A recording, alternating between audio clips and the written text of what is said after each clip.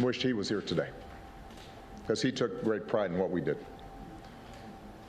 I intended to get health care passed, even if it cost me re-election, which for a while looked like it might.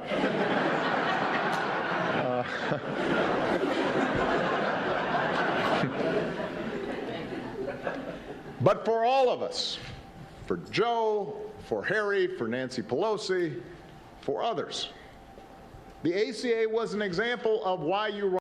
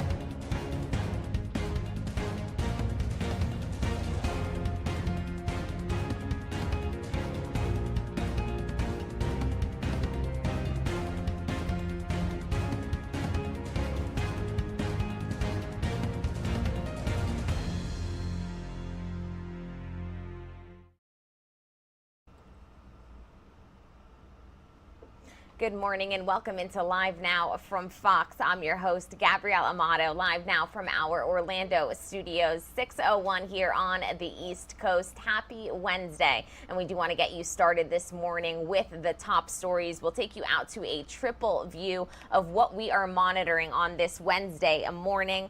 Here is a Live Now look at three feeds that we are keeping a very close eye on as the morning progresses. The first and foremost is a live look at the White House as the United States is set to announce new sanctions against Russia today that will, quote, impose significant costs. We'll give you the details of what we are expecting to hear in just a bit. We are, of course, keeping a close eye on Sacramento today as we can confirm that a third arrest has been made in connection to the Sacramento shooting that killed 6 and injured 12 people in the very early hours of Sunday. We did bring that news to you live yesterday of a second arrest. And today we can confirm that a third arrest has been made. And we are, of course, monitoring a severe storm system that is wreaking havoc on the United States, once again threatening the South today. Today we will be looking at threats from Alabama all the way to Florida, wind gusts of up to 70 miles per hour and tornadoes possible. We were touching base with our Fox weather team yesterday all morning long, keeping a very close eye on tornadoes in Mississippi and Texas, while today those are shifting to Alabama and northern Florida. You do see that map there on your screen, and I'll actually bring it up bigger for you so that we can take a really close look at what it is that we are monitoring on the weather front.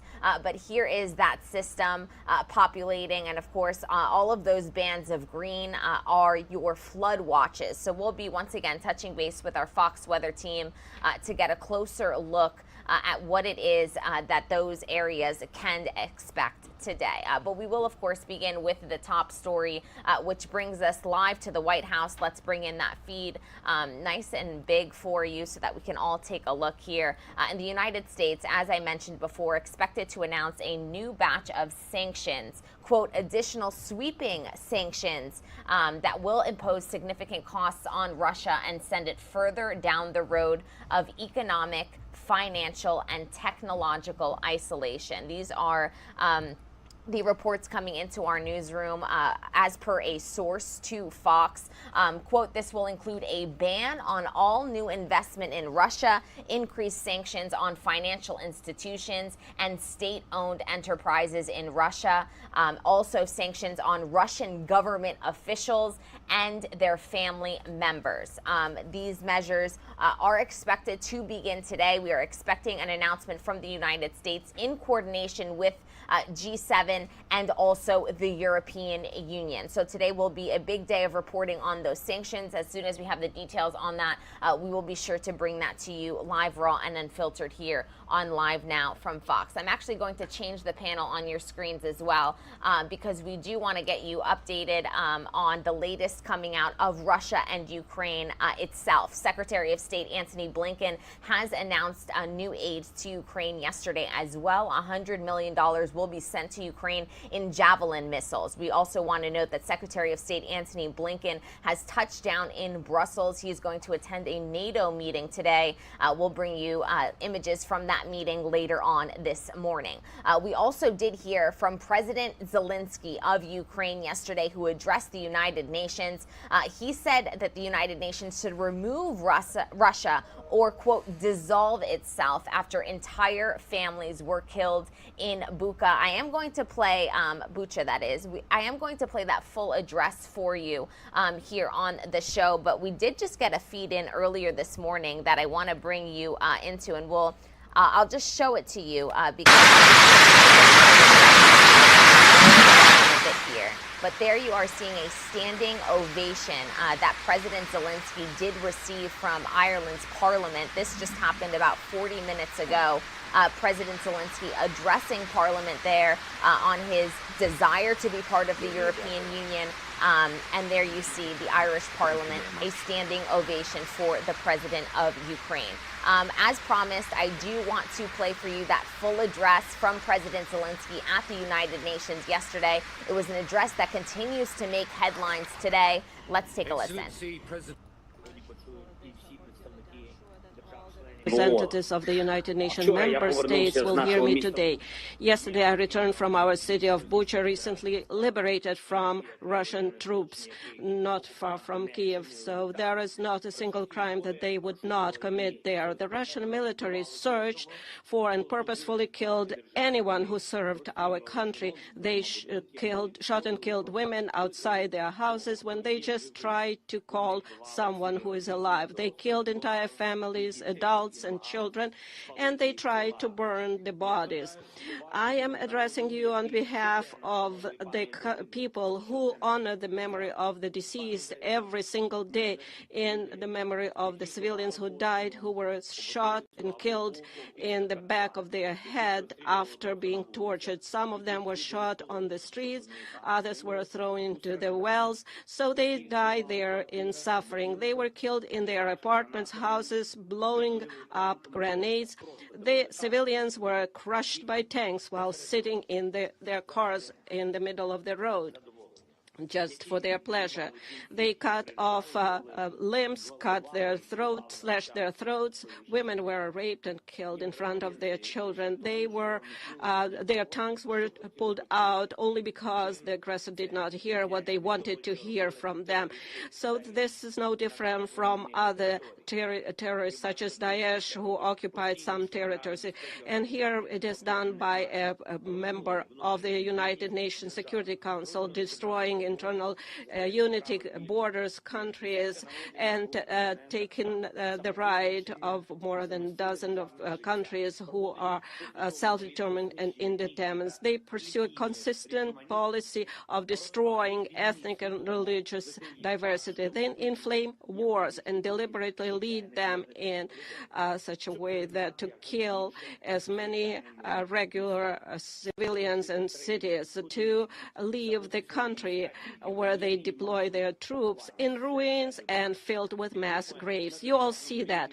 And they support hatred at the level of the state and seek to export it to other countries through their system of propaganda and political corruption. They provoke a global food crisis that could lead to famine in Africa, Asia, and other countries, and will surely end in large-scale political chaos in many countries, and destroying their domestic security.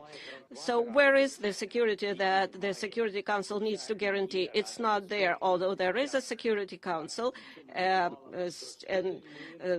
So where is the peace? Where are those guarantees that the United Nations needs to guarantee? It is obvious that the key institution of the world, which must ensure the coercion of any aggressor to peace, simply cannot work effectively. Now the world can see that what Russian military did in Bucha while keeping the city under their occupation, but the world has yet to see what they have done in other occupied cities and regions of our country. Geography might be different or various, but cruelty is the same, crimes are the same, and accountability must be inevitable.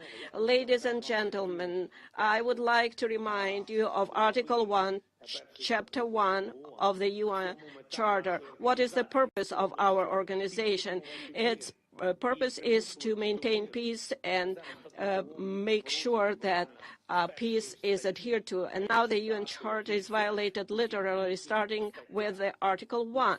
And if so, what is the point of all other articles? Today, as a result of Russia's actions in our country, in Ukraine, the most terrible war crimes of all times we see since the end of World War II, and they are being committed. Russian troops are deliberately destroying Ukrainian cities to ashes with artillery and airstrike. They are deliberately blocking city, creating mass starvation. They deliberately shoot columns of civilians on the road trying to escape from the territory of hostilities. They even deliberately blow up shelters where civilians hide from airstrikes. They are deliberately creating conditions in the temporarily occupied territories so that as many civilians as possible are killed there. The massacre in our city of Bucha is only one, unfortunately, only one of many examples of what the occupiers have been doing on our land for the past 41 days. And there are many more cities, similar places where the world has yet to learn the full truth. Mariupol, Kharkiv, Chernobyl, Tyrka, Borodyanka, and dozens other Ukrainian communities. Each of them is similar to Bucha. I know, and you know perfectly well, what the representatives of Russia will say in response to the accusations of these crimes. They have said that many times. The most significant was after the shooting down of the Malaysian Boeing over Donbas by Russian forces with Russian weapons, or during the war in Syria. They will blame everyone just to justify their own actions. They will say that there are various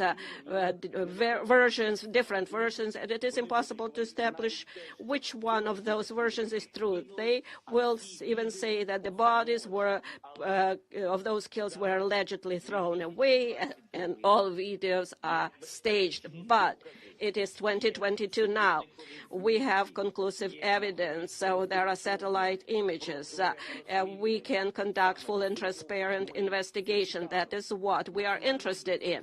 Maximum access for journalists, maximum cooperation with international institutions, involvement of the International Criminal Court, complete truth and full accountability. I'm sure that every member state of the UN should be interested in this. For what? In order to punish once and for all those who consider themselves privileged and believe that they can get away with anything. So show all the other potential war criminals in the world how they will be punished. If the biggest one is punished, then everyone is punished. Why did Ukraine come to Ukraine? I will tell you, because Russia's leadership feels like colonizers. In ancient times, they need our wealth, our people. Russia has already deported hundreds of thousands of our citizens to their country. They abducted more than 2,000 children, just simply conducted those children and continue to do so. Russia wants to turn Ukraine into silent slaves. The Russian military are looting openly the cities and villages they have captured. This is wide-scale looting. They are stealing everything, starting with food, ending with earrings, gold earrings that are pulled out and covered with blood. We are dealing with a state that is turning the veto into the UN Security Council into the right to die. This undermines the whole architecture of global security. It allows them to go unpunished. So they are destroying everything that they can. So if this continues, the countries will rely only on the power of their own arms to ensure their security, and not on international law, not rely on international institutions. The United Nations can be simply closed. Ladies and gentlemen, are you ready to close the UN? Do you think that the time of international law is gone? If your answer is no, then you need to act immediately. The UN Charter must be restored immediately. The UN system must be reformed immediately so that the veto is not the right to die, that there is a fair representation in the Security Council of all regions of the world. The aggressor must be brought to peace immediately. Determination is needed. The massacre from Syria to Somalia, from Afghanistan to Yemen and Libya, that should have been stopped a long time ago, to tell you the truth. If tyranny had at least once received such a response to the war it had waged, it would have ceased to exist, and honest peace had been guaranteed after it, and the world would have changed for sure.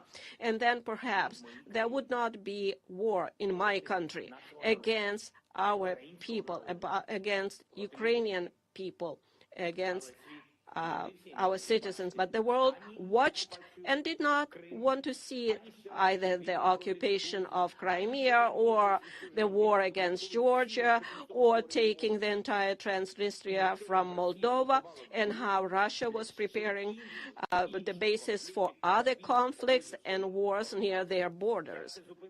How to stop it? Right away, the Russian military and those who gave them orders must be brought to justice immediately for war crimes in Ukraine. Anyone who has given criminal orders and carried out them by killing our people will be brought before the tribunal, which should be similar to the Nuremberg tribunals. I would like to remind Russian diplomats that a man like von Ribbentrop has not escaped punishment for crimes in World War II. I would also like to remind you that Adolf Eichmann also did not go unpunished. Nobody of them escaped the punishment. But the main thing is today it's time to transform the system, the United Nations. So therefore, I propose to convene a global conference, and we can do it here in peaceful Kyiv in order to determine how we are going to reform the world security system, how we will rely, how do we establish guarantee of recognition of borders and integrity of states and countries, how we will assert the rule of international law. It is now clear that the goals set in San Francisco in 1945 for the creation of a global security international organization have not been achieved, and it is impossible to achieve them without reforms. Therefore, we must do everything in our power to pass on to the next generation an effective UN with the ability to respond preventively to security challenges and thus guarantee peace, prevent aggression, and force aggressors to peace, have the determination and ability to punish if the principles of peace are violated. There can be no more exceptions or privileges. Everybody must be equal. All participants of international relations, regardless of economic strength, geographical area, and individual ambitions. The power of peace must become dominant, the power of justice and the security power, as humanity has always dreamed of it. Ukraine is ready to provide a platform for one of the main offices of the newly updated security system, as similar to the Geneva office that deals with human rights, and Nairobi office that deals with environmental protection, and in Kyiv we can have U24 office that can specialize in preventive measures to maintain peace. I would like to remind you of our peaceful mission in Afghanistan. When we, Ukrainians, evacuated from that country more than 1,000 people from at our own expense.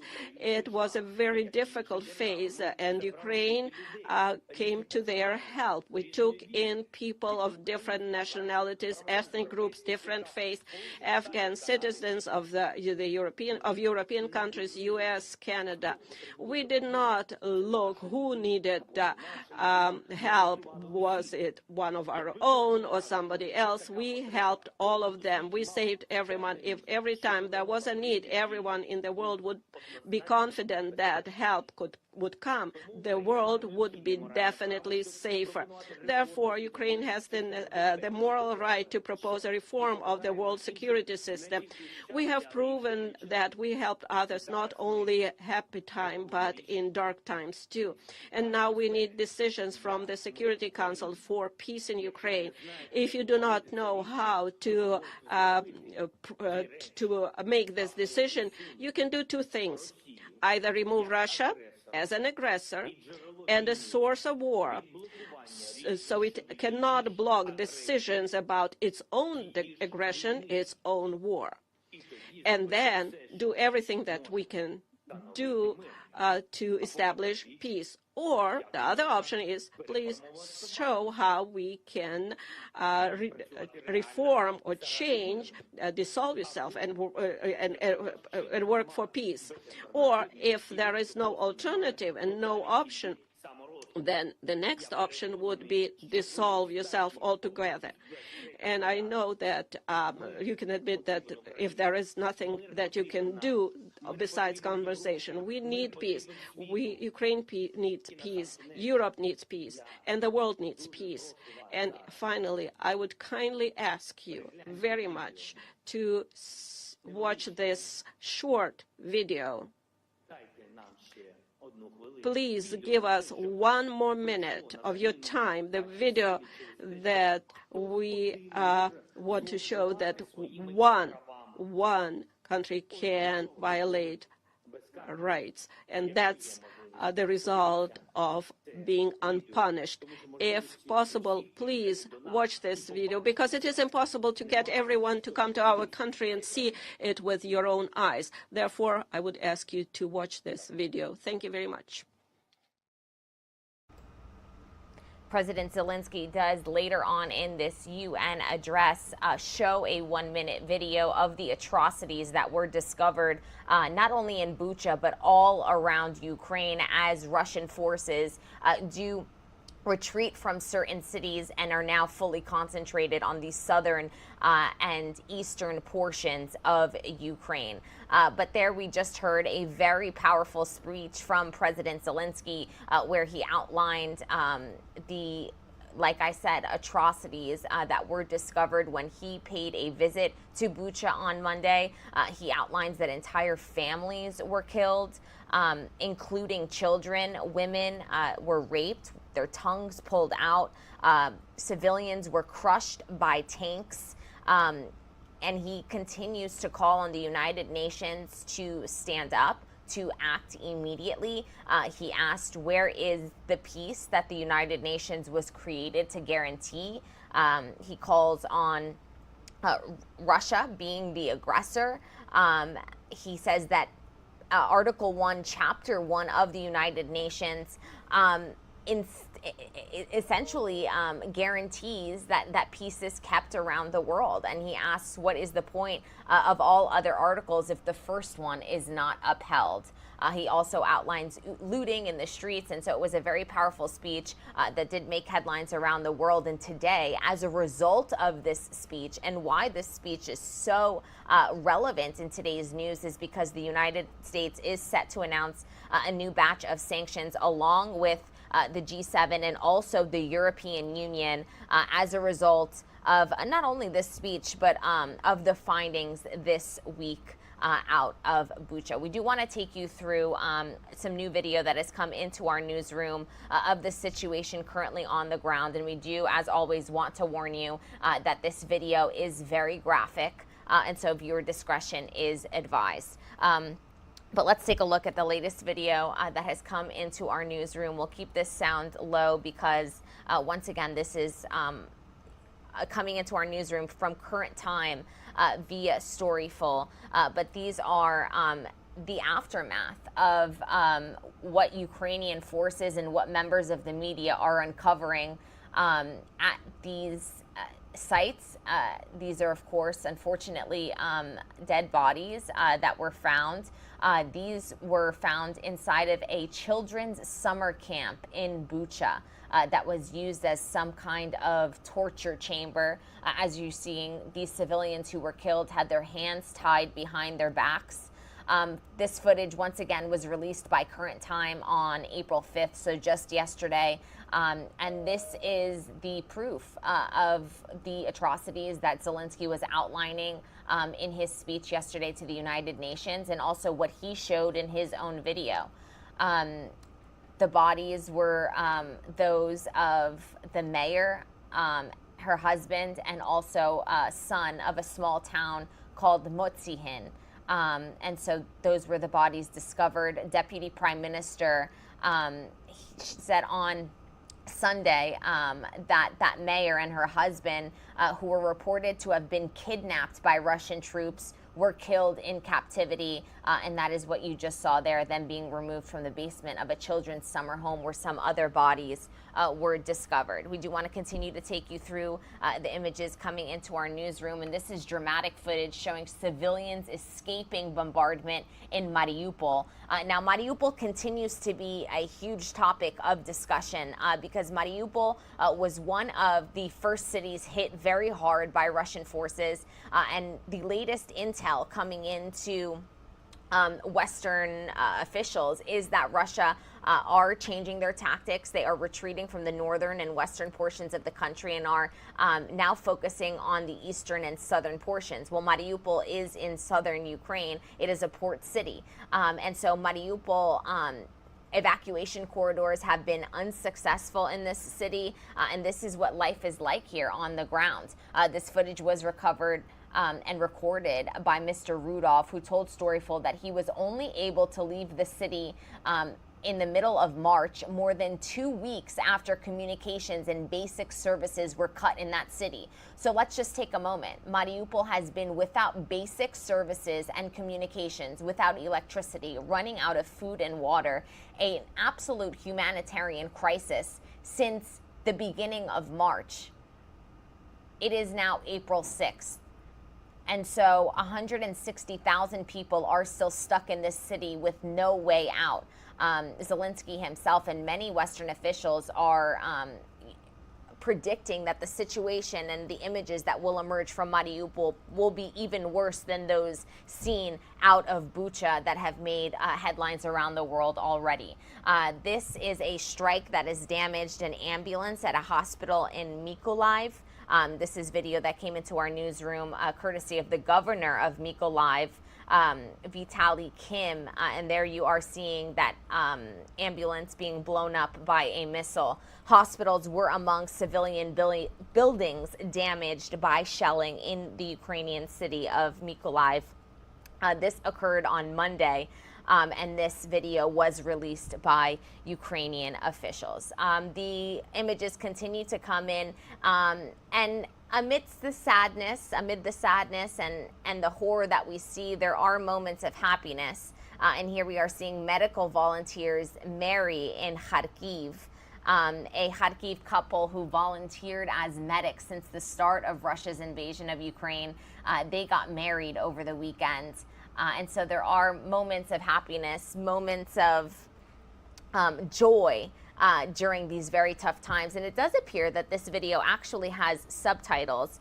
So I'm going to remove the lower and restart this video so that we can fully take in what it is that they are saying. And let's just take a moment to listen in and read the subtitles. В скором времени, да. Доктор-стоматолог. У меня была своя клиника, она была на Салтовке. И, честно говоря, на сегодняшний день, да, буквально там с первых дней войны вести прием уже не получалось. Поэтому мы превратились прям в волонтеров. Я как мужчина и как военный обязанный, как врач, у меня, конечно, была идея срочно бежать то ли в тероборону, то ли в ВСУ, то ли в военкомат, ну, в общем, как-то принимать активное участие в защите нашего города. Но, честно говоря, автомат я видел последний раз в школе, и, по-моему, он был деревянный. Вот, поэтому с оружием обращаться прям не умею совсем. Ну и Настя, собственно, тоже боец, наверное, так себе. Вот, поэтому приняли решение помогать оставшимся людям в городе тем, чем умеем. Безопасное место, поэтому мы его выбрали. И... Отже, сьогодні ви робите дуже відповідальний крок, обираючи один одного. Прошу. Так.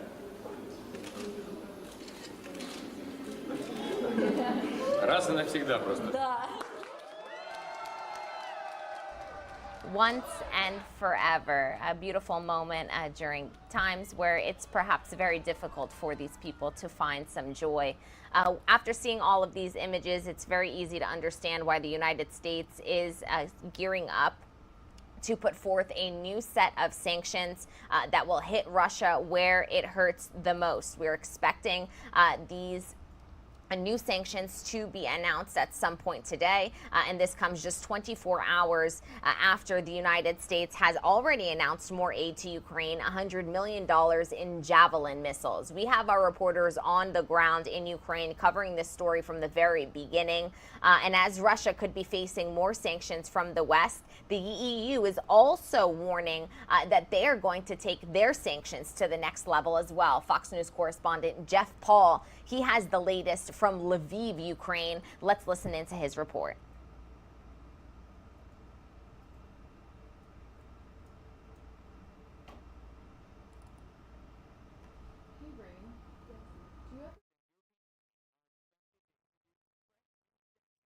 Russia this week. Allegations of Russian war crimes have intensified over the past several days after gruesome videos out of Bucha show dozens of bodies littered across streets. Some of the victims had their hands tied. Others had close-range gunshot wounds with signs of torture. In coordination with the G7 and the EU, an additional sweeping package of sanctions measures that will impose costs on Russia send it further down the road of economic, financial, and technological isolation. The EU sanctions will be focused on limiting gas and oil imports from Russia. Several EU members, including Germany, have shied away from similar sanctions due to the economic impacts it could potentially have in the region. However, momentum is growing within the bloc for additional sanctions in light of the recent war crime allegations against the Russian offensive in Ukraine. We're seeing tangible results, but clearly, in view of events, we need to increase our pressure further. Meanwhile, Russian forces continue to reposition as they focus their offensive in the contested Donbas region in eastern Ukraine. During a hearing on Capitol Hill, Joint Chiefs of Staff Chairman General Mark Milley says the recent move by Moscow is just the tip of the iceberg. I do think this is a very protracted conflict, and I think it's at least measured in years. I don't know about decade, but at least years for sure. Russia has denied any violent actions by its troops in Bucha, describing it as a staged performance by Kyiv. In Lviv, Ukraine, Jeff Paul, Fox News.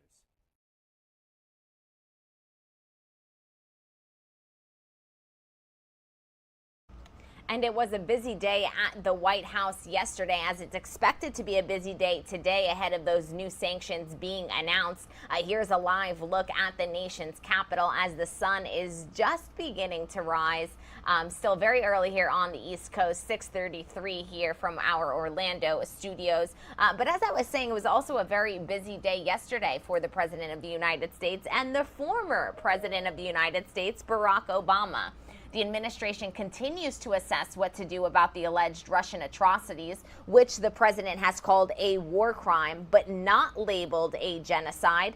New economic penalties against Moscow are coming as the president welcomed an old friend back to very familiar territory. Our Fox News White House correspondent Peter Doocy has the details on this. Let's take a listen.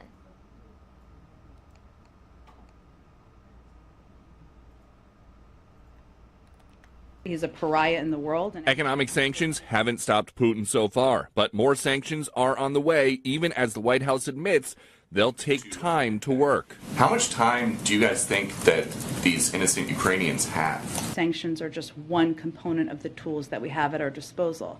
What we are doing, and we're already seeing effectively happen, is the financial system in Russia is near the brink of collapse. The Biden administration is accusing Putin of unimaginable cruelty. What we've seen in Bucha is not the random act of a rogue unit. It's a deliberate campaign to kill, to torture, to rape, to commit atrocities. But they're still hesitating to use the word genocide for now. With respect to genocide specifically, that is a formal legal determination. It takes a great deal of evidence. A former Obama-era defense secretary thinks it's only a matter of time before they do. What he says is important. He's already said these are war crimes. Genocide, I think, as most people know, there's a technicality to is it genocide or not genocide. I suspect President Biden will say that. He didn't want to say anything on the topic today. Mr. President, at what point does it become a genocide? Mr. President. And he did, as part of a new push to expand Obamacare ahead of the midterms. The stage in the East Room was worthy of a double take. We just had lunch together, and we weren't sure who was supposed to sit where. White House officials insist that even though this is Obama's first trip to the White House in more than 5 years, he remains close with the president. Vice President Biden, Vice President. That was a joke. There were lots of jokes like that as Democrats try to tell a news story. We didn't hear anything today about Ukraine or inflation or immigration from 44 or from 46, but we did hear a lot of talk about the good old days when Barack Obama was president. At the White House, Peter Doocy, Fox News. Always funny times can be expected between 44 and 46. Thank you to Peter Doocy for that concise report. We're going to step away for a quick 2-minute commercial break. When we come back, we'll get you up to speed on the latest news from that third arrest made in connection with the Sacramento shooting on Sunday. And we're also going to touch base with our Fox weather team who is on the ground covering the latest storm that could rock the South today. We'll be right back.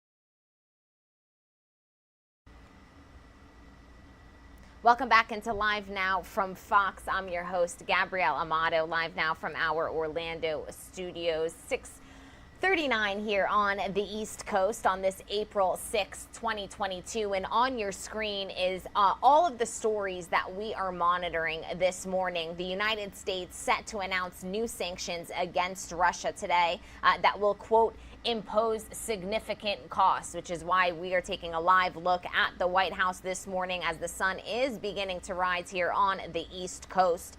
We also are going to get you up to speed in just a minute on the third arrest made in connection to the Sacramento shooting that killed 6 and injured 12 people over the weekend. This happened in the very early hours of Sunday morning. We have all of those details coming up in just a minute.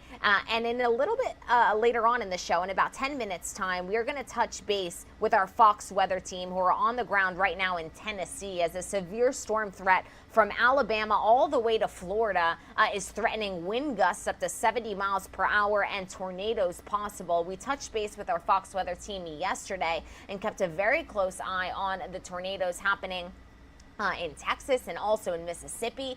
But today we are shifting our gears to Tennessee and also keeping an eye on this major storm system that once again is threatening from Alabama all the way to northern Florida. But we do want to get you first and foremost up to date with the latest out of Sacramento, where we can confirm this morning that a third arrest has been made in connection with the shooting that happened in the very early hours of Sunday morning. One suspect was arrested in the deadly mass shooting in Sacramento on Monday. Another was arrested on Tuesday, and we can confirm that now a third has been arrested.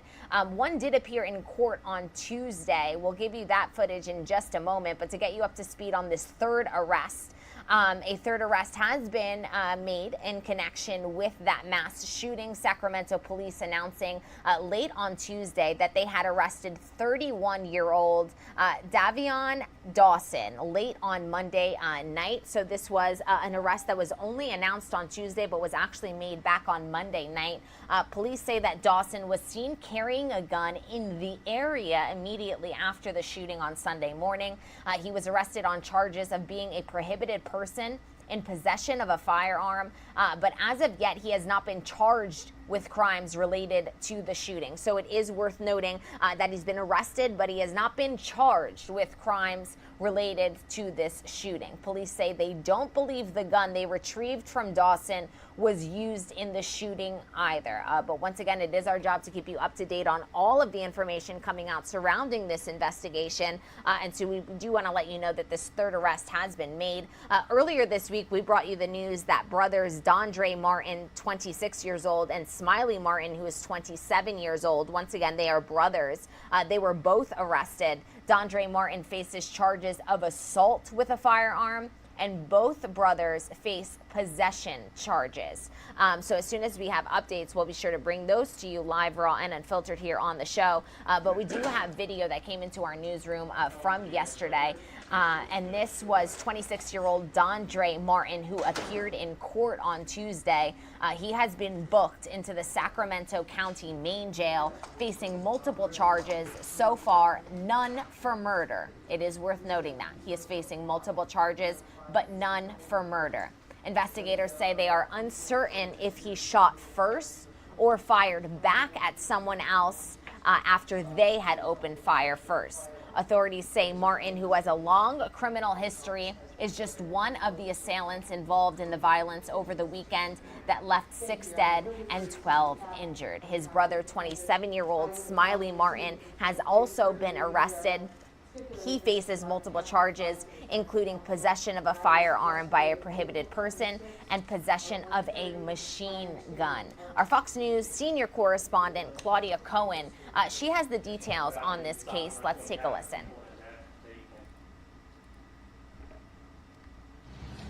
A second arrest was made in connection with the deadly shooting over the weekend in Sacramento's entertainment district.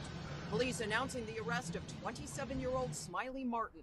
He faces multiple charges, including possession of a firearm by a prohibited person and possession of a machine gun. He is the brother of 26-year-old Dondre Martin, the first suspect arrested in connection with the shooting. Definitely deserve justice. So I just hope that they find everybody that was, a part of the whole thing. That person don't need to be on the street. Neither suspect has been charged with homicide, but that could change. Police continue to sift through hundreds of pieces of evidence, including cell phone footage, surveillance images, and witness accounts from Sunday morning.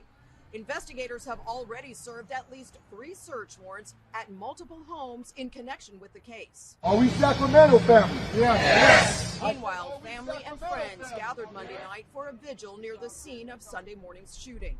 6 people were killed, 12 others were injured as partygoers left bars and restaurants in the area of 10th and K Street. Sacramento Mayor Darrell Steinberg says the time is now to address the rise in gun violence nationwide. We gather here to remember the victims and to commit ourselves to doing all we can to end the stain of violence, not only in our community, but throughout the state, throughout the country. Investigators are still trying to piece together a motive and say they are investigating a street brawl that broke out just moments before the shooting. In Sacramento, Claudia Cowan, Fox News.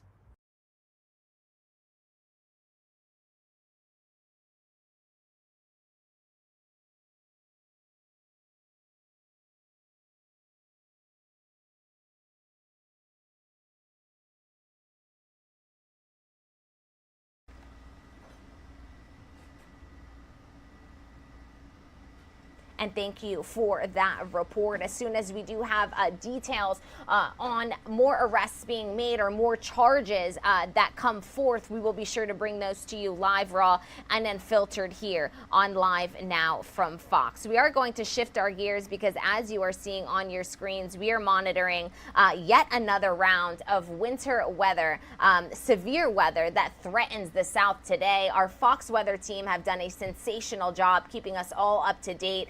We were with them throughout the morning yesterday when we were monitoring tornadoes in Texas, also in Mississippi, and today, yet another round of severe weather is expected to threaten areas from Alabama all the way to northern Florida.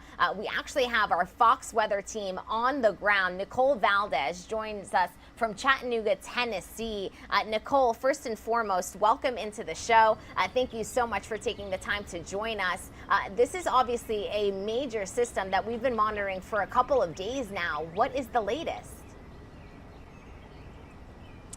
Well, Gabrielle, you mentioned the South really bracing for impact once again after yet another terrifying day of severe storms, even tornadoes in some states. You'll look around and you'll notice what might be the calm before the storm here in Chattanooga, Tennessee, as really the eastern portion of this state could face some more threats today from those severe weather here. It could be more east again of I-65 here, but really not something that anyone wants to hear after seeing what happened in states including Mississippi and Alabama just yesterday. Mississippi already recording 6 confirmed tornadoes, 5 EF1s through Scott and Newton County, and an EF2 over in Jefferson Davis County. That's near Collins, Mississippi. And really the videos in the aftermath of that storm prove just how intense that tornado was. These homes ripped up in Newton. There were trees down, roads were actually closed for hours, and even the department in Mississippi Department of Transportation capturing maybe a portion of that twister as it moved through the south there. But we know that as that system made its way through Mississippi, it entered into Alabama and dumped a lot of rain, which of course quickly turned into those flooding problems. Now remember, this is the second, now third time that the South has dealt with these severe storms here. So of course you already know that the ground has been saturated by those previous storms. So that flooding immediately becomes much of a higher concern and more of a problem when the ground is already saturated and you just keep getting more and more water dumped onto it. Now again, the threat and the concern shifts eastward today, including Tennessee, Georgia, Florida, even South Carolina that already saw some devastating tornadoes yesterday. So unfortunately, those states definitely need to remain on high alert today, Gabrielle. Yeah, they certainly do, and lucky for them, they have you guys to keep them up to date. What is the time frame? Because yesterday we saw these tornadoes moving so quickly through these areas. People were given 10, 15 minutes to get to safety. What is the time frame for this storm to kind of make its way through these areas? It definitely looks like these storms will be impacting these areas late this afternoon into the evening. So, of course, you're talking about at the time that we could be inching towards sunset, or even after sunset, we could see some more of those eastern states, under that threat. So when we talk about that, really, we heighten that concern because under the cover of darkness, once the sun goes down, it may be harder, to see those storms, to know when it's coming, to know if it's impacting your community. So that's definitely something we're going to make sure that we reiterate to people is keep your alerts on, keep your phones charged, to make sure you've got some way to get any kind of emergency alert if there is one issued for your area, because if those storms really pass through your area after sunset, the danger there could just be heightened. You're absolutely right. And we'll also remind them to download the Fox Weather app, because you guys have been doing a great job keeping everyone up to date on these systems. Nicole Valdez, live in Chattanooga, Tennessee. Thank you so much for the time. Stay safe. Thank you. Alrighty, and let's take another look at this radar that we are monitoring here, because you can see a really active storm system once again that we've been monitoring for a couple of days. So as you just heard from Nicole, who has been reporting on this storm for quite a few days for us now, after yet another deadly day of damaging thunderstorms in the south on Tuesday, today will provide yet another round of this severe weather. Scattered thunderstorms are possible again today. For in the afternoon, as we just heard Nicole say, that we are expecting this in the afternoon, even into the evening, which is a cause of concern, because obviously at night visibility is not the same as during the day. Things get a little bit more difficult to manage, and so you'll definitely want to make sure that you have your electronics charged and everything is in place if something were to occur. But these thunderstorms are possible from southern portions of Alabama, Georgia, and into northern Florida, which is where you're seeing the areas of orange, also yellow and green in the center of your screen there, are towards the right-hand side in those areas, and it does trickle down all the way into North Florida. In addition, a cold front slices through this warm and humid air in the southeast, which could cause yet another layer of this storm. Damaging wind gusts and a couple of tornadoes are the main threats in the Tennessee Valley. So we'll be keeping a close eye on Nicole and touching base with her throughout the morning to get an update on what the situation is there. But it is worth noting that while tornadoes can form at any time during the year, there's a distinct tornado season. We are all very familiar with hurricane season. Well, for these portions of the country, they're familiar with tornado season. Long-term weather records show that April, May, and June are the most active 3 months for tornadoes in the United States. It is April 6th, so we have entered this tornado season, but it's also worth noting that March set a record of tornadoes in many portions of the country and in these areas.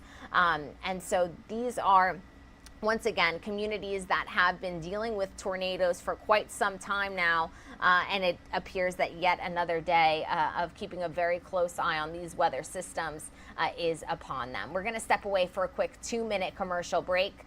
More news on the other side of this.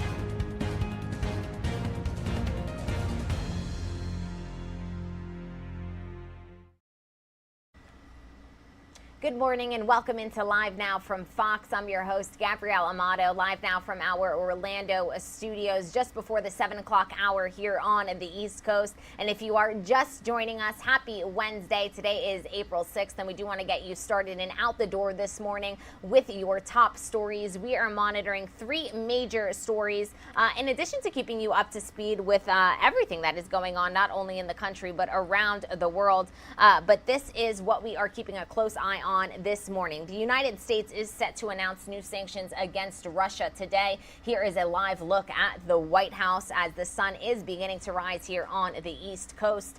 We also are monitoring the situation in Sacramento as a third arrest has been made in connection to the Sacramento shooting that killed 6 and injured 12 people over the weekend. This happened in the very early hours of Sunday, and we can confirm that a third arrest has been made. More details on that to come. We also just touched base with our Fox weather team on this severe storm threat that is threatening all the way from Alabama to North Florida. Wind gusts of up to 70 miles per hour, flood watches in many portions of the country, and also tornadoes possible. These are the three top stories of the day, but as we all know, there is a lot going on in the world, and I do want to take us to a single live look at the White House this morning because by the end of this week, Judge Ketanji Brown Jackson could be confirmed as the next Supreme Court justice. That, of course, is President Biden's nominee for the Supreme Court. Our Fox News correspondent Lauren Blanchard, she's in Washington with the latest on this story. Let's take a listen. The stage is set. People can delay in terms of time, but they can't delay the vote. Majority Leader Chuck Schumer is lining up the Senate to make history this week. Untold millions of kids will open textbooks and see pictures of Justice Jackson and understand in a new way what it means to move towards a more perfect union. At least 3 Republican Senators Mitt Romney, Susan Collins, and Lisa Murkowski are on board with Judge Ketanji Brown Jackson's Supreme Court nomination. I want to thank them as well as others who might join them. She deserves bipartisan support. I was convinced that Judge Jackson is well qualified, intelligent, capable, and I became convinced that she's within the mainstream. A full Senate vote will likely come as early as Thursday. That's when Jackson is expected to become the first black woman confirmed to the nation's highest court. So far, no other Republicans have said they will support Jackson. They say it's a matter of judicial decision history and concerns with sentencing. Senator Rob Portman writing, "I am concerned Judge Jackson will use her position on the Supreme Court to legislate from the bench, as many more activist judges have done in recent decades." Other Republicans say their no votes are not personal attacks on Jackson. This is not about finger pointing or partisan spite. Jackson is one of the highest polling Supreme Court nominees. A Fox News survey in March found that 56% of Americans would confirm her to the bench. In Washington, Lauren Blanchard, Fox News. And while it's good news for the White House that President Biden's nominee may be confirmed later this week, some frustration for the White House and Democrats after a vote to advance more coronavirus funding is blocked in the Senate. Fox News correspondent Madeline Rivera has a closer look at this situation from Washington.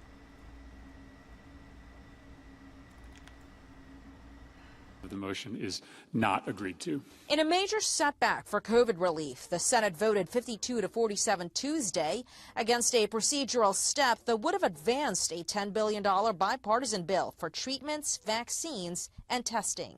This is a potentially devastating vote for every single American who is worried about the possibility of a new variant rearing its nasty head within a few months.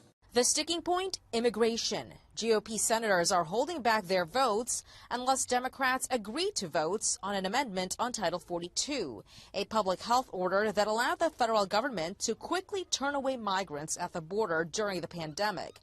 The Biden administration is ending Title 42 next month. I think there'll have to be an amendment on Title 42 in order to move the bill. Republicans find it hypocritical that the administration wants to keep other COVID measures, but not something related to the border.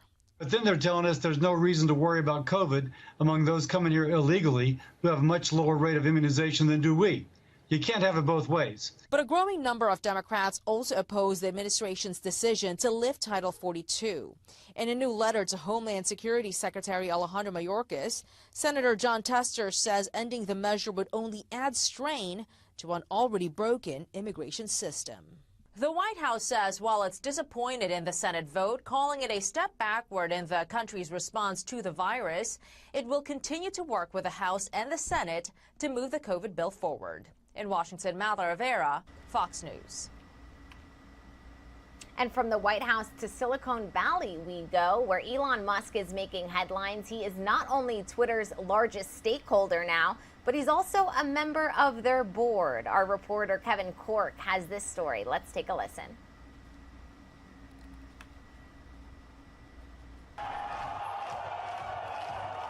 He goes by many titles, the world's richest man, as well as the CEO of both Tesla and SpaceX. But now, Elon Musk is updating his resume as he becomes Twitter's largest shareholder and a member of the social media giant's board of directors. Hey everyone. Musk revealing Monday he purchased roughly $3 billion worth of Twitter stock, giving him more than a 9% stake in the company. That's close to 7% more than Twitter co-founder and former CEO Jack Dorsey's stake. And Tuesday, Twitter executives gave Musk a seat on its board of directors until 2024, a move that will temporarily prevent him from buying enough stock in the company to prompt a future Twitter takeover should he desire. Musk is passionate about social media, feels that there's, we'll call it room for a disruptor. But why Twitter? Musk has long been an advocate of free speech and previously questioned whether the platform promoted it. And while news agency Reuters reports Musk will not have direct say in how Twitter regulates posts, he will be able to help make strategic changes. Twitter's been behind the 8 ball, and I think he felt that he could really try to change it. And Musk may already be having an impact. He tweeted a poll on Monday asking his followers if they wanted the ability to edit their tweets once they were posted.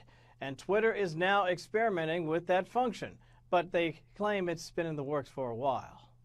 I'm Kevin Cork, Fox News.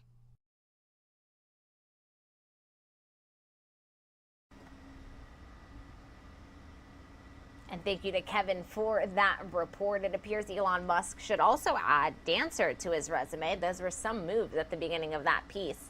But we're going to step away for a quick 2-minute commercial break. When we get back, we're going to update you on everything that you see on your screens, as these are the top stories of the morning. The United States set to announce new sanctions against Russia today. We will let you know what we know. Also, a third arrest made in connection to the Sacramento shooting that killed 6 and injured 12 on Sunday. We'll let you know what we know in the latest in that investigation. And of course, we are monitoring the newest band of severe storms and severe weather that is going to threaten the South today. All of this coming up right after this 2-minute commercial break.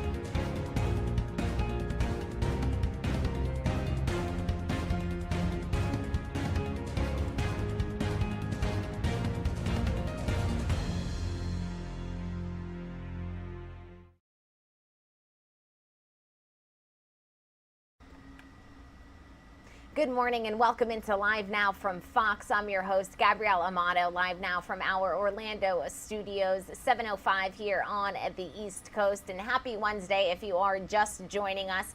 We do want to get you started and out the door this morning with the top stories. And so we'll take you out to a triple box view of what we are monitoring on this Wednesday morning. Here is a look at your top stories. The United States today is set to announce a new set of sanctions against Russia that will, quote, impose significant cost. The details that we do know at the moment is that these sanctions will be in coordination with the G7 and the European Union, including a ban on all new investments in Russia. This comes just 24 hours after President Zelensky addressed the United Nations, urging them to act immediately. It also comes just 24 hours after Secretary of State Antony Blinken announced that the United States will provide Ukraine with $100 million worth of Javelin missiles.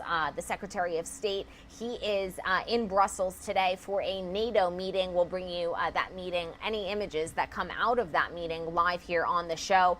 And of course, as soon as we have details about these sanctions, you will be the first to know. We also are keeping a very close eye on the situation in Sacramento as a third arrest has been made in connection with the Sacramento shooting. I do want to bring these images up bigger for you here on your screen because we are monitoring this story that broke in the very early hours of Sunday morning where 6 people lost their lives and 12 were injured. Now, the Sacramento police have confirmed that they have made 3 arrests now. The third was made on Monday night, but just announced yesterday. This third suspect was 31-year-old Davion Dawson. He was arrested once again late Monday night. Police say that Dawson was seen carrying a gun in the area immediately after the shooting. He was arrested on charges of being a prohibited person in possession of a firearm, but as of yet, he has not been charged with crimes related to the shooting. So he's been arrested, but he has not been charged. Earlier this week, brothers Dondre Martin and Smiley Martin were both arrested. Dondre Martin faces charges of assault with a firearm, and both brothers face possession charges. We can confirm that Dondre Martin was taken into police custody yesterday. This is video of that situation that did come into our newsroom. He appeared in court on Tuesday, 26-year-old Dondre Martin being booked into the county jail in Sacramento. He's facing multiple charges. So far, none of them for murder.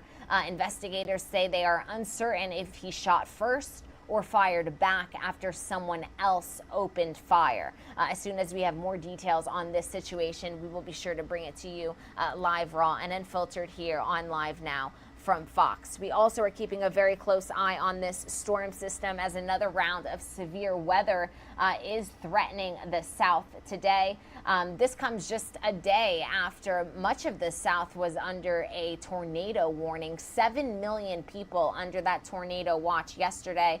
We touched base with our Fox weather team just a couple of minutes ago, and Nicole Valdez of Fox Weather did outline that these threats are supposed to be later in the afternoon into tonight. She was stationed in Tennessee, where scattered severe storms are expected to develop. Damaging wind gusts and a couple of tornadoes are the main threats in those areas. But this is a storm system that threatens all the way from Alabama to Florida. Once again, wind gusts of up to 70 miles per hour and tornadoes possible. So we'll be touching base with our Fox weather team throughout the day to get you the latest on that. But the big story of the day, of course, does come out of Washington, D.C., of the nation's capital, as we are expecting to hear yet another set of new sanctions against Russia today as the atrocities of Russian occupation in multiple cities across Ukraine are coming to light. We have seen mass graves. Zelensky outlined that Russian troops and military members had killed entire families. Women had been raped, civilians crushed by tanks. And so as a result of all of this, a new set of very harsh sanctions are expected to be announced today. To break down exactly where we stand on day 42 of this war, our very own Andrew Kraft, he caught up with Hal Kempfer, and I do want to play you this because this is a very concise way of breaking down where we currently stand and what we could expect in coming days. Let's take a listen. Joining me now to discuss all of that, national security expert Hal Kempfer. Hal, thanks so much for being with us. Let's get to some of the news of the day. We learned that more sanctions are coming tomorrow on specific Russian banks. We know Russia's largest bank, Sberbank, will be sanctioned. Also, Alfa Bank, which is one of Russia's top private lenders, they will be sanctioned along with Vladimir Putin's two daughters. So we're seeing kind of second, third order sanctions coming down. My question for you, though, we're issuing these sanctions. They almost seem like we're, grasping at straws here about who left to sanction. Who do we have to sanction still that has not been sanctioned yet? And it's just not clear from the atrocities we've seen that the sanctions are, working to change the behavior of the Russian regime. What say you? Well, Andrew, obviously sanctions are probably not going to stop an atrocity in Bucha. Okay, it's not going to stop them from tying up somebody and executing them or something like that. But what it may do over time is put enough pressure for either regime change in Moscow or to temper whatever Putin's going to do. What we're seeing with the sanction regime, and there's a lot of criticism of sanctions. Obviously, there's a confusion. Are sanctions a preventive thing or a punitive thing? And obviously, there was the, President Biden said that they weren't preventive or they weren't for deterrence, I should say, whereas his administration had said they were for deterrence all along. But the thing with sanctions is they're closing some gaps. One of the challenges with sanctions that they had early on was getting international cooperation. Problem is the U.S. sanctioning a bank doesn't mean a lot unless you have other major countries doing the same thing.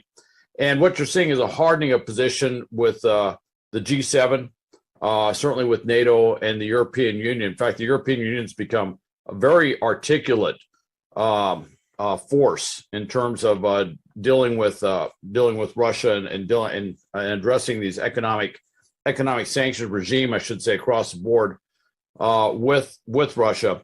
And it's closing those gaps. One of the problems they had from 2014 was they would sanction the oligarchs, they'd sanction key leadership figures, and they would simply move money to other family members, and the sanctions were basically circumvented. Going after Putin's daughters is part of that, is to do that, and it's to close off those gaps. So I'm going to be a little optimistic. I think it might have more effect than we think. Interesting. Let's move on to, like you were mentioning, some of the countries of Europe who are taking more of a concerted stance, especially when it comes to Russian energy imports. We learned that the EU is blocking Russian coal imports, so we could talk about the significance of that. I want to read a tweet from the German ambassador to the United States. She says, since Putin's invasion, there has been a tectonic shift in German security, energy, and foreign policy. Weapons to Ukraine, independence from Russian hydrocarbons as soon as possible, severe sanctions, massive defense spending, and support to NATO's eastern flank. Are some of these European allies of ours kind of hardening in their determination and grit to do more when it comes to kind of the outstanding issues that Russia still has at their will, at their availability? What is the posture right now when it comes to Russian energy? Do you think we'll see more on that front in the next couple of days? Well, Andrew, I think what we're going to see is a closure of their ability to sell a lot of hydrocarbons, particularly coal, which may not seem like a big deal, but coal is still a major power source for Europe. The European Union acting like that to shut down coal imports for Russia hits them in the pocketbook in a major way. You're seeing the shutdown with a new number of countries with oil, You're seeing them try to reduce their dependency on natural gas. That's a tougher one for certain countries because of their overwhelming dependence on natural gas. But you're seeing this shutdown, which the longer this thing goes on, the more impact it will have on Russia. I would mention that there has been some discussion just today by some senior military leaders that they think this thing could, I'm going to use the term metastasize, but this conflict could end up going on for years. I know a lot of people are thinking this will be over in a week, a couple weeks, maybe some months. But as this thing goes on, they're looking at this Eastern Front, if you will, in Ukraine and wondering if this thing will ever get closed off. Will it be something like we saw with the previous Donbass issue where it just keeps going on and on and on? Don't know. But they're setting up the sanction regime with energy in order to do that. It's interesting. When this thing started, it was the United States prodding Germany and prodding France to get them to do things. I tell you, half the time I feel like we're catching up to Germany now in terms of where they say they're going. I mean, they are saying, look, we need to ship arms. We need to build up our defense. They were always a reluctant partner. And part of that was some of the things we imposed after World War II, which was kind of a cultural thing, which was to make them less militaristic, if you will. But now they're looking at this saying, hey, we got to harden up everything. And so Germany has just done a complete turnabout on this whole thing, and it's just fascinating to watch what they're going to do. The interesting thing I think you're going to see is you might see global investment in alternative sources of energy in a way that we haven't seen it. And I have a little bit of background looking at places like the Far East, South America, stuff like that, dealing with a variety of different things, particularly with things tied to renewable energy, lithium, things like that. I anticipate we're going to see a huge surge of investment in all these areas to basically get away from Russia and indirectly also get away from China. You got to remember, this thing kicked off with China doing a big cyber attack on Ukraine. I can tell you in Ukraine, they certainly haven't forgotten that. And in certain halls of NATO and back in Washington, D.C., they're very cognizant that the first volley, if you will, the first shot in war of Russia's invasion of Ukraine was kind of fired from Beijing. Wow. So they're all aware of that. Yeah. Hal, we know also Fox is confirming the United States will send an additional $100 million in Javelin anti-tank missiles to Ukraine. That kind of concludes so much of this aid and funding that the United States has been giving. I think it's upwards of $2.3, now $2.4 billion in total, though. I want to talk, though, Hal, about still yet again the stories that are coming around from these suburbs in and around Kyiv, in Bucha, in Irpin, just from some of the survivors who witnessed some of these atrocities. First, though, I want to play some sound that we have from Secretary of State Antony Blinken about this, and then I'll get you to respond.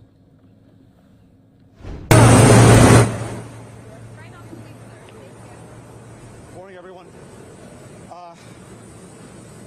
As this Russian tide is receding from parts of Ukraine, the world is seeing the death and destruction left in its wake. And we're seeing, in particular, the horror that's been left behind at Bucha, something that is touching people literally around the world. What we've seen in Bucha is not the random act of a rogue unit. It's a deliberate campaign to kill, to torture, to rape, to commit atrocities. The reports are more than credible. The evidence is there for the world to see. This reinforces our determination and the determination of countries around the world to make sure that one way or another, one day or another, there is accountability for those who committed these acts, for those who ordered them. There's also a strong determination to make sure that we're doing everything we can to continue to support Ukraine in its brave fight to push the Russian aggression out of Ukraine, and of course to sustain and increase the pressure on Russia to stop this aggression. We're heading off to Brussels now for a meeting of the NATO foreign ministers, for a meeting of the G7 foreign ministers, the leading democratic economies in the world, all of which will go to supporting the efforts at accountability and support for Ukraine, increased pressure on Russia. Okay, Hal, Secretary of State Antony Blinken there in Brussels saying that the campaign is not random of war crimes. It is deliberate. We also got word, and we heard from the U.S. Ambassador to the United Nations, Linda Thomas-Greenfield, today. She said reports indicate that Russian federal security agents are confiscating passports and IDs, taking away cell phones, and separating families. She says she does not need to spell out what these so-called filtration camps are reminiscent of. It is chilling. Hal, what have you seen down on the ground? And, you know, Europe has not seen this in so long, but what are you kind of on the lookout for, and what has just horrified you? Well, what I'm on the lookout for is it's bordering on genocide. You know, these are the sorts of precursor things that we saw in the Balkans that eventually turned into just open genocide. They would go in and wipe out entire cities. You know, they would separate all the men and they'd march them off into the forest and they'd kill them. This is the sort of stuff that Ukraine has seen in World War II. This is Nazi stuff. This is Stalinist stuff. This has happened there before. It just hasn't happened in a very long time. But this is very much out. If you look at the tradition of the FSB, prior to that, the KGB, their kind of monolithic intelligence service, going back to the NKVD, which goes back to Stalin's times, this is how they would do business. They would go in and they would basically crush opposition, and they don't really distinguish between the military and the civilian population. They just see them as one monolithic enemy. And if they see any opposition, of course, in their minds, when they see somebody who is a member of the city government or someone who is in a leadership position in that city, and they feel that there's resistance, which there is, to Russian occupation, they feel that that in their mind is a fair target. Now, these are war crimes, is what we've seen, you know, summary executions, things along those lines. What they probably didn't count on was that what they've done in Chechnya, what they've done certainly in assisting the Syrians in Syria and elsewhere, is normally when they take over these cities, they don't give back the territory. Normally, they go out to commit the war crimes, but then they get the opportunity to cover up the war crimes because they end up owning whatever area that they did these atrocities in. In this case, they got pushed out. In this case, literally their military fell apart around Kiev, and they had to pull them all out. And so these atrocities are all of a sudden there for all of us to see. And certainly, as President Zelensky mentioned, you can't cover them up like they used to. You know, there's an old saying that there's nothing new under the sun. Well, literally under the sun, under that sunlight, we got satellites, commercial satellites taking pictures. So when they march somebody out and do a summary execution and leave their body in a street, we have high-grade resolution imagery that shows when that happened. So they can't turn around and deny that it happened. They can't make the claims that they would have said, say, a decade or 2 decades ago, simply because the evidence is there. So that's what I'm saying. A little kind of interesting point on this in terms of trying to cover up their war crimes. There's a mechanized rifle brigade, at least a report from Ukrainian intelligence, not confirmed yet, that a mechanized rifle brigade around Bucha was pulled out, and they're being immediately transferred to the Eastern Front. Not quite clear where they're going to come in, maybe around Donbass or something, but they want to put them right on the front line. And what Ukrainian intelligence picking up was the intent of the Russians was to put them on the front lines so that soldiers who had committed war crimes and had witnessed war crimes would be more likely to be killed in action fighting the Ukrainians, which would help them cover up. I just, when you see that, you go, what sort of twisted thinking is that? By the way, what message does that send to their entire armed forces around Ukraine? But it tells you almost the diabolical way that they view of handling this stuff. And literally, it's right out of the pages of Stalin. Putinism and Stalinism in certain areas are really not that far apart at all. Wow. And it really is stunning.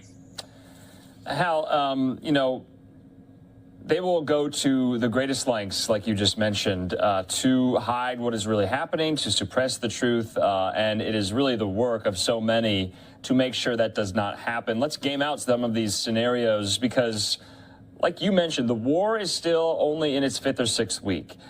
We could be seeing this for months, if not years. Chairman of the Joint Chiefs of Staff, Mark Milley, said today in front of Congress that it could go on for years. But this is a turning point. You and I were talking kind of off camera.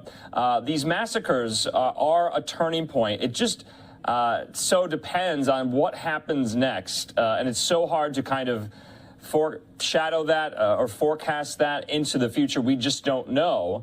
But I'm going to bring up a common theme because you and I talk about it so often. There really is no coming back now for either Putin, for the Russian regime, because nothing is really letting up as far as, you know, lifting sanctions. More sanctions are going on. More ostracization is happening. So I guess that's what I'm thinking about going into the latter half of the week here.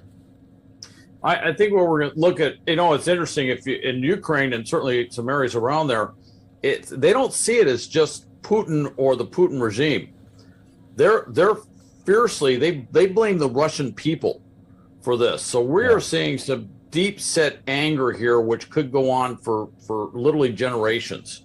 You know, the sort of nationality versus nationality anger that Europe has seen before, but this could go on for a very long time unless something overwhelming is done. I mean, it's almost like you have to see what happened at the end of World War II with denazification, where it was so extensive, it was literally changing the cultural norms within Germany, changing the way the German people, you know, interact, think, how they, you know, basically changing a society that was very regimented and easily would follow orders to a society that would always question the top leadership in order to build that sort of, you know, those core concepts needed in a democratic government.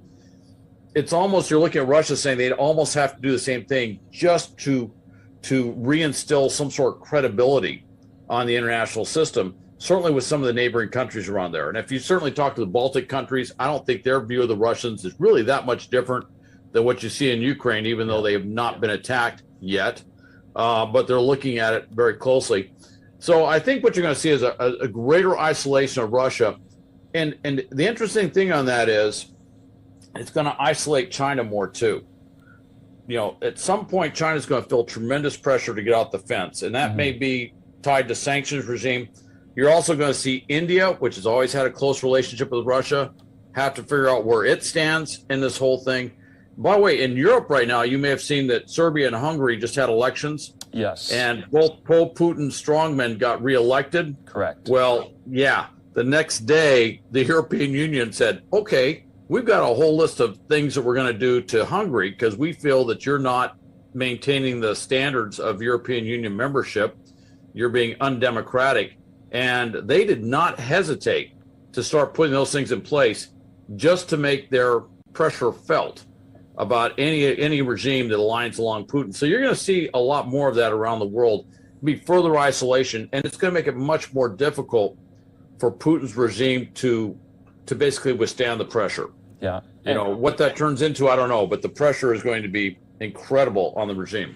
Yeah, and of course, and you and I have talked so at length about not only, I guess, the military aims of Russia inside of Ukraine, of which we're seeing how fallible those really were, but kind of the intangible kind of cultural remaking to crush the national spirit of the Ukrainian people. That was also a top aim, and we're seeing them try very, very hard with these massacres, and they're so horrible to witness. But that is in their playbook in order to essentially crush the national spirit of the Ukrainian people, in order to kind of bring them on their side. I've heard that so many times, especially with some of these Russian propaganda outlets saying, you know, if the military do not work, they have that still to go on. You know, again, I go back to Stalin when I look at comparison. You know, Russia always kind of played this down, but of course they had the agreement with the Ribbentrop Agreement where they went into Poland, at about the same time that the Germans went into Poland. And of course, they also went up into Finland. Well, a couple things is, when they went in there, they rounded up, all the military officers that they captured, and they took them out in the forest and they killed them. And of course, they tried to blame the Nazis, but everyone knows that was Stalin's forces that did that. These are typical Stalinist tactics. These are the type of tactics that they used in and around World War II, where they go in, they would find opposition leaders, anyone who would voice a different opinion than what the Russian or what the Soviets wanted, and they would round them up. They would imprison them. They would execute them. In many cases, they'd force them to flee.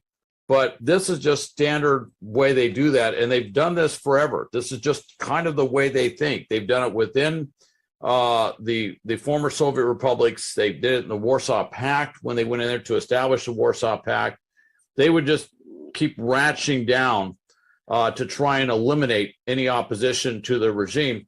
So this has worked for them in the past. What has happened in Ukraine is it's got externalities they didn't plan on. And one of those externalities is NATO and the West. Our resolve, I think, caught Putin completely off guard. And the amount of resources and weapons and the type of weapons we were able to bring in caught them off guard. One thing is the Russian army was always built around tanks and armor. That's in their culture. That's in their tradition. It goes back to The time is now 7:30 a.m. Good morning, everyone, and thank you so much for choosing Live Now from Fox as your source for raw and unfiltered, non-stop news. Here's a look at our top stories that we are covering on this Wednesday, April 6th. Now, happening today, the United States will announce new sanctions on Russia, a response to the horrific images now coming out of Ukraine. The Biden administration says there is clear evidence of war crimes. Also, if you take a look at the right-hand side of your screen, we are looking at our XRAD weather radar. Authorities are saying that one person is dead in Georgia and another in Texas amid damaging storms, high winds, and tornadoes around the South. Forecasters say that the storms Tuesday were just the start of what could be 2 days of violent weather in the region. We'll be in touch with our colleagues over at Fox Weather for the latest. And also happening today, executives of major oil companies are making a trip to Capitol Hill. A House subcommittee will hold a hearing ahead of some of the largest energy companies about the rise in gas prices. We will have a live conversation with our news partners at Fox 5 DC about what we can expect from this meeting. For now, let's go ahead and get into the latest when it comes to the Russian invasion of Ukraine. This story from Fox News correspondent Doug Luzader.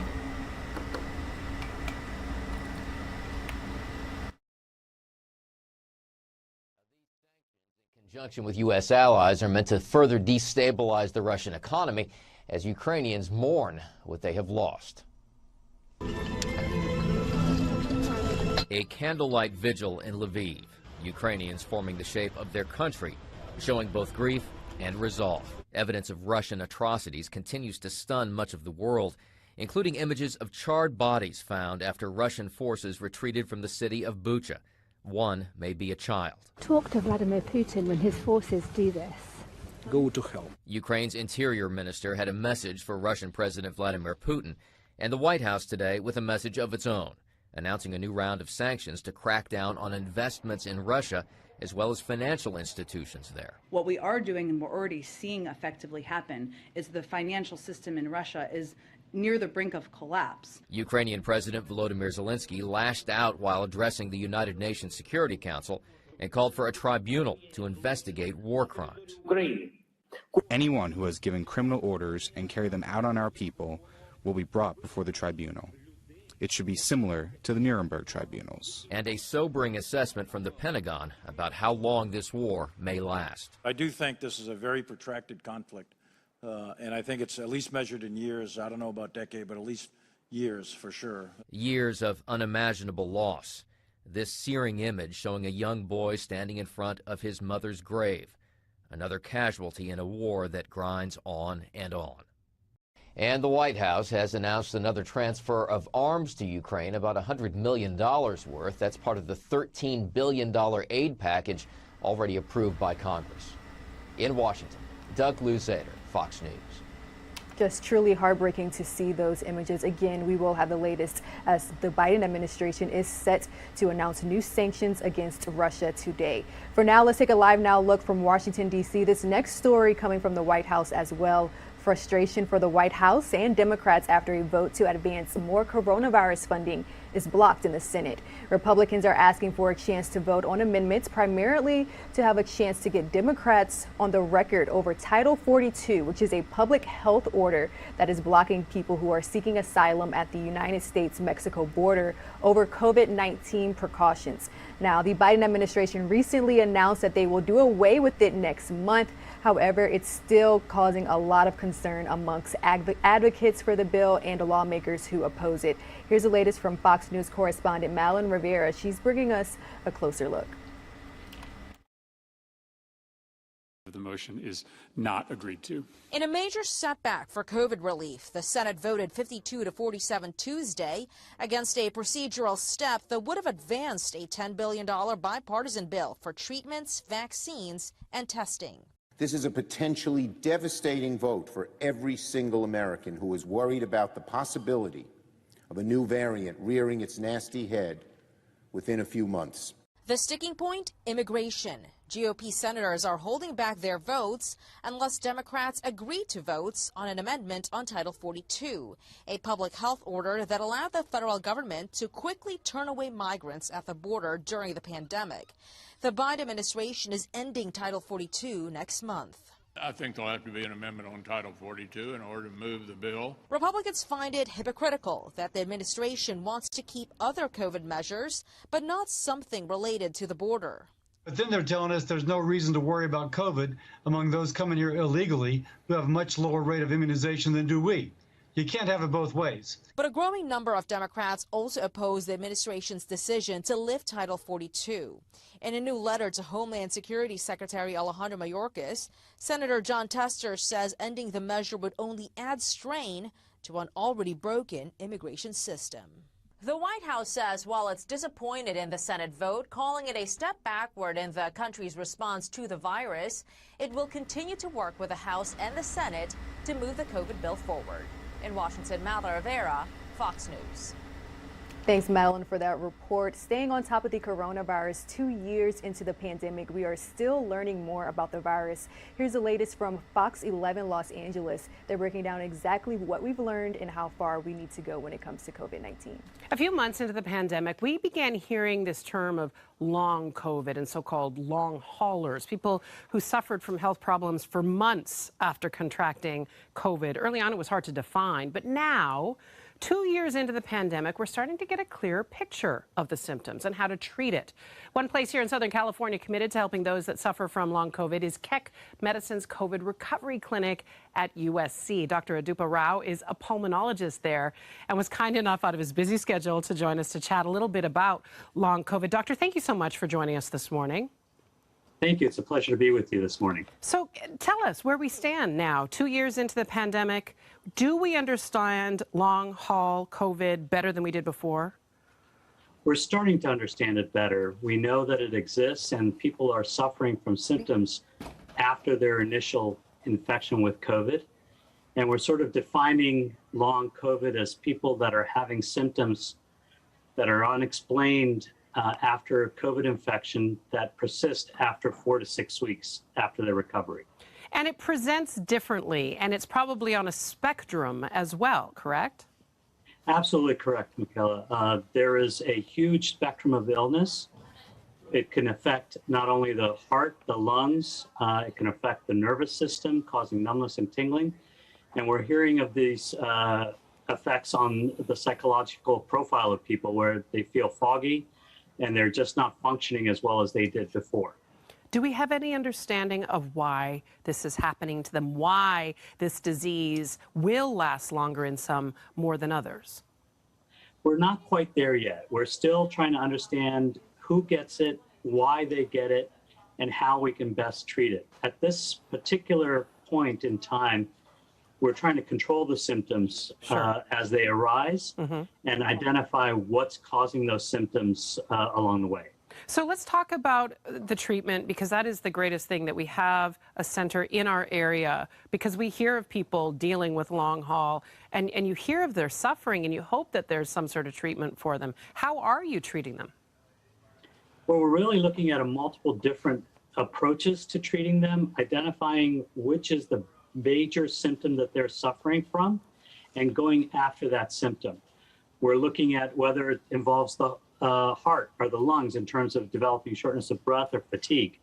We're looking at whether there's a nerve damage from COVID infections, and certainly looking at neurological manifestations that may present with long COVID. Is some of the treatment trial and error, doctor?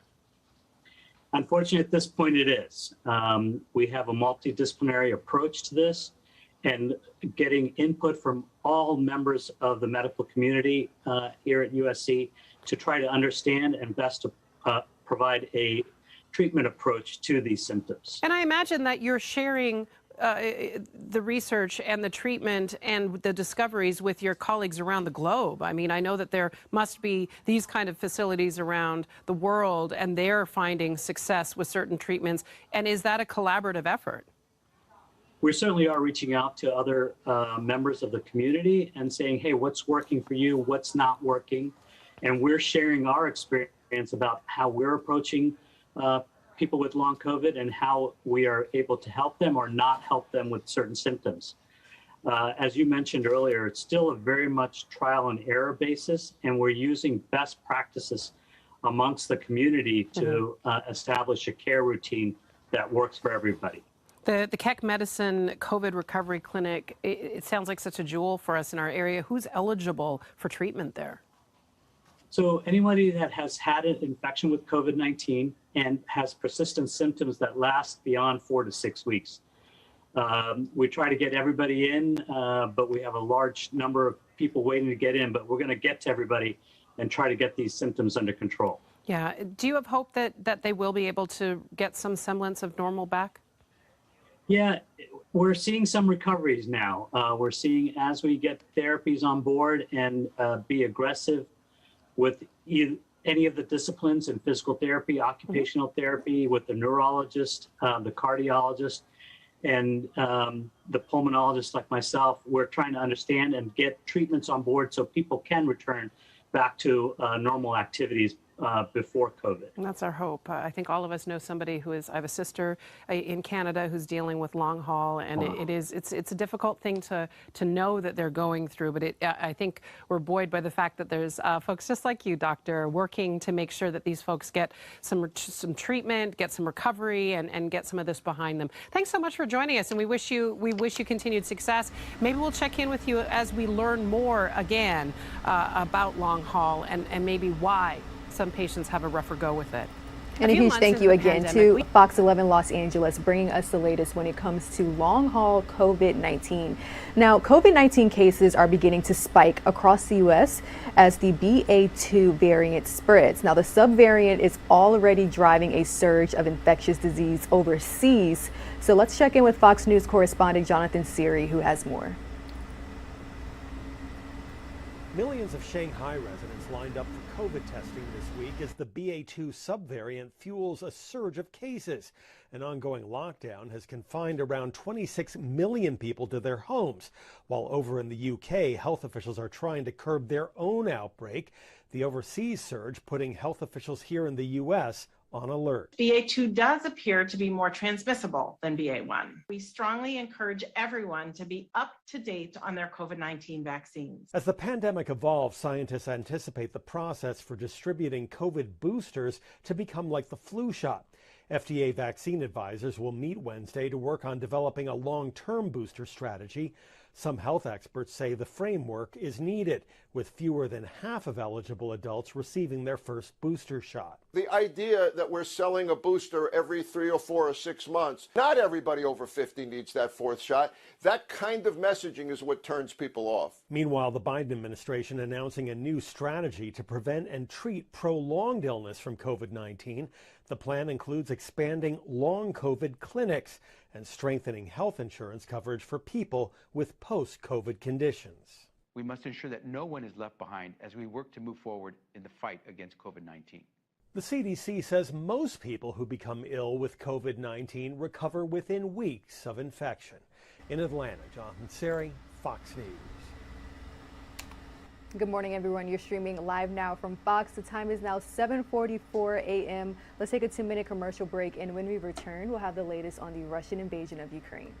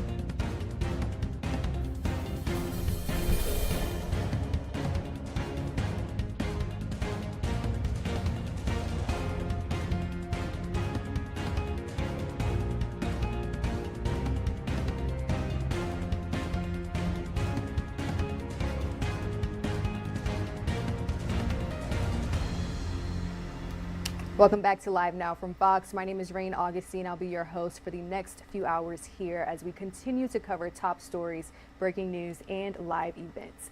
Bringing you all the latest now on the Russian invasion of Ukraine. There is evidence of Russian war crimes out of Ukraine, and the world is looking to hold Putin accountable. Let's go ahead and check in with Fox 13 Tampa for that story.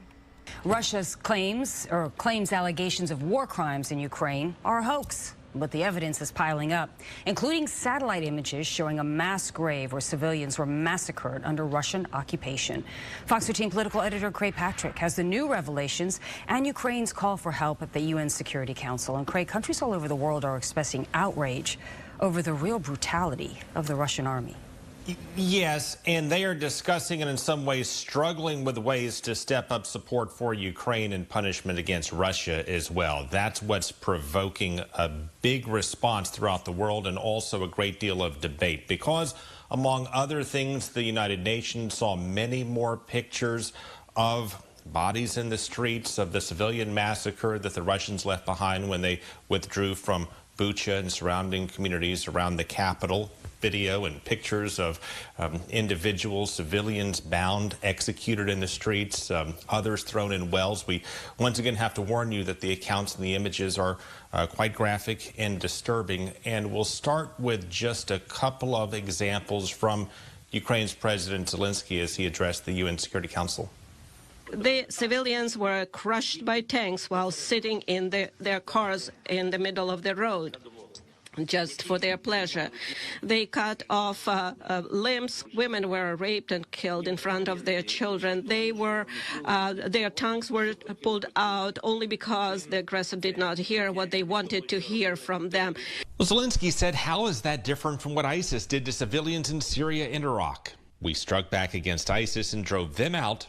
And Zelensky likewise says we need to do more to drive out the Russian invaders. And he said the slaughter in Bucha is just a glimpse of what they're doing throughout Ukraine. Now the world can see that what Russian military did in Bucha while keeping the city under their occupation. But the world has yet to see what they have done in other occupied cities and regions of our country. And while we can see mass graves and bodies left in the streets, survivors say they were raped, tortured, and or disfigured with knives. And some say they were blindfolded and repeatedly tortured with mock executions in which the invaders put guns to their heads and then fired shots repeatedly just over their heads.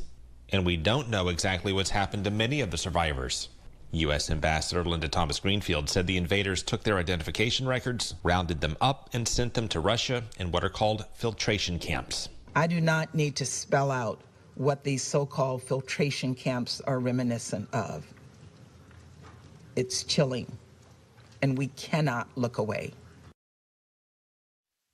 Well, that's certainly a reference to the Nazi death camps from World War II. And with that, these images that really left the UN Assembly in somber silence for some length of time are being followed up by efforts to impose more sanctions on Russia. For example, the European Union is moving to ban Russian coal, move toward banning Russian oil as well. That will be a discussion for tomorrow, although it looks as if efforts to phase out Russian gas in Europe may take quite some time. There also are additional U.S. sanctions and other financial sanctions, and also growing discussions over how and whether to give Ukraine more advanced weapons that can allow them to go on the offensive and drive the Russians out of cities they currently occupy in Ukraine. And certainly it raises challenges for the United Nations when Russia is a permanent member of the Security Council.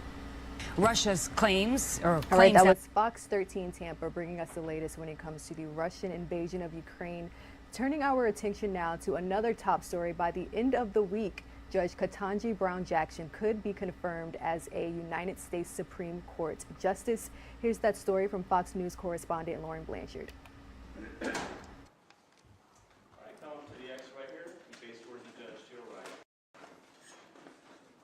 The stage is set. People can delay in terms of time, but they can't delay the vote. Majority Leader Chuck Schumer is lining up the Senate to make history this week. Untold millions of kids will open textbooks and see pictures of Justice Jackson and understand in a new way what it means to move towards a more perfect union. At least 3 Republican Senators Mitt Romney, Susan Collins, and Lisa Murkowski are on board with Judge Ketanji Brown Jackson's Supreme Court nomination. I want to thank them as well as others who might join them. She deserves bipartisan support.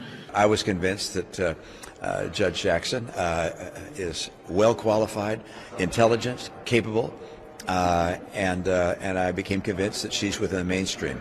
A full Senate vote will likely come as early as Thursday. That's when Jackson is expected to become the first black woman confirmed to the nation's highest court. So far, no other Republicans have said they will support Jackson. They say it's a matter of judicial decision history and concerns with sentencing. Senator Rob Portman writing, "I am concerned Judge Jackson will use her position on the Supreme Court to legislate from the bench, as many more activist judges have done in recent decades." Other Republicans say their no votes are not personal attacks on Jackson. This is not about finger pointing or partisan spite. Jackson is one of the highest polling Supreme Court nominees. A Fox News survey in March found that 56% of Americans would confirm her to the bench. In Washington, Lauren Blanchard, Fox News. In other news, we've learned that one suspect has been arrested in that deadly mass shooting that took place in Sacramento that we first broke for you all last Sunday. As you see here, 26-year-old DeAndre Martin has been booked into the Sacramento County Jail, and he's facing multiple charges. So far, none for murder. Investigators say that they are uncertain if he shot first or fired back after someone else opened fire. Authorities also say that Martin, who has a long criminal history, is just one of the assailants involved in the violence over the weekend that left 6 people dead. His brother, 27-year-old Smiley Martin, has also been arrested and faces multiple charges, including possession of a firearm and a prohibited person and possession of a machine gun. We'll have more on these developments a little bit later on in the show, but for now, let's take a quick break. We'll have more nonstop news right after this.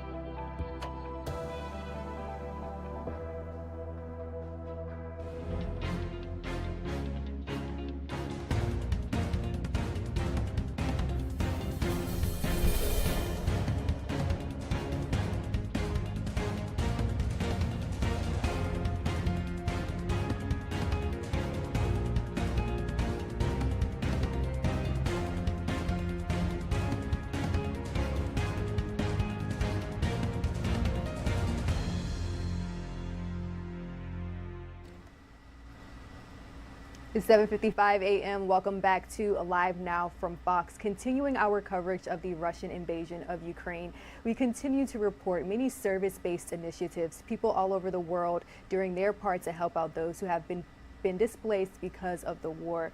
So let's listen into this segment from Live Now from Fox's Daytona Everett. She caught up with a Los Angeles-based teen who has set up a GoFundMe account and is doing their part, donating their time to really teach Ukrainians English.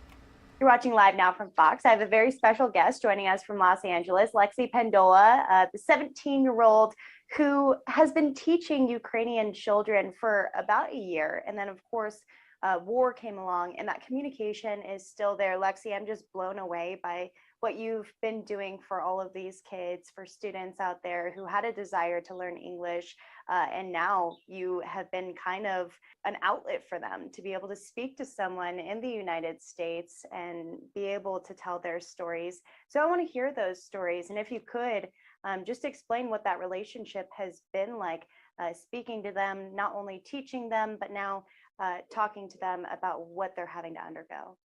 Yeah, I mean, it's just crazy seeing like from their perspective that some of them are like, the youngest is like 10-year-olds and like as old as like a year younger than me. And what they're going through is honestly like heartbreaking, seeing that their city is being destroyed and just like that they have to flee their towns and they get an hour to pack up their whole lives into a suitcase and say goodbye to all their friends. And they're seeing their friends go to war and like just seeing the pictures that they're sending me of their towns, like that's now rubble, like just completely gone. And refugees that are 2 years old to like in their elderly that are just starting their lives over now. It's really unbelievable. So taking a step back, put yourself in your shoes about a year ago when you decided to help out and start teaching. Tell us about the program and tell us why you wanted to do that to start with. Yeah, so I was looking, it was really when it was in the midst of COVID, I was looking for some sort of community service, especially with like kids, but I couldn't really go anywhere. So I found this program called Meaningful Teens. It's started by teens, run by teens. And so the organization is Meaningful Teens, like I said, but the specific program that I'm doing is Project Speak Together. And so it's on Zoom every Saturday at 9 a.m. And we just like help teach the kids English. We read with them, we watch videos, we just like have conversations with them. And you really get to build relationships with these kids. And yeah, it was crazy just like getting to know them and then seeing all of this happen. It's unbelievable. Yeah, meaningful is a really good word for that. You touched on it for just a moment right there. When war started to escalate and things started to change, and then there was the official invasion, you've been in communication with Julia, who is the English teacher in Ukraine. What was that like, hearing about all of that on the news, hearing about the invasion, and having a personal relationship with the kids who were going through it and the teacher who's going through it? Yeah, so at first I didn't even have Julia's contact information. So I was DMing some of the students through Instagram and just checking in. I was like, hi, I don't even know like where you're located in Ukraine, but I know all this is going on. So like, can you update me, tell me how you're doing, like all that. And then, so I asked the head of the Project Speak Together, I was like, I know there was a teacher that's been on the Zoom sometimes, like, can you just send me her information so I can see what I can do from the United States?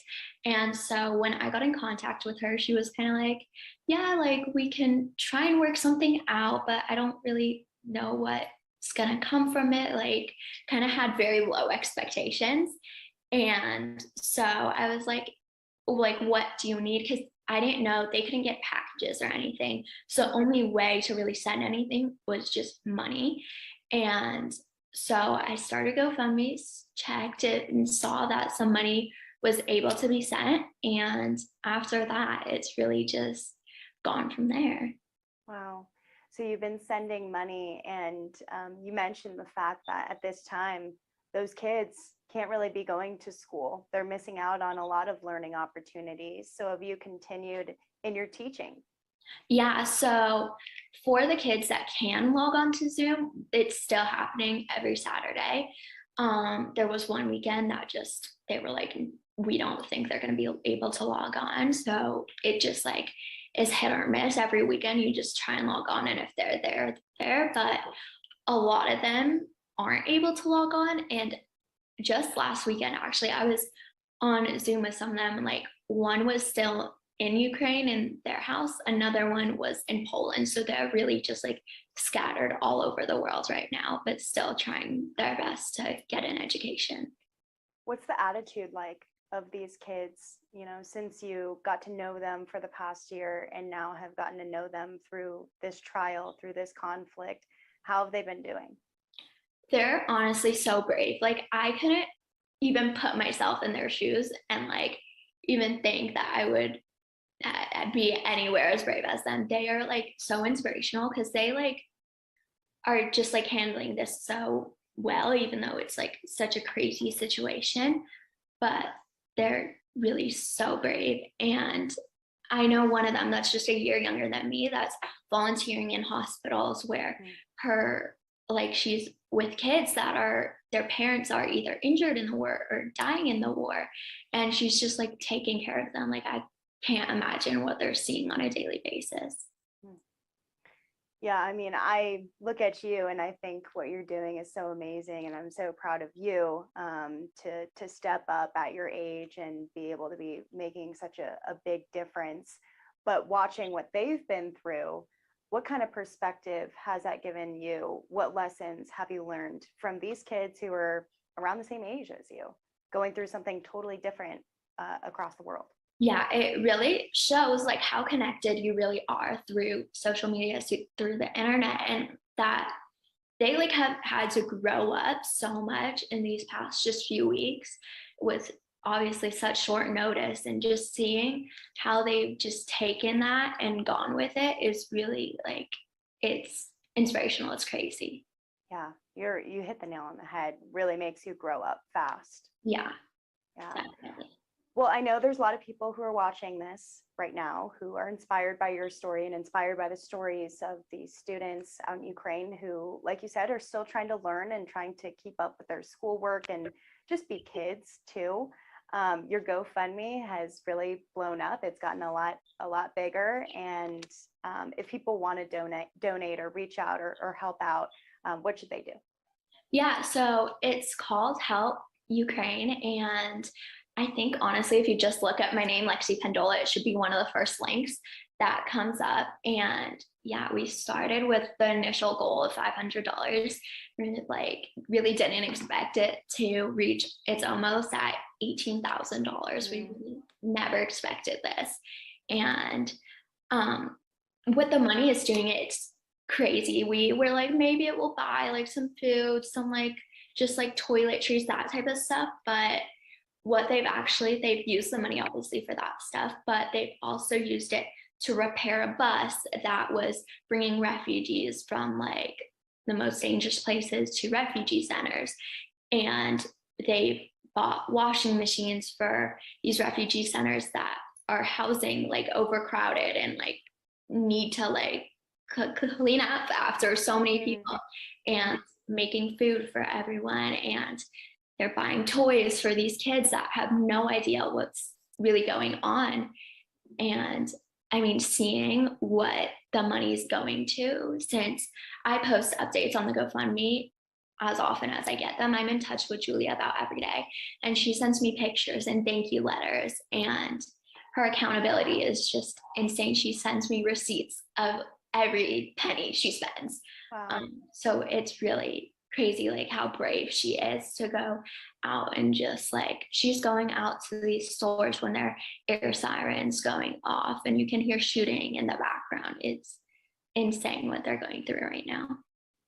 Well, that is certainly inspiring, and it's great to see you picking up a position of leadership in this as your generation is on social media. This is the first time we're able to really see and experience what people are going through photos and through videos here. So we just appreciate you so much, and we'll definitely stay in contact with your effort. We are very, very impressed, and hopefully it only grows and gets better.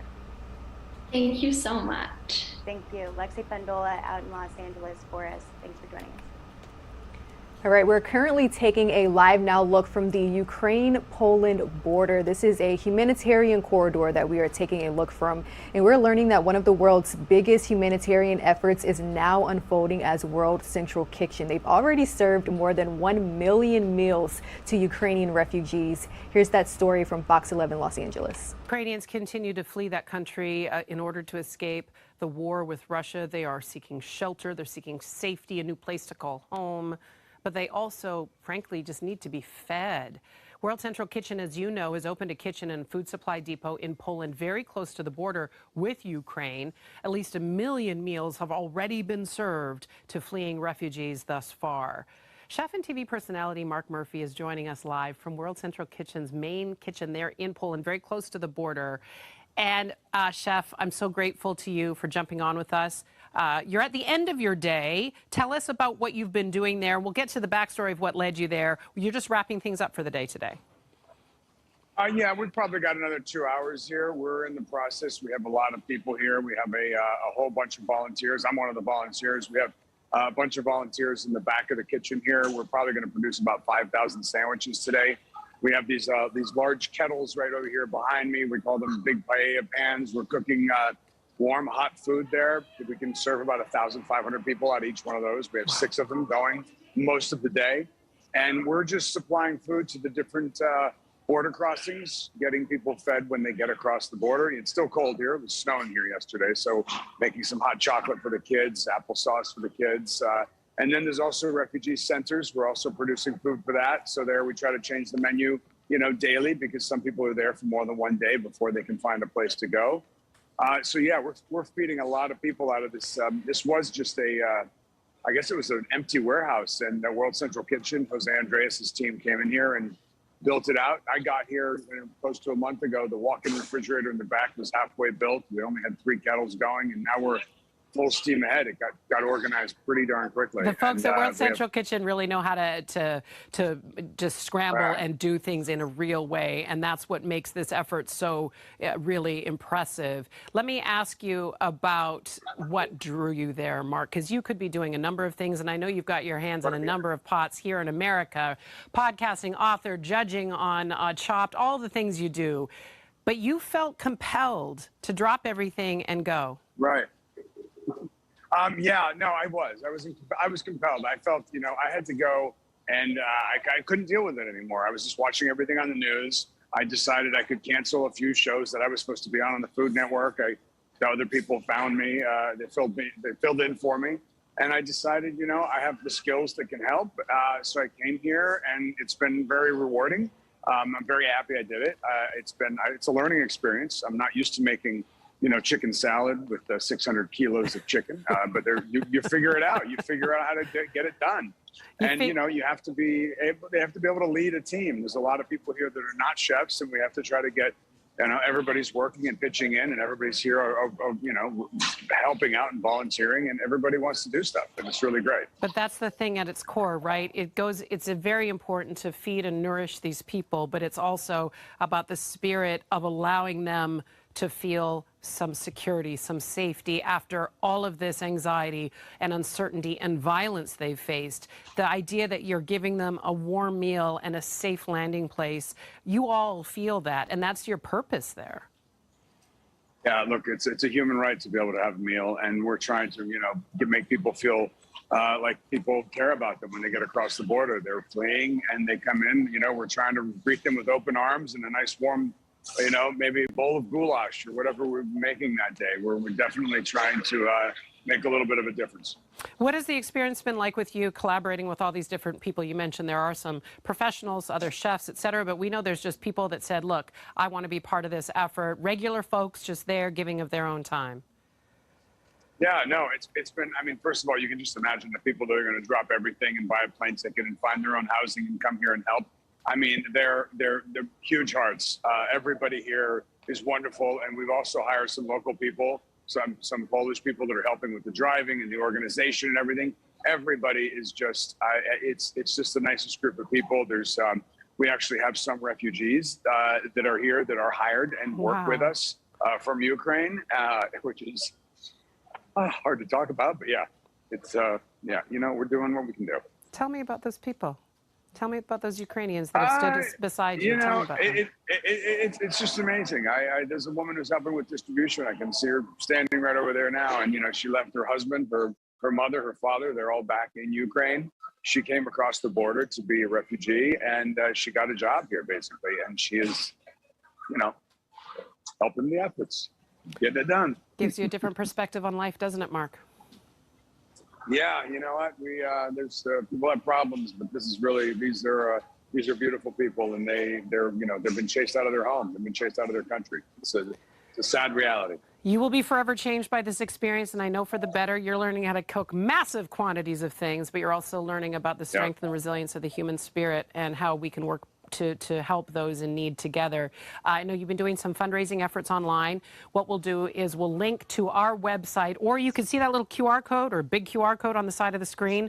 If you take a photo with that, scan it with your phone, we'll link to Mark's page. And if you want to, I'm taking it that World Central Kitchen could use some support, right?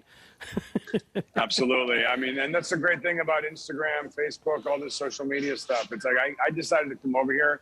I had no plans I was just coming here to do work, and I didn't have any plans to do much more than that. So I put on my social media, I put a little button to donate, and I told my little story about, you know, just leaving and deciding to come here. I couldn't believe the outpouring from friends, from people that I don't know, support and, you know, love to be able to come and do something like this. And it was just, I got here to work. I posted it in the morning. I worked all day. I got home to my Airbnb that night, and I literally started reading the comments and couldn't stop crying. Oh, Mark, you're a beautiful human. You really crazy. are. Pretty crazy. Chef Mark Murphy there with World Central Kitchen Kitchen near the border of Poland. And we'll check with you again. And we'd love to talk to you when you get back stateside, okay, to hear more about this experience. We know you've been truly moved by what you've seen there and what you've done there. Thanks for joining us. Get back to work, fella.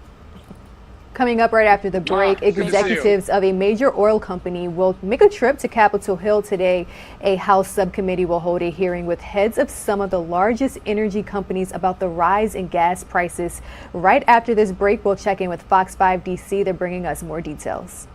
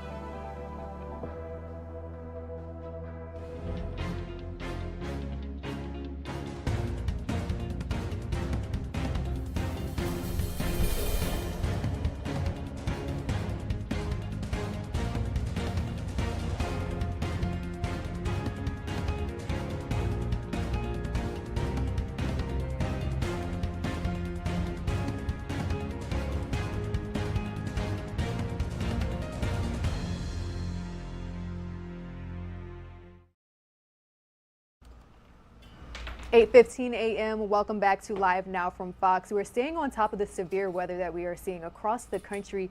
Also getting reports that some severe storms are impacting even more flights. Let's go ahead and check in with Fox Weather for that story. Hannah, so grab your winter jacket. This afternoon, it's going to be windy. The snow will be done for after school pickup, but temperatures in the low 40s with a brisk wind. It's going to feel chilly, so make sure that you bundle up those little ones. As we head into Nevada, we have beautiful sunshine. I mean, it's going to be nice and bright, but because we have clear skies this morning, temperatures in Elko, 21 degrees. It's a cold start, but a nice rebound. That dry, clear sky is going to allow for that sunshine to warm us up into the low 50s for after school pickup. Moab, Utah, 36 degrees. So similar story here, that desert dry air allowing you to really be chilly this morning at 36 degrees, especially in the higher terrain. But this afternoon, 54 degrees with sunshine for Moab. Winslow, Arizona, 43 degrees this morning out the door. But for after school pickup, make sure that your kids actually bring home their sweater because this afternoon they don't really need it at 65 degrees. And in Temecula, California, I mean, wow, it's going to be hot this afternoon. So maybe enjoy school drop off. Temperatures are going to be in the mid 50s to low 60s. As you pick up your little ones, you want to bring that extra water bottle to the bus stop, maybe that after school practice, because we're expecting temperatures to be in the low 90s. That is some hot stuff for California. I know you guys are used to the heat, but 91 degrees is about 20 to 30 degrees above average for this time of year for Temecula. Jason? Time right now for our all-new sunrise snapshot. Did you see what we did there with the little graphic there? I know, I love that. Thank you so much to all of our graphic artists that work here at Fox Weather. Do us a favor, if you have a really cool video or picture just like this one that we saw from our partners over at Fox 5 in Atlanta, we'd love to see it. Email it over to us at weather@fox.com, and you may see me give you a shout out right here on Fox Weather Sunrise. By the way, Fox Weather has you covered throughout the day. Right after us here on Sunrise, Steve Bender as well as Craig Herrera take over for Fox Weather Skydome. That starts at 10 a.m. Eastern Standard Time. And then Kendall Smith as well as Stephen Morgan are up next for America's Weather Center. That begins at 1 o'clock. And then later on in the afternoon, Bridget Mahoney as well as Ian Oliver get you home with Across America starting at 4. We'll have much more on Fox Weather Sunrise right after this. You can always download that Fox Weather app for more when it comes to weather coverage in your local area. For now, let's switch gears. We do have our Fox 5 DC colleagues on standby. Let's go out to Maureen Ume. She's bringing us the latest as we learned that oil executives will be on Capitol Hill today. They're facing some tough questions from a House subcommittee about rising gas prices. Good morning, Maureen. What can you tell us about this? Good morning to you. So yes, motorists have seen a slight decrease in gas prices in the last couple of days, but it's not enough, and lawmakers are pointing the finger squarely at these oil executives. 6 of them from some of the nation's largest oil companies will be on Capitol Hill at 10:30 this morning to testify about why these gas prices are so high. Lawmakers believe they are in fact gouging motorists, and so they want to get to the bottom of what's happening. You're right, a subcommittee of energy and commerce will be grilling these lawmakers on why these gas prices are so high. Even though that crude oil prices have come down, they're still saying that it's much too high. These executives are expected to say that no oil company is in fact to blame for these rising gas prices, and that they are boosting energy production. Still, that is not enough. These lawmakers are again pointing the fingers. Let me move out the way right here. As you see, these gas stations here, the gas prices remain high. A lot of people not doing a lot of filling up at the pumps again. They are blaming world leaders, saying despite the issues happening in Ukraine and also in Russia, that is no reason for these gas prices to continue to be so high. But again, these lawmakers are going to be grilling these oil executives on Capitol Hill. The oil executives have written statements that they released ahead of time. Again, in essence, saying that they are boosting energy output and that the companies are not to blame for these rise in gas prices. In our region here, the governors of Maryland and Virginia, to help offset some of these rising gas prices, have done away with gas taxes. In Maryland, it's a little over 30 cents, and in Virginia, it's a little over 20 cents. They're wanting to do away with that for the next several months to give drivers a little bit of a break at the pump. Now, whether or not that comes to pass will have to be seen. Both states have a surplus in their budget, so they're able to do this. But again, just trying any little thing they can to give drivers some relief. But in the meantime, these lawmakers, again, wanting to get to the bottom of why these prices are so high. Will they? That remains to be seen. Again, these oil companies are saying they're not to blame. But again, the grilling begins this morning at 10:30. Back to you. Fox 5 DC's Maureen Ume, thank you so much. All right, guys, moving right along with our other top stories. Let's go ahead and listen into our Fox Business Briefs for this morning. 9:10 T's. Then we have company the hit. says I'm assuming right after the hit. The 28th T. to April 3rd was the busiest for bookings in the company's history. Carnival says all but one of its 23 ships are back in guest operation. Its final ship, Carnival Splendor, will return to service from Seattle in May. Airbnb says it has suspended operations in Russia and Belarus.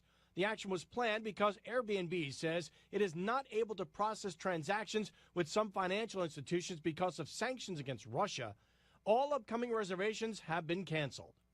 Hasbro rejecting calls from an activist investor to spin off its Wizards of the Coast gaming unit. Hasbro chairman Rich Stoddard says the board determined it wouldn't be in the best long-term interest of shareholders. Hasbro says it has added 2 executives with technology and gaming expertise to its board. The head of the video game company Roblox was one of the top-paid chief executives last year. The Wall Street Journal says David Baszucki received a pay package valued at $233 million. Most of the package is restricted stock that depends on the company meeting milestones. Baszucki was paid $6.8 million in 2020. For more stories, log on to foxbusiness.com. In New York, I'm CJ Popple.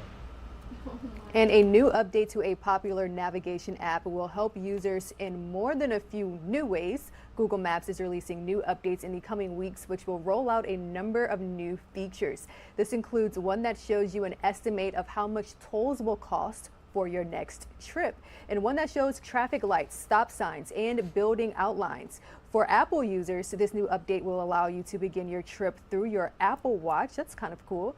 And the features will be released in 4 countries, including the United States. Again, that's taking place later on this month. The time is now 8:22. Let's take a 2-minute commercial break. And when we return, we'll bring you all the latest on the Russian invasion of Ukraine as we enter day 32. 32.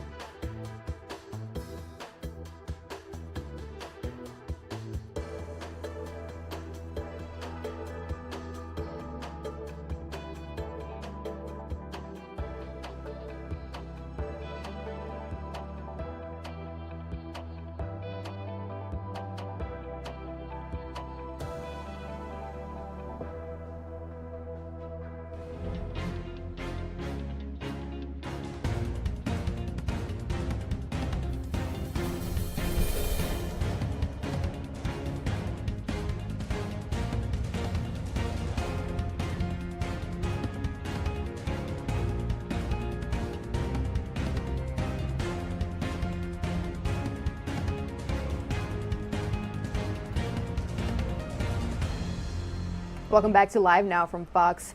Atrocities committed by Russia leads to more sanctions as the invasion of Ukraine enters day 42. President Biden will announce today that the United States, along with the G7 and European Union, will impose additional sanctions causing further harm to the Russian economy and government. The White House says that these sanctions could weaken the Russian economy by 15% or more this year. And the United States also plans to send $100 million more in aid to Ukraine to help with anti-armor systems. Let's check in with Fox News correspondent Alex Holgan for the latest.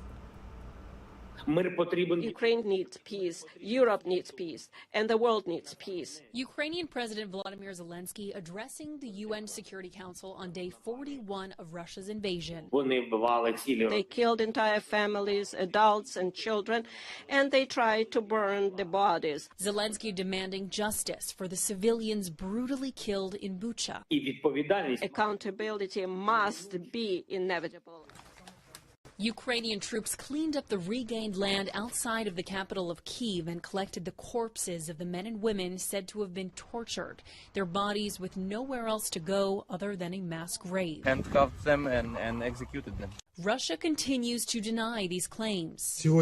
Today we've heard once again a huge amount of lies about Russian soldiers and military. But new satellite images from March 19th show what appear to be bodies on the ground weeks before Ukraine regained control of the area. Fears mounting of Russia turning its strategy to chemical weapons after the Ukrainian parliament shared this photo of what they call an attack on a tank filled with toxic nitrogen dioxide gas. One U.S. government expert told Fox News that if Russia intended to release that gas, then it might be considered a chemical weapons event. The governor of the Luhansk region urging those nearby to stay inside.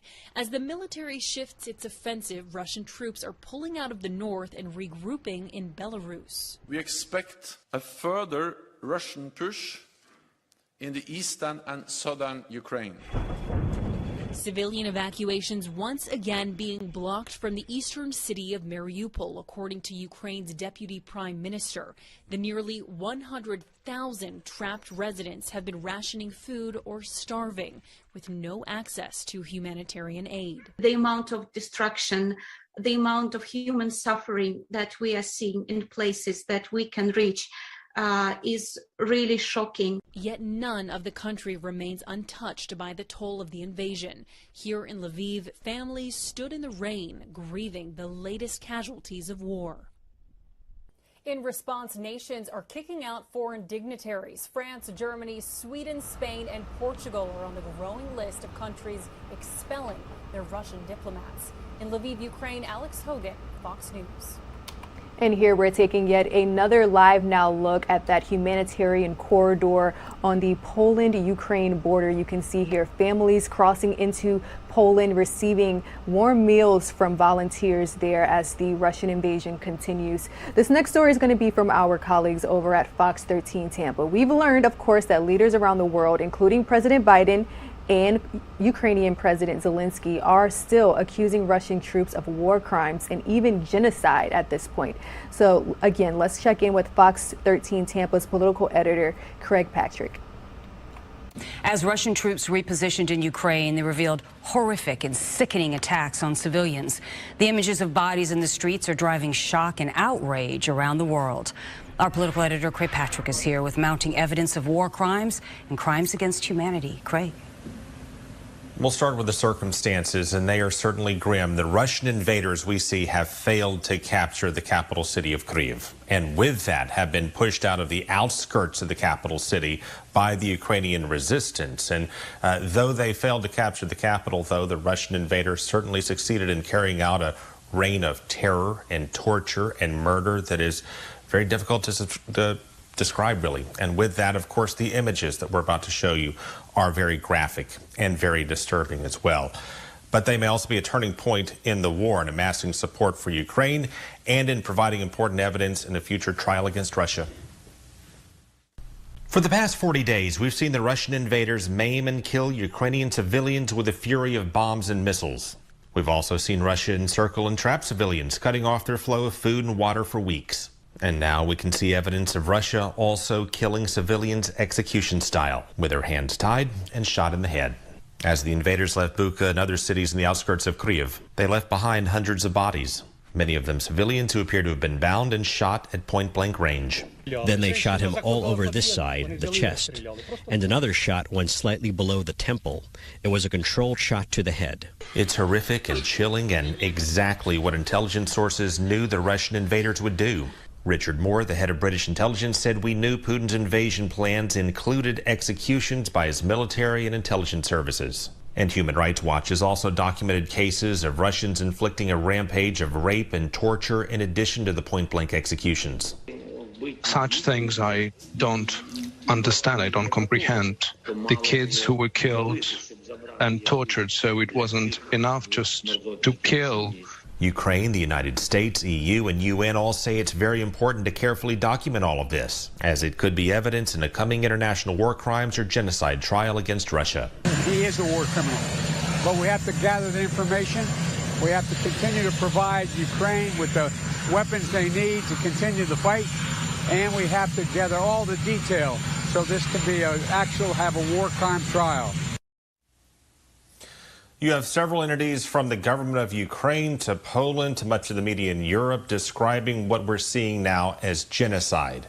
President Biden, when asked if he thinks it's genocide, he said no, it's a war crime. And that's where there are legal distinctions in words, although there are certainly similarities between a war crime or crime against humanity or genocide. And at this point, the Biden administration feels that it's very important to choose words carefully because it has implications for future trials. And investigations are already underway to hold Russia accountable once we get through this war.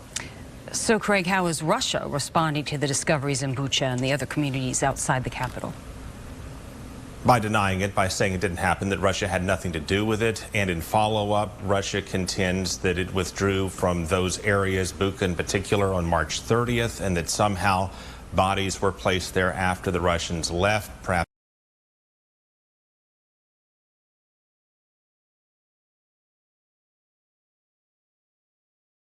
Wow. All right, Craig Patrick, thank you. All right, that was the latest from our friends over at Fox 13 Tampa. This next story is coming from our very own LiveNOW from Fox's Daytona Everett.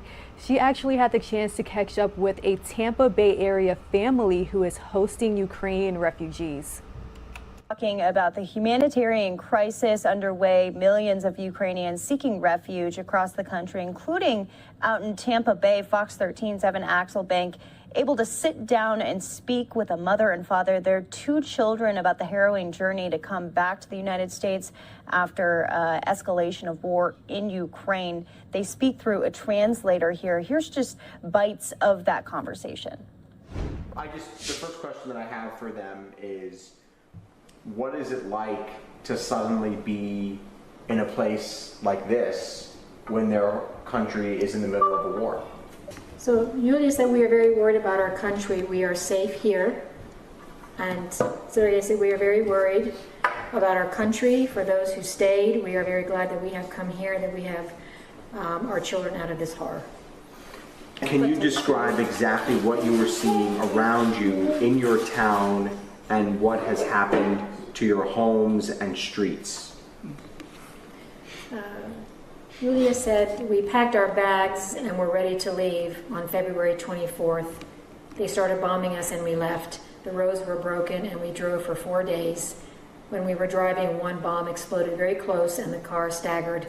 We were very scared. Then we hid in Zakarpattia. Yeah. Do you think Vladimir Putin is guilty of war crimes? Yes, of course.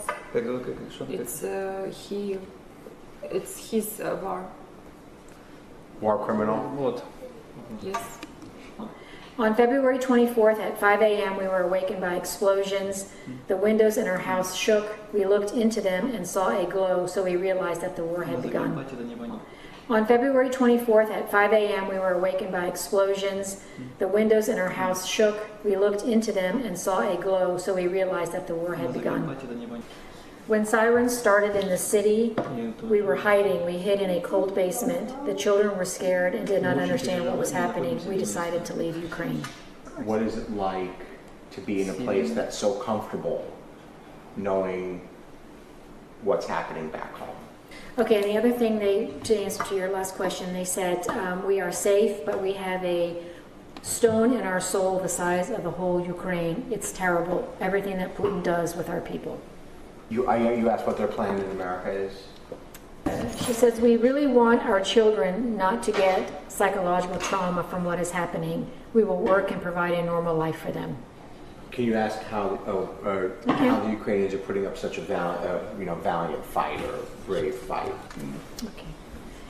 She says that Ukrainians are a free people who are a part of Europe, very friendly people, strong-willed, and they protect their home. His response to that was Ukrainians managed to fight Russia this way because they have seen how Russians can kill and destroy. It gives them courage. I'm going to ask what they think of America next. Yeah, just based on what they've seen since they've gotten here. Okay. When you look around America, what do you see? Okay, so in America we see how it helps our country with weapons because Ukraine lacks this, but we also need to close the sky from Russian planes.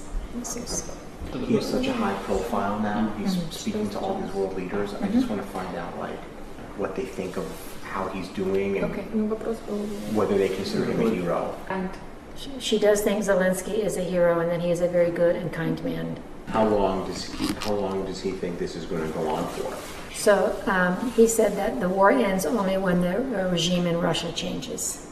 How they feel being here, knowing that they are safe, but knowing that their loved ones, many of them, are still back potentially in danger.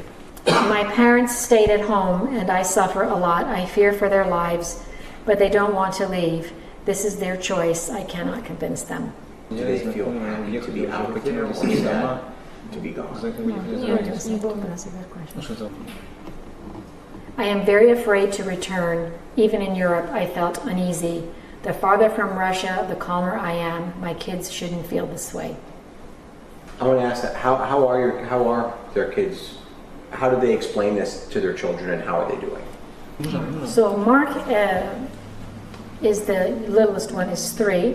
He thinks that soldiers live in the kindergarten. He often cries. He wants to go home, and he dreams of his playground that is now black from the explosion. Did he see the playground after an explosion? Question mark. No, managing it. Okay. What they plan to do here? Do they think it's going to be easy to start over here? Meaning them, jobs and house, and all that. So she writes, we are grateful to everyone who helps us. Moving is always hard. We lived in Ukraine, had a house, a car, many friends. We had an interesting job. Children went to school and kindergarten, and in one moment, it all collapsed. We will start all over again, and we'll try. We want our children to live far away from Russia. These people are very cruel. They constantly attack neighboring countries. A lot of victims all over the world. As their host, what is this like for you to watch other human beings go through this? It's horrible. And what I always said to my husband was, but for the grace of God, it could have been us. And I would hope that someone would reach out to us and help us the same way that we're reaching out and helping them. How do you feel knowing that their neighborhood was literally being? You can right there. How did they know that? How do you internalize the fact that their neighborhood is literally being bombed to the ground right now, and that they are sitting here all of a sudden in a neighborhood in Tampa in a house like this one? I can't imagine what they've gone through. I can only imagine what they've seen, and even that is just unimaginable, actually. We're just glad we can help them in some small way. That's really what this is about. I feel for them. I wish I could do more. I can't give them their home back, but at least we can help them start fresh. How did this all come about, and how did Grace Point decide to get involved? I mean, just give me the broad strokes here of how this happened and how they wound up in your living room. Yeah. My husband and I watched the news like everybody else night after night and just felt a sense of hopelessness. We couldn't do anything. And so we both kind of said at the same time, maybe we could host someone and help them start fresh. So he reached out to a church in California, and they matched us with this family that needed a sponsor. And that's kind of how it started. And so my husband was texting back and forth with Yulia, and we just made this connection. How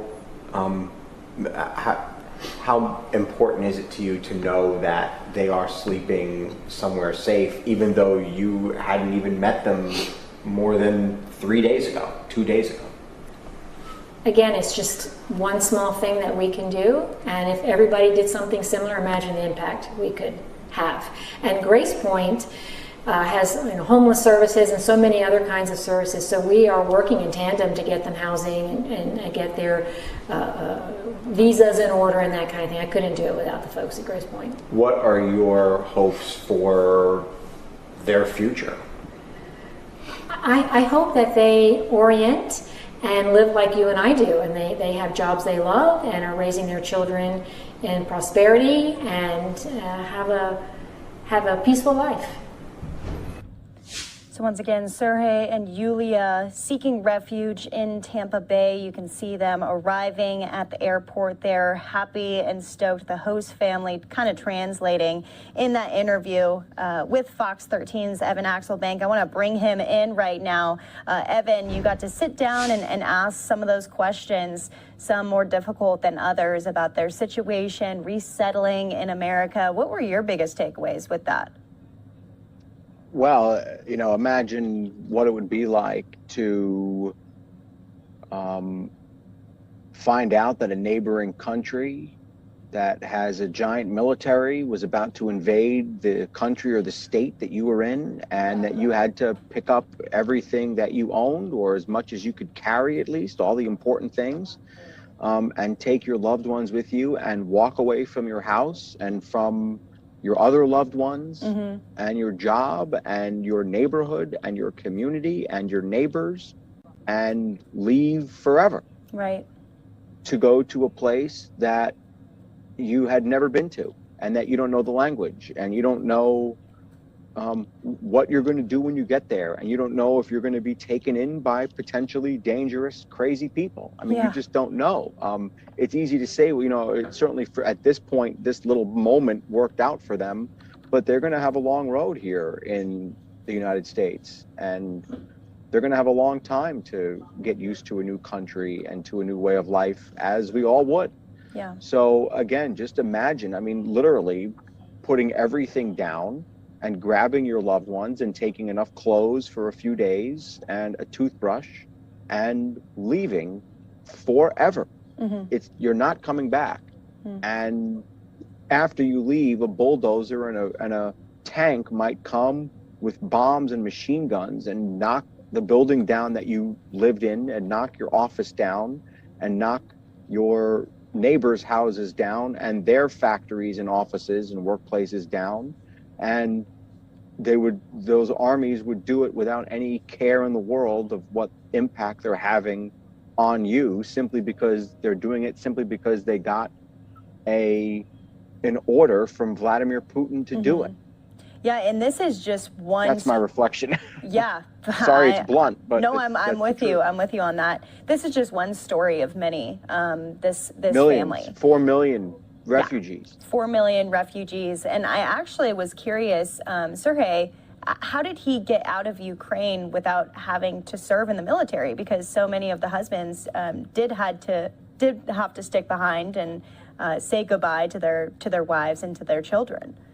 Yeah, so it's actually a very complicated story, and it has to do with the status of, I don't want to get too much into the details of their personal lives, but it has to do with the status of the different relationships in that family. And I don't know that I want to say more than that, but it certainly was all done above board. Yeah. And it's just, one of the things this shows is that everyone's life is very complicated, and that the neat lines that we think in our heads of what a family looks like, or what a neighborhood or a community looks like, are seldom what it is, even in our own country. And that is true in this case. Well, what a unique opportunity for that family to be able to travel together and to be able to seek refuge in the United States. And now it's 2 boys, right? 2 little boys. Yeah, 2 boys, an 11-year-old and a 3-year-old, Mark and Maxim. Now about to go to school, probably in the United States. Yeah, I mean, they are going to go to a school where they don't know anybody and they don't know the language and they may not have been studying the same things and learning the same things at their point in school in Ukraine, and they're going to be, learning a completely different way of life and in a completely different, circumstances that they're going to have to get used to. And Ukraine is an advanced country, and so hopefully that works in their favor, acclimate to life here.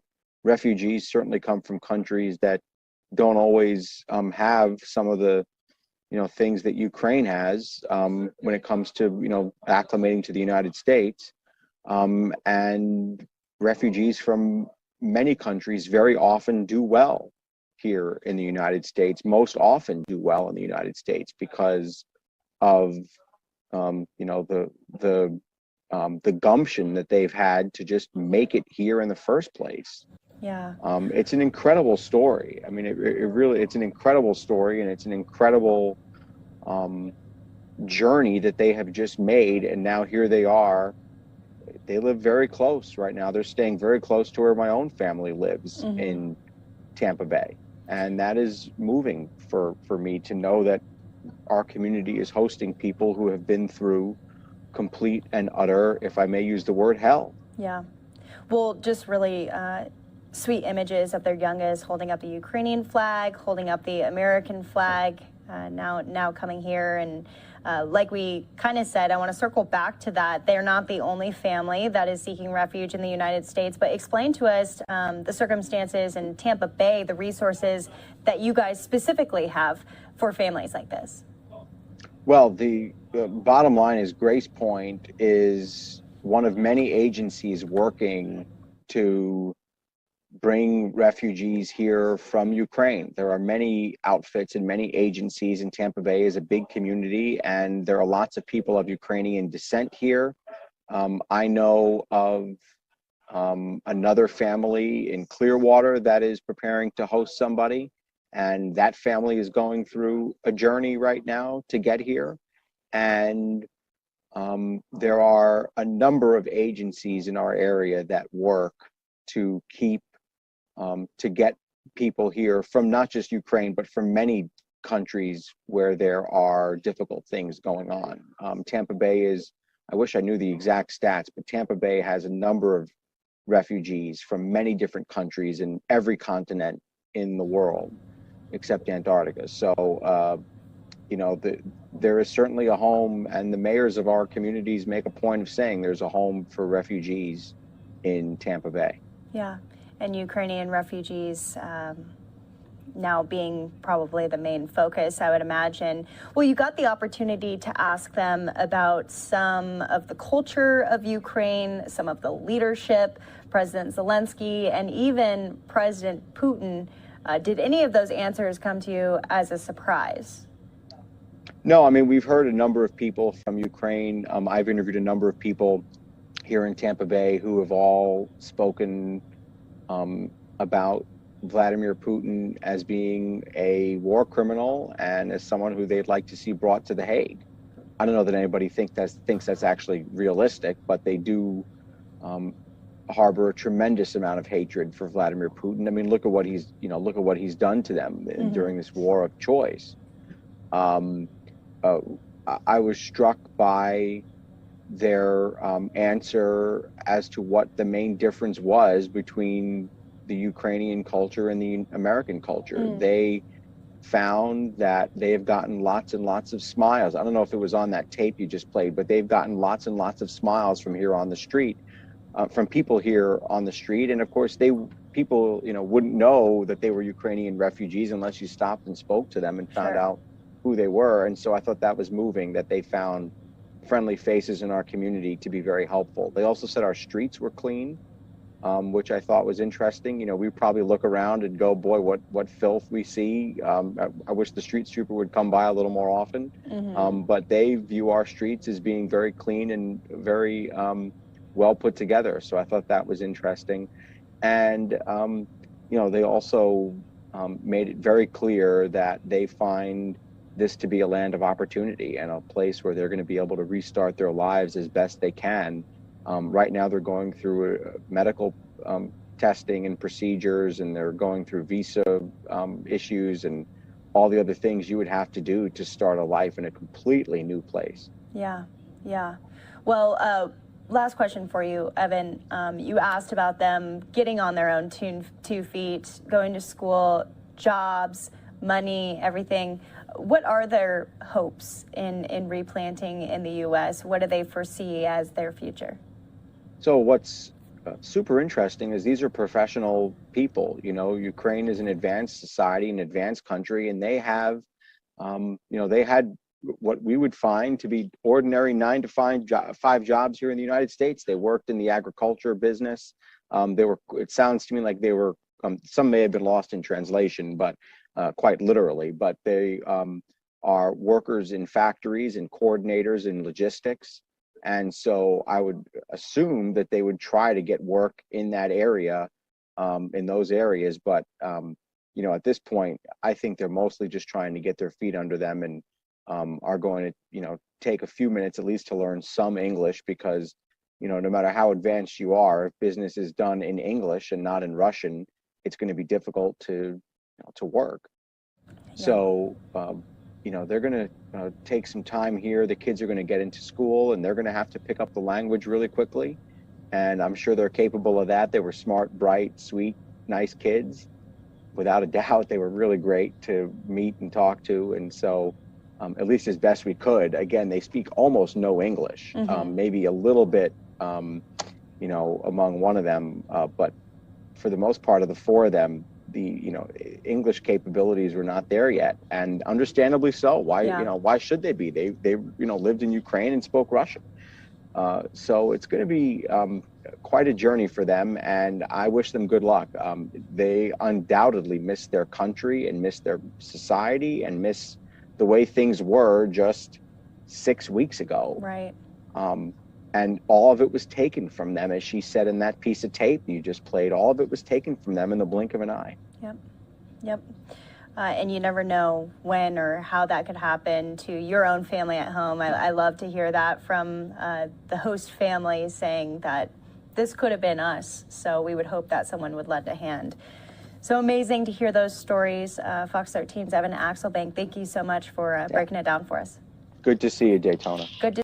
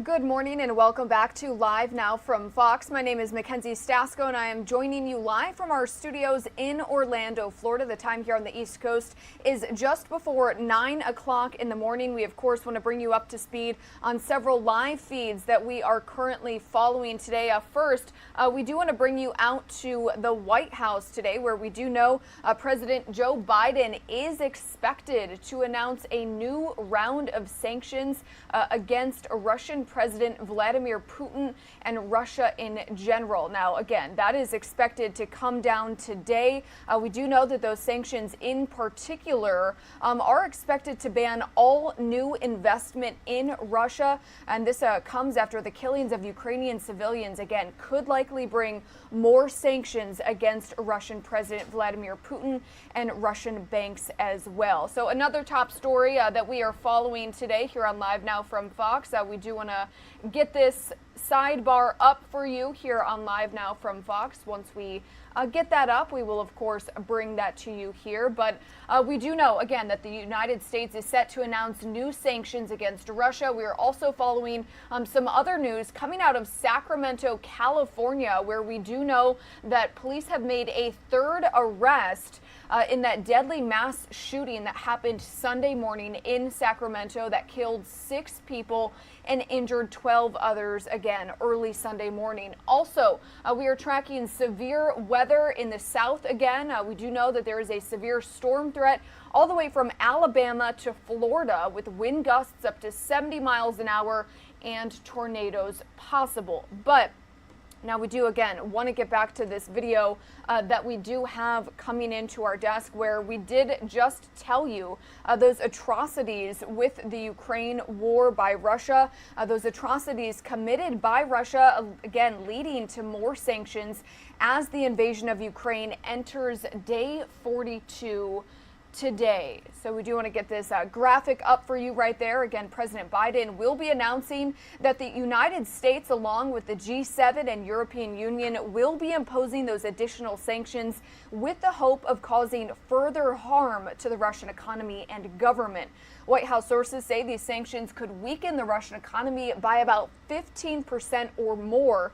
The U.S. also plans to send $100 million in aid to Ukraine to help with anti-armor systems. Now, the Biden administration says there is clear evidence of war crimes. Our Fox News correspondent Doug Luzader has the latest developments from Washington.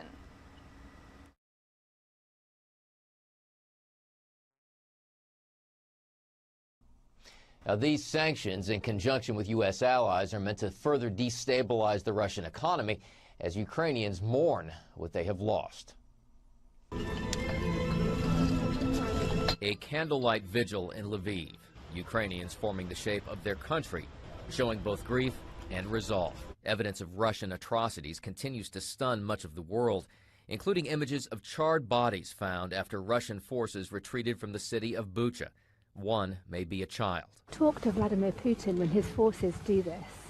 Go to hell. Ukraine's interior minister had a message for Russian President Vladimir Putin, and the White House today with a message of its own, announcing a new round of sanctions to crack down on investments in Russia as well as financial institutions there. What we are doing, and we're already seeing effectively happen, is the financial system in Russia is near the brink of collapse. Ukrainian President Volodymyr Zelensky lashed out while addressing the United Nations Security Council and called for a tribunal to investigate war crimes. Anyone who has given criminal orders and carried them out on our people will be brought before the tribunal. It should be similar to the Nuremberg tribunals. And a sobering assessment from the Pentagon about how long this war may last. I do think this is a very protracted conflict, and I think it's at least measured in years. I don't know about decade, but at least years for sure. Years of unimaginable loss. This searing image showing a young boy standing in front of his mother's grave. Another casualty in a war that grinds on and on. And the White House has announced another transfer of arms to Ukraine, about $100 million worth. That's part of the $13 billion aid package already approved by Congress. In Washington, Doug Luzader, Fox News. Doug, thank you for that report. Now, as promised, we do want to bring you up to speed on our top stories today, where you did just hear from Doug's report that the United States again, once one more time, is set to announce new sanctions against Russia today that will impose significant cost to Russia's economy. Again, we have learned that a third arrest made in connection to that Sacramento shooting over the weekend that killed 6 and injured 12 others. Now, also severe storms. You can see our X-Rad weather radar right up there in the corner of your screen. We do know that there is a severe storm threat from Alabama to North Florida with wind gusts possibly up to 70 miles an hour and tornadoes possible. We do know South and the Southeast have been dealing with storms, severe storms, for the past 3 weeks. Now, we also have another live feed coming into our desk of the Polish-Ukrainian border, which we've been bringing to you all along since this war started 42 days ago. You can see Ukrainians still crossing the border, leaving Ukraine, again, as this war enters day 42. So, again, these are just a few of the top stories that we are following here on Live Now from Fox. Earlier today, Ukrainian President Volodymyr Zelensky did address the Irish Parliament. We do want to get to that video here on Live Now from Fox. You see this here on your screen. He did appear virtually from the capital of Kyiv, addressing Ireland's Parliament just a few hours ago, saying that Russia is using hunger as a weapon. Zelensky again spoke remotely, telling Irish lawmakers that Russian troops are targeting civilian food storage depots and agricultural equipment. He also said that we need to start thinking about the restoration of Ukraine following the war, inviting countries like Ireland to help rebuild when that time does come. Ireland's Prime Minister spoke to Zelensky. He saluted him for his personal bravery, adding that Ireland will continue to welcome those who have been forced to leave Ukraine. We do know so far Ireland has welcomed in 18,000 Ukrainian refugees since the war began back on February 24th.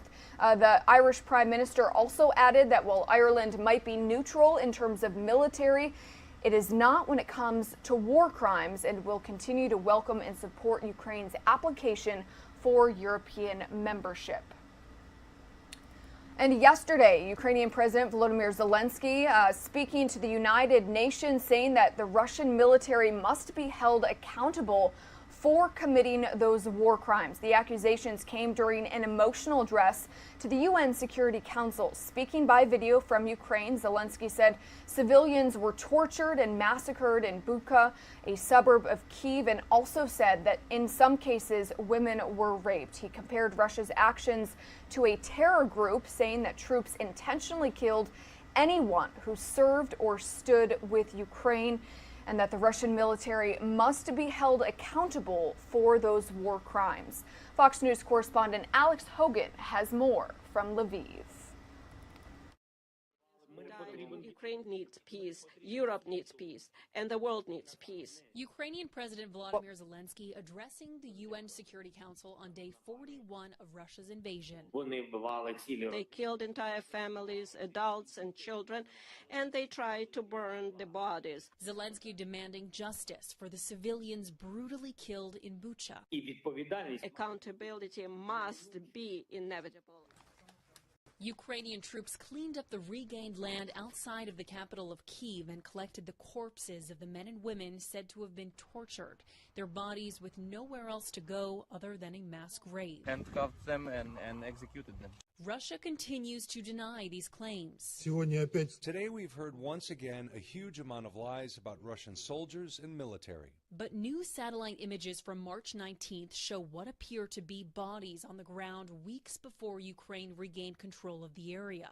Fears mounting of Russia turning its strategy to chemical weapons after the Ukrainian parliament shared this photo of what they call an attack on a tank filled with toxic nitrogen dioxide gas. One U.S. government expert told Fox News that if Russia intended to release that gas, then it might be considered a chemical weapons event. The governor of the Luhansk region urging those nearby to stay inside. As the military shifts its offensive, Russian troops are pulling out of the north and regrouping in Belarus. We expect a further Russian push in the eastern and southern Ukraine. Civilian evacuations once again being blocked from the eastern city of Mariupol, according to Ukraine's deputy prime minister. The nearly 100,000 trapped residents have been rationing food or starving, with no access to humanitarian aid. The amount of destruction, the amount of human suffering that we are seeing in places that we can reach is really shocking. Yet none of the country remains untouched by the toll of the invasion. Here in Lviv, families stood in the rain, grieving the latest casualties of war. In response, nations are kicking out foreign dignitaries. France, Germany, Sweden, Spain, and Portugal are on the growing list of countries expelling their Russian diplomats. In Lviv, Ukraine, Alex Hogan, Fox News. Alex, thank you for that report. And we do want to break away from that and bring you out to a live feed that we do have currently coming into our desk of NATO Secretary General Jens Stoltenberg, who is currently in Brussels, Belgium. So we are going to go ahead and listen in. Order. So we need to be prepared for a long haul. We need to support Ukraine, sustain our sanctions, and strengthen our defenses and our deterrence, because this can last for a long time and we need to be prepared for that. We will be joined by Foreign Minister Kuleba from Ukraine, and I think it's important that we have this opportunity to engage directly with him, to discuss with him, to listen to Minister Kuleba, and also to discuss the way forward together. We will also be joined by other partners, the Foreign Minister of Georgia, Finland, Sweden, the European Union, and also by our partners from the Asia Pacific, Australia, New Zealand, Japan and South Korea. These are all highly valued partners. Tonight, foreign ministers will discuss NATO's new strategic concept, a strategic concept which will address, of course, the new security reality we are faced with. The strategic concept will be the roadmap for NATO on how to address a more dangerous world and how to make sure that we continue to protect and defend all NATO allies. In the strategic concept, we need to address the security consequences of Russia's aggressive actions, of the shifting global balance of power, the security consequences of a much stronger China, and the challenges Russia and China are posing together to our rules-based international order and our democratic values. But of course, also in the strategic concept, we will chart out the strategy for how to deal with cyber, hybrid, terrorism, and also the security consequences of climate change. So I'm looking forward to the meeting, and it will be an important meeting, not least facing the grim reality in Ukraine. And with that, I'm ready to take your questions. Mr. Stoltenberg, some allies are already sending heavy equipment to Ukraine. Others are still reluctant, such as Germany. What is your position? Should, in this new phase of the war, Western allies send heavy weapons, heavy equipment, such as tanks, to Ukraine? NATO allies have supported Ukraine for many years. We have trained the tens of thousands of Ukrainian troops who are now on the front fighting the Russian invaders. And the NATO allies have also provided different kind of equipments over many years. And of course, this combined with the courage, the commitment of the Ukrainian armed forces is really making a difference every day on the battlefield.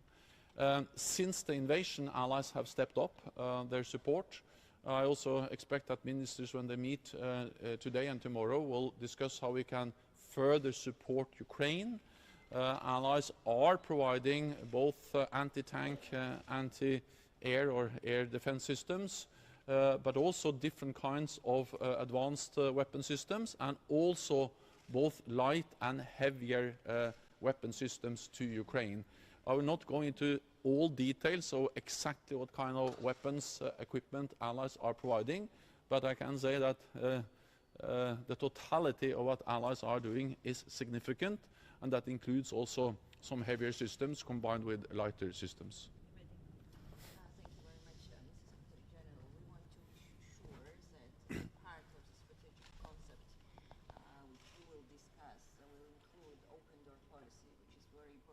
Georgia as an aspirant country, especially now. What can you tell us about this, more about this? And also, you yesterday said that the importance of stepping up the support for Georgia and support country to prevent future aggression. What do you mean and what threats do you see? Thank you. I believe that one of the lessons we all should learn from the invasion of Ukraine by Russia is that it is important that all of those who believe in democracy, the rule of law, need to provide support to close and highly valued partners like Georgia. It's better to support them sooner than later. And therefore, one of the issues that will be discussed at the foreign ministerial meeting today and tomorrow is how can we step up support for other partners which are under Russian pressure. And of course Georgia is one of them. Russia controls part of Georgian territory, and we will look into how we can provide more support, both when it comes to everything from cyber to secure communications, capacity building, and other ways to strengthen Georgia in resisting the pressure from Russia. NATO's door remains open. The enlargement of NATO over several decades has been a great success, helped to spread democracy, the rule of law, stability, peace across Europe. And it is for the applicant country, the country aspiring for membership, and for the 30 allies to decide on membership issues. Russia and no other country has any veto on that issue. It is for the applicant and the 30 allies to decide.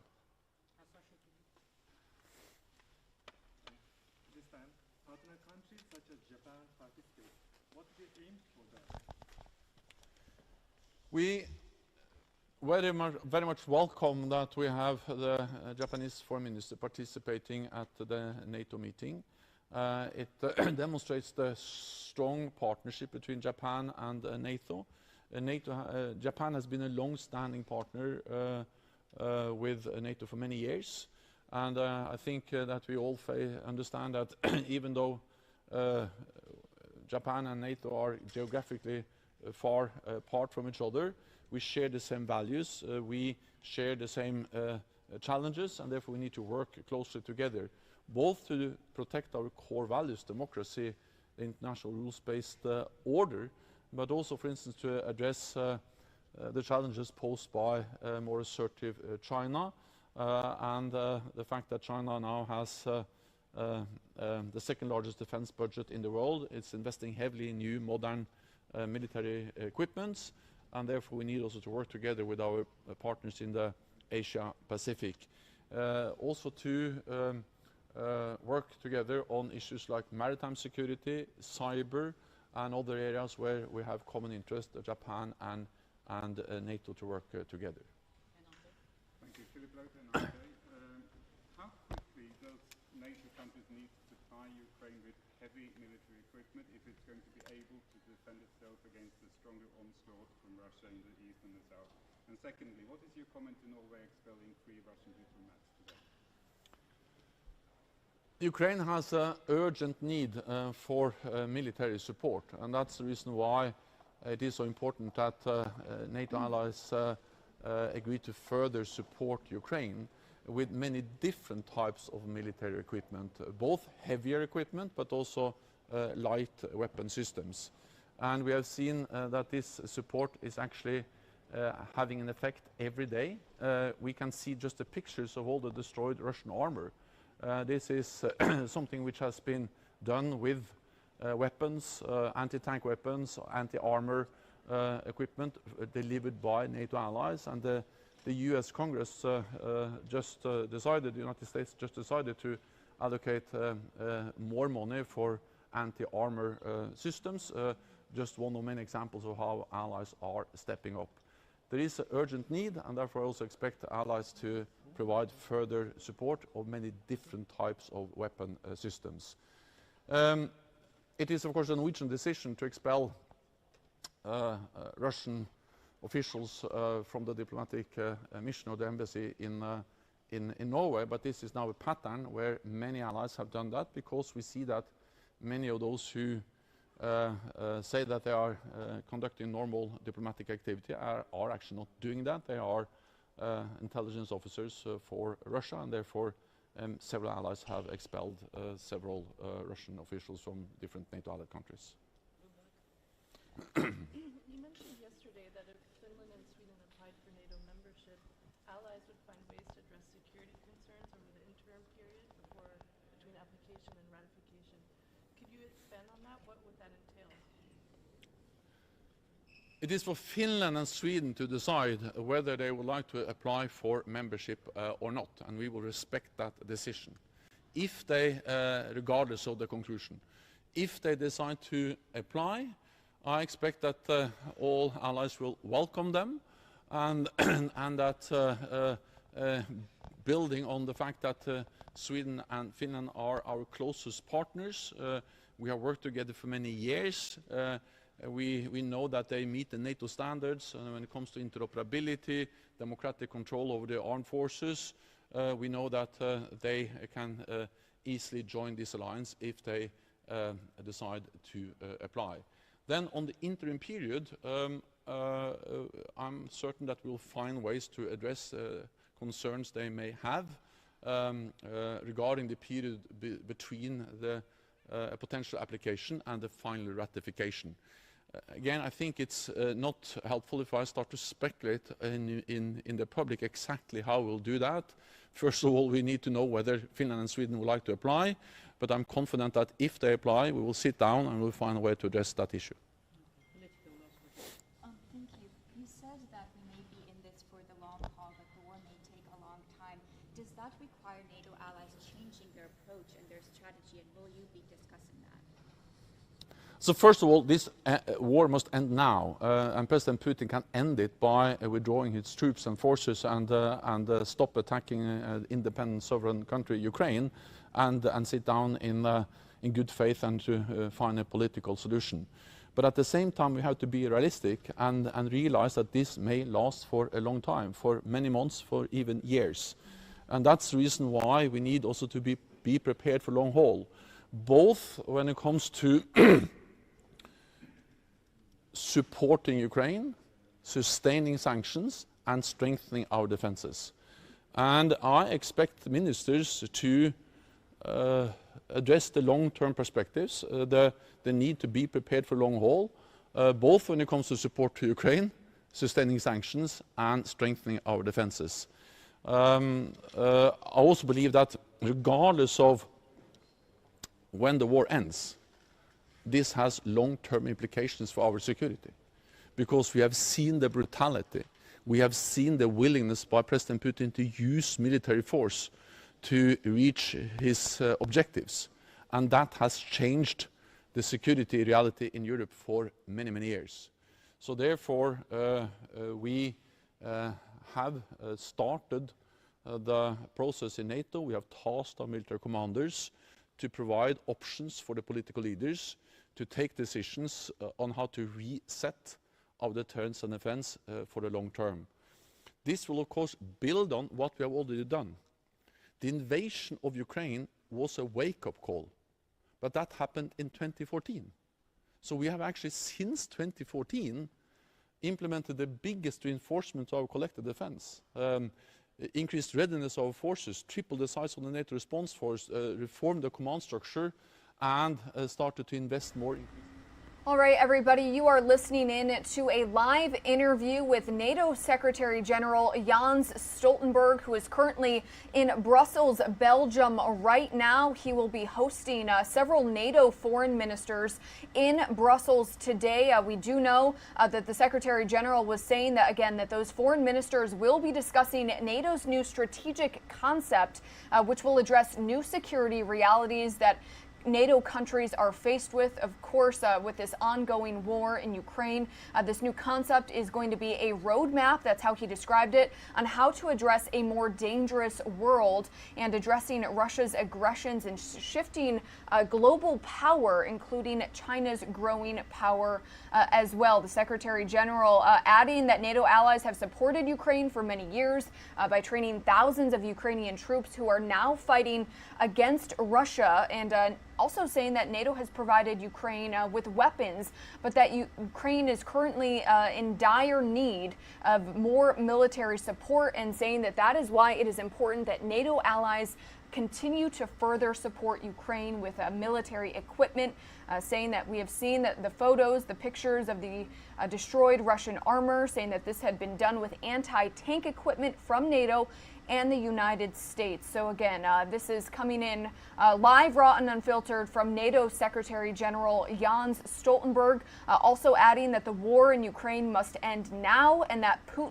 Russian President Vladimir Putin, must withdraw his troops from Ukraine. He's saying that the invasion of Ukraine was a wake-up call, but that it happened in 2014 with the annexation of Crimea, adding that we need to take a new step for a more long-term strengthening in terms of defense. And he says that he is certain that that will be discussed today and tomorrow, which again is happening in Brussels, Belgium, meeting with several NATO foreign ministers. They will also be having a similar meeting coming up in Spain later this summer. So again, this is the latest news coming in from Brussels, Belgium, from NATO Secretary General Jens Stoltenberg. We'll have an update on this in just a little bit. But in the meantime, we are going to take a quick 2-minute commercial break. We'll be right back.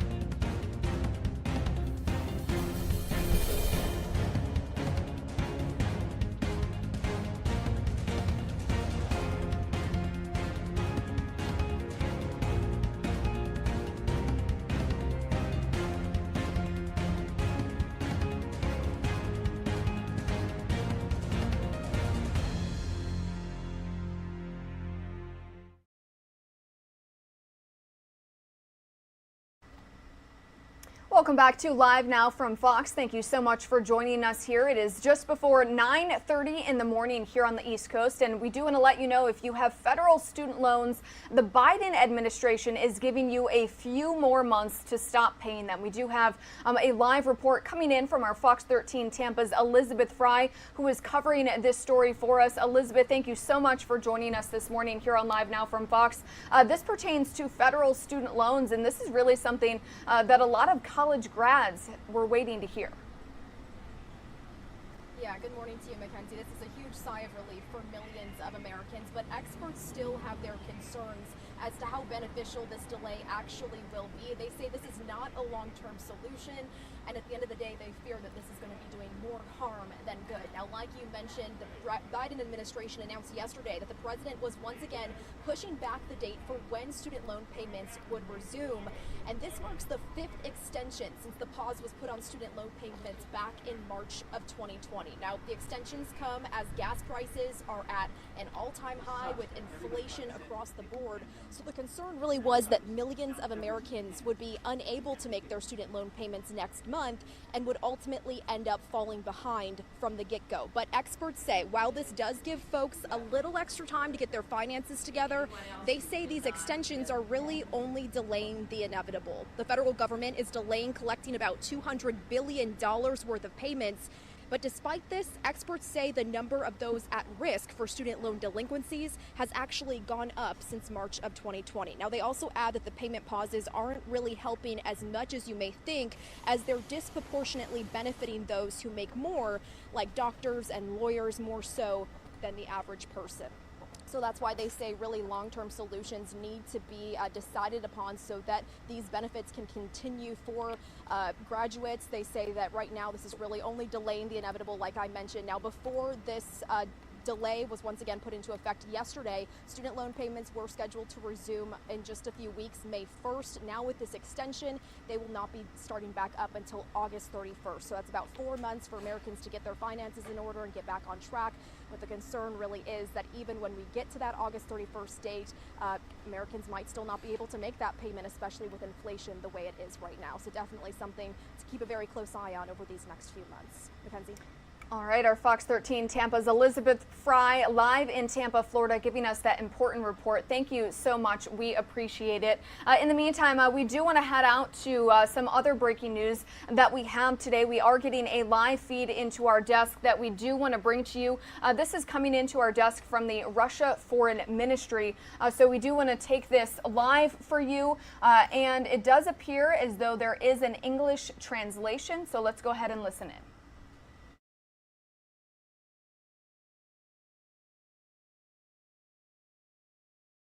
Regarding the cancellation of flights and the closure of borders. If there is no logical explanation for that, it should be thought up. That's the reason for everything that's happened. It's the same scenario as in 1944. They just implemented it again. That's why we call those people in Ukraine neo-Nazis and punishers, because they are professing this logic. They have nothing that would set them apart from the people that were called fascist and Nazis back then. They think that they have found a powerful instrument to destroy the people that do not share their ideology, or frighten them at least. That's the thing that we are fighting against. That's what the regions of Ukraine rebelled against, and the people of the region.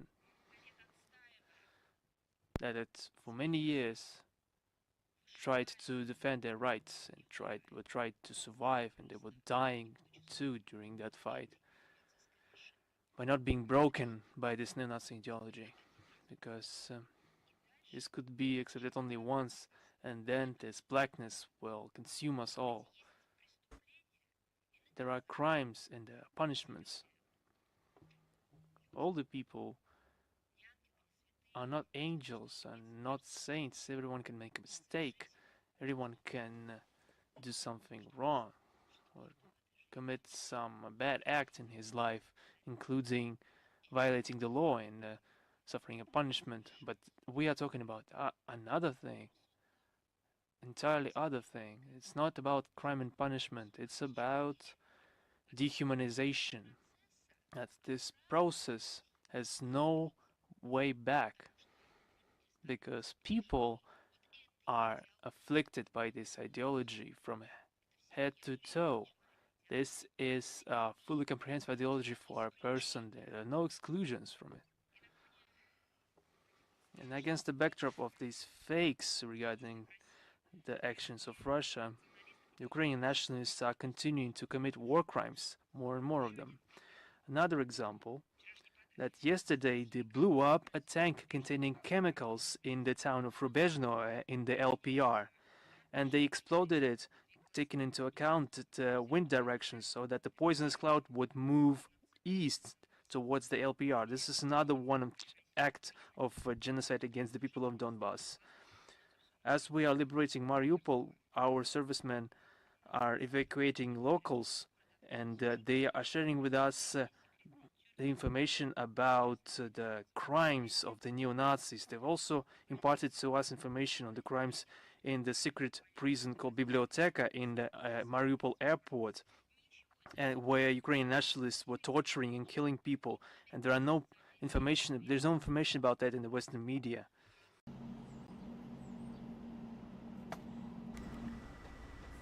All right, everybody, you are watching Live Now from Fox. We were just getting a feed into our desk coming in from Moscow, Russia. We do want to take this graphic down for you since this is a shot of the White House and not a shot of Russia. But that feed you were just listening to was coming in from the spokesperson from the Russian Foreign Ministry, speaking about possible war crimes, also claiming that Russian troops are what she called liberating the southern port city of Mariupol in Ukraine. Of course, that is not true and not what we have been reporting here on Live Now from Fox. So unfortunately, that feed did cut out for us, but as soon as we get that back, we will, of course, bring that to you live, raw, and unfiltered. And it does appear that feed is coming back into our desk. So let's go ahead and listen in.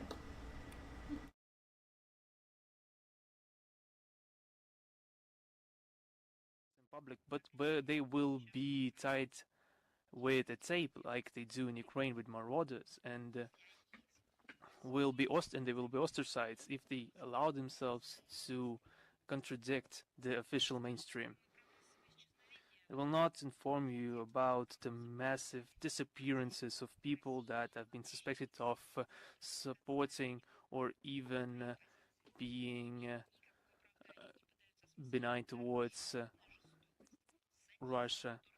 We are seeing sadism and cruelty that Ukrainian servicemen are expressing towards Russian POWs.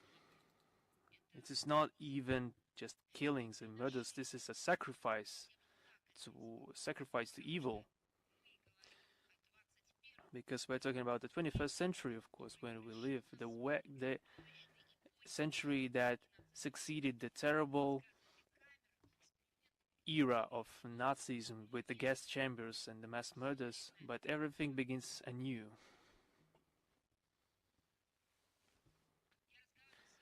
I've conversed with my colleagues, and I was warned against watching this footage. I didn't watch the entire thing because it is not something that you cannot entirely support. You just cannot entirely to bear with it. They just plucked out eyes. They dismembered live people. Just listen to it. They dismembered live people in the center of Europe. Who are you defending, Mr. Di Maio, Mr. Macron? I'm not even talking about the representative of the UK. But you are those Europeans in those countries that have become a cradle for democracy and the current legal system of Europe. And not only Europe, but the entire world. Who are you defending exactly? Unfortunately, no one sees it, not because there is no information, not because they don't want to see it, because they have chosen the other side. Perhaps the other side of history. It's the same thing as they did 8 years ago.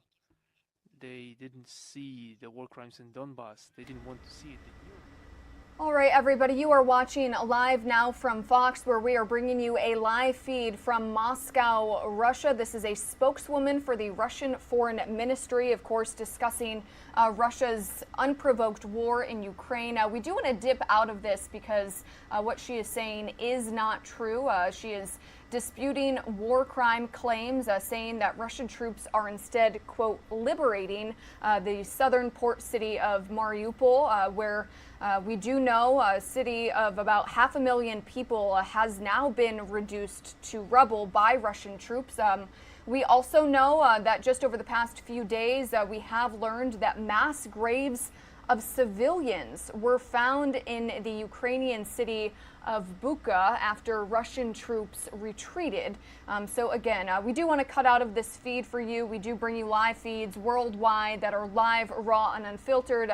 And so unfortunately, this one we do have to cut out of, and we do want to show you why, because what she is saying is simply not true. But we do want to warn you in this next video that we are going to show you, viewer discretion is advised.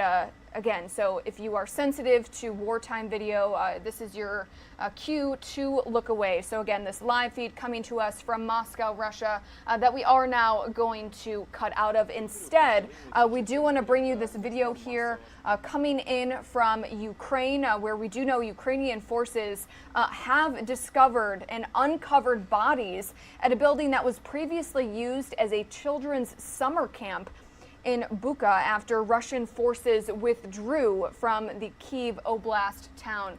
Now, we do want to get you a graphic right up here on your screen, kind of describing what is happening here. This video released by Current Time yesterday shows bodies that they reported were left in a basement with their hands tied behind their backs and bullet holes in their heads. Multiple bodies were seen strewn across streets elsewhere following Russia's retreat in the city. Other video by Current Time shows 4 bodies in a shallow grave in a nearby forest. According to our partners at Current Time, the bodies were of a wife, husband, and their son. Ukrainian President Volodymyr Zelensky, as we know, has been accusing Russian troops of atrocities against civilians, like you see here in this gruesome video, claiming that entire families have been killed.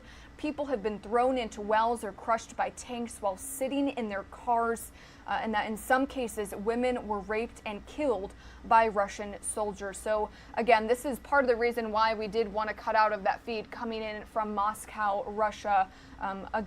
This is just one of the videos we do have coming into our desk. We also have some dramatic first-person footage recorded back in mid-March in Mariupol, Ukraine. It captures civilians running for shelter in a residential area in the besieged city as Russian shelling is heard. These videos offer a glimpse into the dangers faced by civilians in Ukraine in intense fighting that is dragged on for more than 6 weeks. This video was recorded in the span of less than 40 minutes. It picks up along the west side of the city. You can see very few people on the street here, but a handful of civilians can be seen carrying goods amid the sound of explosions and fires, as you see here on your video. Again, just one of the cities left in ruins by Russian troops. We do know in late March, a spokesperson for the mayor here said that close to 5,000 people, including roughly 210 children, had been killed. Also, some other video coming in from the war in Ukraine. Hospitals were among civilian buildings damaged by shelling in the Ukrainian city of Mykolaiv on Monday. The governor there released this security footage, which shows the exact moment an ambulance, which is parked outside of a hospital, was damaged by a Russian airstrike. Now, just yesterday, the Prosecutor General's office said that about 12 people were killed and 41 were injured, including 4 children, as a result of Russian attacks on the city. Now, we do want to head back out to the White House today, bring you this live shot here where we do know that the Biden administration continues to assess what to do about those alleged Russian atrocities, which President Biden has called war crimes, but has not specifically labeled it genocide. But new economic penalties against Moscow are coming as the president welcomed an old friend back to the White House. Fox News White House correspondent Peter Doocy has the details. Economic sanctions haven't stopped Putin so far, but more sanctions are on the way, even as the White House admits they'll take time to work. How much time do you guys think that these innocent Ukrainians have? Sanctions are just one component of the tools that we have at our disposal. What we are doing, and we're already seeing effectively happen, is the financial system in Russia is near the brink of collapse. The Biden administration is accusing Putin of unimaginable cruelty. What we've seen in Bucha is not the random act of a rogue unit. It's a deliberate campaign to kill, to torture, to rape, to commit atrocities. But they're still hesitating to use the word genocide for now. With respect to genocide specifically, that is a formal legal determination. It takes a great deal of evidence. A former Obama-era defense secretary thinks it's only a matter of time before they do. What he says is important. He's already said these are war crimes. Genocide, I think, as most people know, there's a technicality to is it genocide or not genocide. I suspect President Biden will say that. He didn't want to say anything on the topic today. Mr. President, at what point does it become a genocide? And he did, as part of a new push to expand Obamacare ahead of the midterms. The stage in the East Room was worthy of a double take. We just had lunch together, and we weren't sure who was supposed to sit where. White House officials insist that even though this is Obama's first trip to the White House in more than 5 years, he remains close with the president. Vice President Biden, Vice President. That was a joke. There were lots of jokes like that as Democrats try to tell a news story. We didn't hear anything today about Ukraine or inflation or immigration from 44 or from 46, but we did hear a lot of talk about the good old days when Barack Obama was president. At the White House, Peter Ducey, Fox News. All right, Peter, thank you for that report. Now, we do want to bring you some good news coming out of Ukraine. There is some light coming out of these dark moments. A Kharkiv couple who volunteered as medics since the start of Russia's invasion and war in Ukraine married over the weekend amid ruined buildings in their city. You see them right there on your screen, the bride dressed up despite this ongoing war. They married amid the damaged northeastern Ukrainian city of Kharkiv, which was a target of Russian airstrikes since the beginning of the invasion back on February 24th. Bride Anastasia and groom Anton took care of patients in their homes. Anastasia is a nurse for chemotherapy patients, and Anton is a dentist who ran a clinic in the Kharkiv suburb of Saltiva. According to a translation, the couple said, quote, "Love will defeat everything," adding that no other feeling has such strength despite all of the horrors that are currently happening in Ukraine, adding that there is still room for love, kindness, and affection.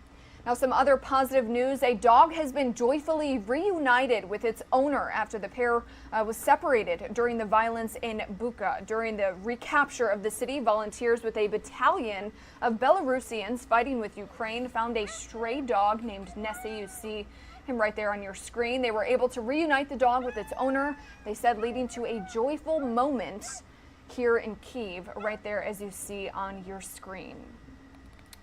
And today, Pope Francis is calling for peace in Ukraine and prayers for the children of war. His Holiness cited the massacre in Ukraine as he called for an end to the cruelty carried out against civilians. He talked about the violence at his Wednesday general audience at the Vatican, urging parishioners to pray for all Ukrainians. He was also joined by several Ukrainian children as he kissed a battered Ukrainian flag brought to him from Ukraine. Afterwards, the Pope again called those children the fruit of war as they managed to flee their country and find safety. Now, we do want to bring you out to some other news that we are following today here on Live Now from Fox. We do have 3 live feeds coming into our desk. The first one coming in from Brussels, Belgium, where we do know that the NATO foreign ministers are arriving in Brussels at this very moment. Just, a few moments ago, probably within the past 15 minutes, we did hear from NATO's Secretary General Jens Stoltenberg ahead of this meeting, again, happening in Brussels, that that is expected to happen within the next hour or so. And as soon as we get that, we will, of course, bring that to you live, raw, and unfiltered. We also have stocks dropping today. Midweek, you can see the New York Stock Exchange down about 300 points. Stocks just opening within the past 15 minutes. And later today, we do know that the White House is expected to issue a new round of sanctions against Russia and Russian President Vladimir Putin as this war in Ukraine now enters day 42. Also, we do have some other news related to Washington, D.C. happening that we do want to bring you. This relating to the Supreme Court nominations. We do know that by the end of the week, Ketanji Brown Jackson could be confirmed as the next Supreme Court justice. Our Fox News correspondent Lauren Blanchard is in Washington with more. The stage is set. People can delay in terms of time, but they can't delay the vote. Majority Leader Chuck Schumer is lining up the Senate to make history this week. Untold millions of kids will open textbooks and see pictures of Justice Jackson and understand in a new way what it means to move towards a more perfect union. At least 3 Republican Senators Mitt Romney, Susan Collins, and Lisa Murkowski are on board with Judge Ketanji Brown Jackson's Supreme Court nomination. I want to thank them as well as others who might join them. She deserves bipartisan support.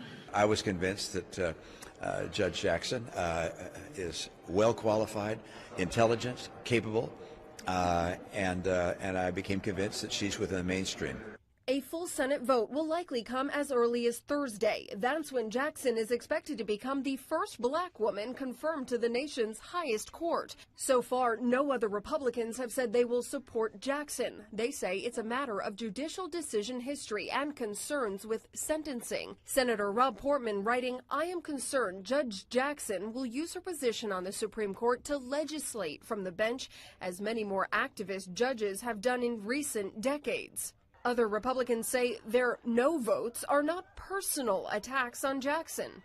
This is not about finger pointing or partisan spite. Jackson is one of the highest polling Supreme Court nominees. A Fox News survey in March found that 56% of Americans would confirm her to the bench. In Washington, Lauren Blanchard, Fox News. Lauren, thank you for that report. And we do know today also happening in Washington, D.C., executives from 6 of the country's biggest oil companies will be testifying before members of Congress about the industry's role in rising gas prices. And if you own a car, you know exactly what we are talking about. Now, the House Energy and Commerce Oversight Committee is holding the hearing today. They will also be discussing revenues, stock buybacks, domestic oil production, and other corporate practices. The subcommittee scheduled the hearing amid fears that the oil industry could be profiting from the war in Ukraine. And we do want to head back out to stocks today. We want to take this graphic down where you again, you can see stocks just opened about 20 minutes ago, currently down quite a bit. But of course, this will shift throughout the day. So the New York Stock Exchange currently dipping at 285 points right now. It is about 9:47 here on the East Coast. You are watching Live Now from Fox. We'll be back in 2 minutes.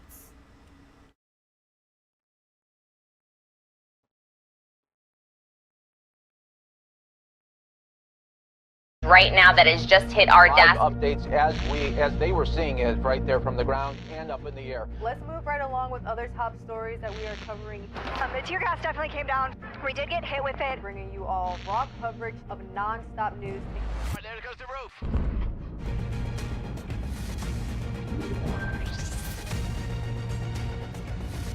We got you covered here on Live Now from Fox. We are just getting started here for you.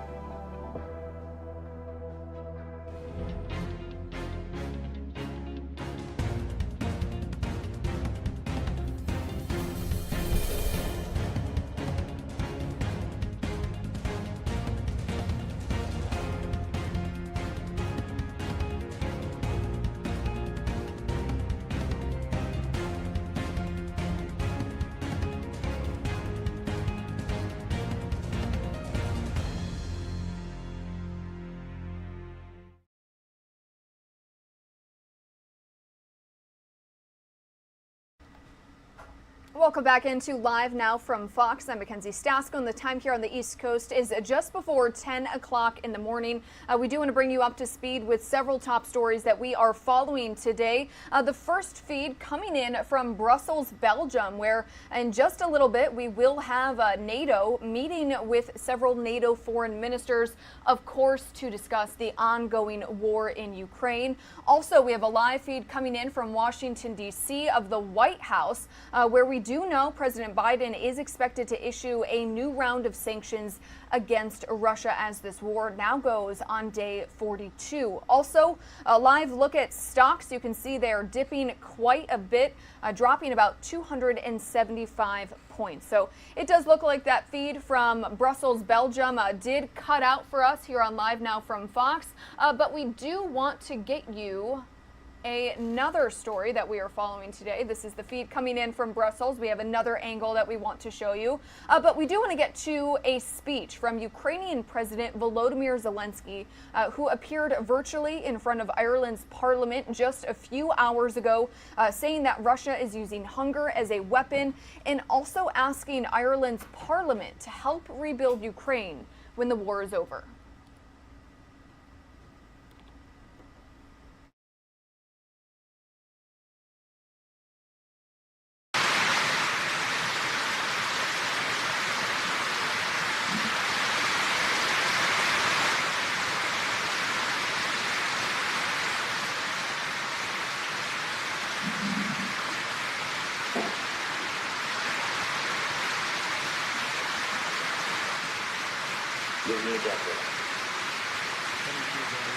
Thank you very much.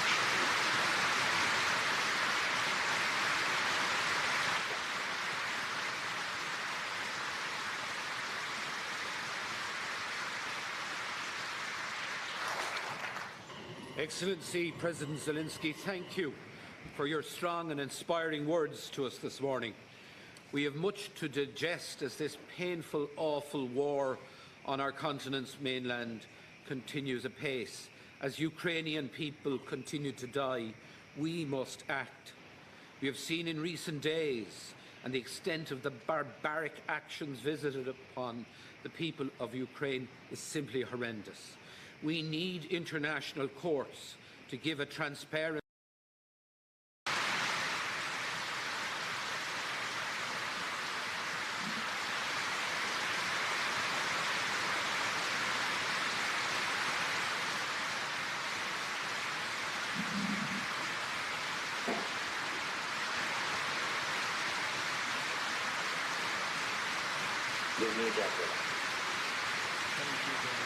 Thank you very much.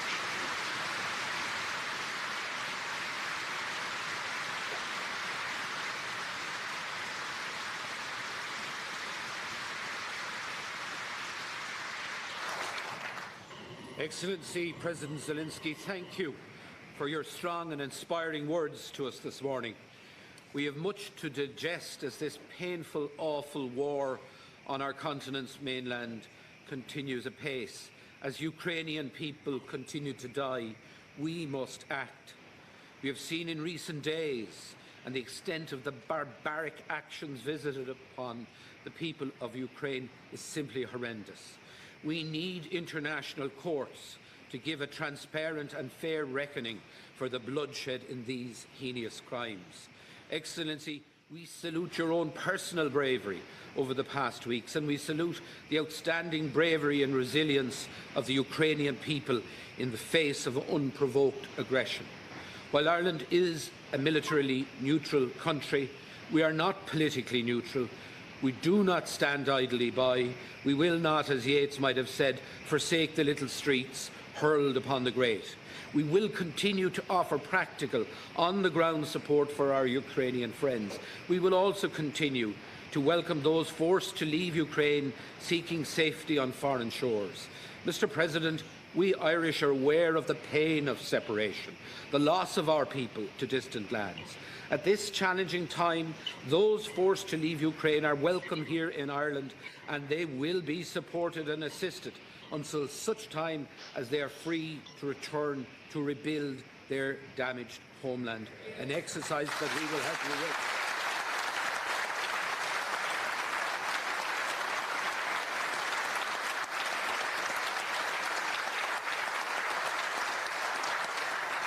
Most of us here in this chamber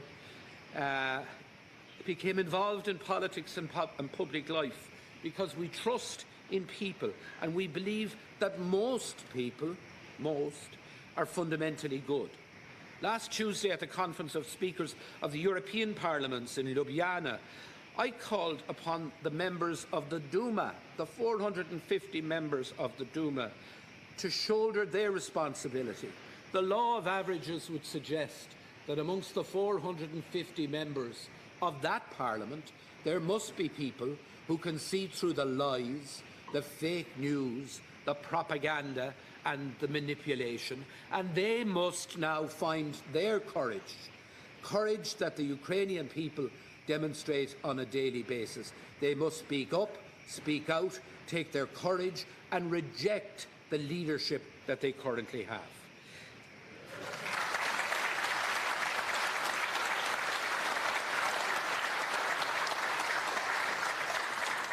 There are 143 decent Russian people in populating that country. Again, the law of averages would tell us that many of those people must be fine, decent, honourable people who have a respect for human rights. Well, your people are being asked to show courage that goes beyond the bounds of human endurance. Please God, the people of Russia will now find their courage to also reject what is being done wrongly and devastatingly in their name. In conclusion, Mr. President, thank you for honouring us and in joining us today. And we will continue to support our Ukrainian friends. Gugamadi dia slán shiv ilig, snablianta agus snamiasa atharoing.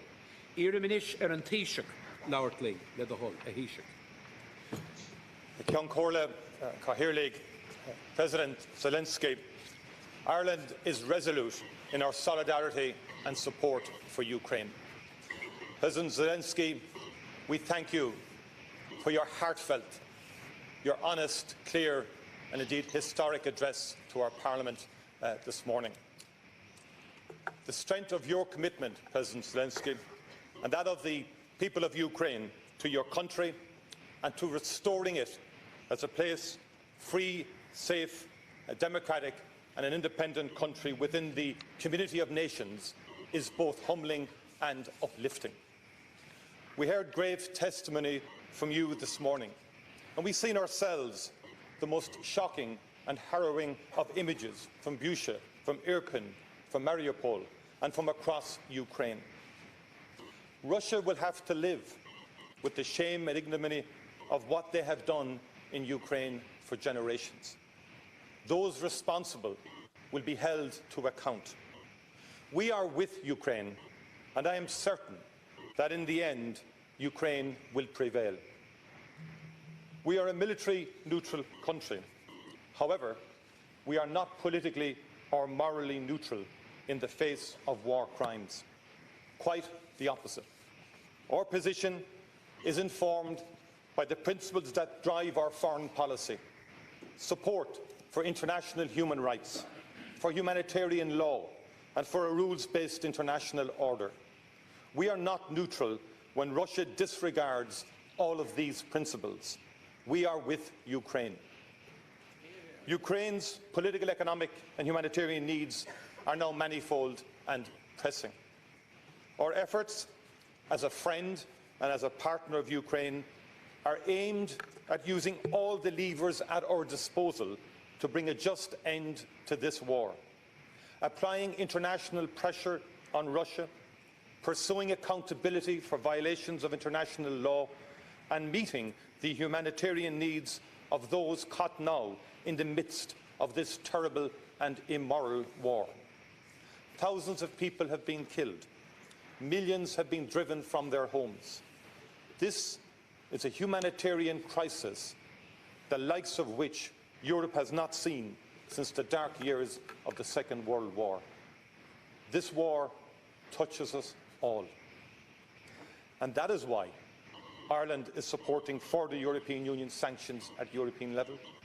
We need a sanctions regime that brings it home to Putin and his regime that he will not, he cannot succeed. And we want the strongest possible sanctions against the Russian Federation and will pursue those. And that is why also we support the establishment of a Solidarity Trust Fund for Ukraine, agreed by European Union leaders when we met in Brussels on the 24th of March to support the government of Ukraine now and when the war is over to support reconstruction. That is why I've welcomed and support Ukraine's application for European Union membership.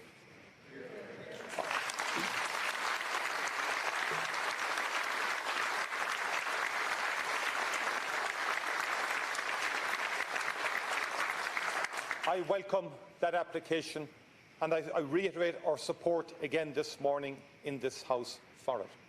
It is the democratic right of Ukraine and the people of Ukraine to decide your political orientation. You have chosen to apply for European Union membership. We know that EU enlargement has been a force for stabilisation and democratisation in the European Union's neighbourhood. It is in the European Union's strategic interest. It is in Ukraine's interest. As I said to you, President Zelensky, when we spoke on the 16th of March, I will continue to support Ukraine's case. And that is why also we have committed €20 million in direct humanitarian funding, delivered through proven international agencies active on the ground, and we will do more. This is to meet urgent needs of those in need in Ukraine and indeed in neighbouring countries, including shelter, medical care, health, water and sanitation. As well as financial support, through a collaborative effort, we are in the process of delivering medical equipment, including ambulances, ultrasound machines, mobile X-ray machines, ventilators and incubators. On the 26th and the 28th of March, 2 dispatches of urgently required medical equipment left Ireland, and more will follow. That is why Ireland has contributed our full share to the European Peace Facility's €1 billion military assistance package for Ukraine. We've also provided ready provisions and body armour to the Ukrainian military. We will also continue, President Zelensky, to support any avenue that can lead to an immediate ceasefire. In light of what has been revealed in the areas from which Russian troops have withdrawn, that task will now be even more difficult. I therefore especially commend your commitment, President Zelensky, to continuing to try, despite the enormous challenges you face. Please know that we are with you in that task, and that we stand ready to contribute to and to support any initiative which can lead to a just peace for the people of Ukraine. But I know that the people of Mariupol cannot wait for talks to conclude. Their needs are too urgent. We need to see genuine humanitarian corridors opened and implemented. Ireland, along with our partners, will continue to support any sincere efforts at the United Nations to ensure safe and unhindered access of humanitarian assistance. Thousands of Ukrainians have arrived in Ireland since the start of this war. And Ceann Comhairle, if I may address these words to them, and I know that the ambassador of Ukraine, Larisa Gerasko, is here in the gallery for today's debate. To those All right, everybody, good morning. My name is Regina Gonzalez with you here on Live Now from Fox, taking a look back at a live feed we got into our desk earlier this morning as Ukrainian President Volodymyr Zelensky continues to address lawmakers around the world regarding the invasion into Ukraine entering day 42. He pleaded to Ireland, to Irish Parliament members, for help rebuilding Ukraine after this war is over, briefly discussing the disturbing images and scenes that they have seen across their entire country. As we stay on topic, we do want to let you know that we are monitoring this feed for you here on Live Now from Fox at this very moment. In just minutes, we should expect some live remarks from Attorney General Merrick Garland as he is joined by the FBI director discussing new and recent enforcement actions to disrupt and prosecute criminal Russian activity. So the DOJ taking a step forward to address the war in Ukraine as Well, some of you are going to see another quick 2-minute commercial break. We will be right back with some more top stories and what we've got going on for you today here on Live Now from Fox.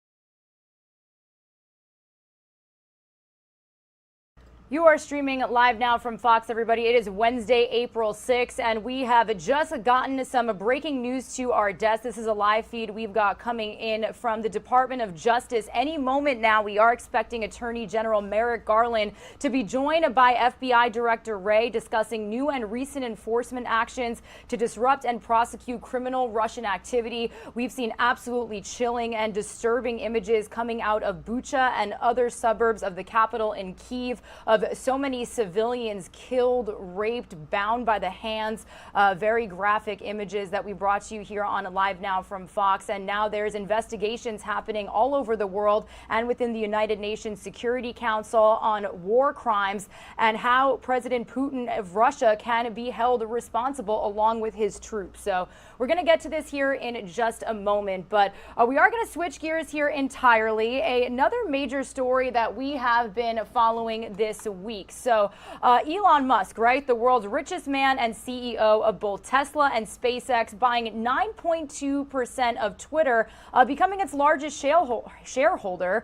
He also became a member of the social media giant's board of directors. That was announced just yesterday. So what does this mean for Twitter and its users, and why is he doing this to begin with? Well, we are being joined right now by Fox Business Network's Kelly O'Grady to get a closer look at this topic. So, Kelly, first of all, good morning to you. I want to talk about 9.2%. So this is close to 7% more than Twitter co-founder and former CEO Jack Dorsey's stake. So can you give us a ballpark of how much this even costs Elon Musk to begin with? Yeah, well, Gina, thanks for having me on. So he bought about 74 million shares a couple days ago. Now, bear in mind, the stock was down about 27% less than it is right now. So that cost him about $3 billion, but it's increased almost 30%. So if he were to actually sell his stock right now, which obviously he's not going to do because he's on the board, he would have made $1 billion. To put that into context, though, his net worth is around $290 billion. So, you know, spending a casual $3 billion doesn't really mean that much for Elon. I know, that's what we were saying here. We're like, yes, that sounds like a whole lot of money, but to Elon Musk, it's got to be some sort of chump change. Now, how has the market reacted to this news? I see that Twitter shares actually jumped 26% in pre-market trading.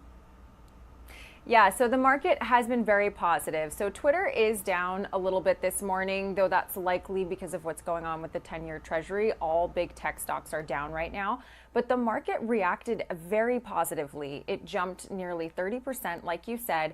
And that's because people are thinking, okay, you know, Musk is known for his visionary ideas. He's been very vocal about pushing for free speech across social media platforms for the past, how many years? I can't even count. And so what people are thinking is, okay, Twitter has been caught in the crosshairs with the government, with all of these battles around censorship. And so Musk coming in, he's likely going to make some changes. And I want to note that with the SEC filing coming out, it actually showed that he's been buying up stocks since early January. So this wasn't just a whim of, oh, I'm just going to, buy 74 million shares when I woke up on, Monday or something. He clearly has a plan and he wants to impact change. He's even been polling his users on Twitter about free speech and edit button, open source platform. So the market is pretty excited, I think, about what's to come. I know, and I got to say, I'm all for that edit button. I didn't like that. I know that feature. I'm like so sad that it hasn't, been an option for so long. One more topic that I want to mention to our viewers, like you just said, yesterday, Twitter executives gave Musk a seat on its board of directors until 2024. So what exactly does that mean? Yes, so he is not able to buy any more than 15% of the company stock. And that basically just means he's not going to be able to execute a hostile takeover. That was one of the conditions for him to receive a board seat. So he's going to be one of 11. He's one of 12 right now, but former CEO Jack Dorsey will be stepping down at the end of May at their annual shareholder meeting. So that means, yes, he has influence, but he's also going to have to build consensus among his fellow board members if he wants to push for anything. Twitter, actually, we reached out to them for a statement, and they let us know that, yes, the board has power to approve mergers, oversee performance, but they aren't involved in policy. They're not involved in day-to-day operations. That's done by Twitter management and employees. So, yes, the market is excited. You have conservative politicians calling for Musk to bring back some banned public figures, but he's not really going to be able to snap his fingers and do that technically based on the power he has as a board member. Now, you could argue, however, that he was able to garner a board seat within 24 hours of this all coming out, and he has over 80 million Twitter followers. So he does have a lot of optic influence as well, which may sway some of what he's able to do. But technically, as a board member, he's not going to be able to say, hey, Twitter, you're doing things this way, dance to my tune. It'll take a little bit more consensus building than that. Yeah, I think my favorite tweet of his was after this news was officially broken to the United States. I think he said, oh, hi, LOL. So definitely classic Elon, right? Right, classic, just basic, classic first remarks there as, the new biggest shareholder. Well, Fox Business's Kelly O'Grady, thanks so much for getting our viewers up to speed on this news that we've been following since the beginning of the week. We really appreciate you. Absolutely. Thanks for having me on, Regina. Absolutely. All right, everybody, we do want to head out live. We do have AG Merrick Garland officially speaking from the Department of Justice on the Russian invasion into Ukraine. It's officially entered day 42. Let's listen in to what he has to say live, raw, and unfiltered. I cannot close without acknowledging the horrible images that all of us have seen coming out of Ukraine, particularly from Bucha this week. We have seen the dead bodies of civilians, some with bound hands, scattered in the streets. We have seen the mass graves.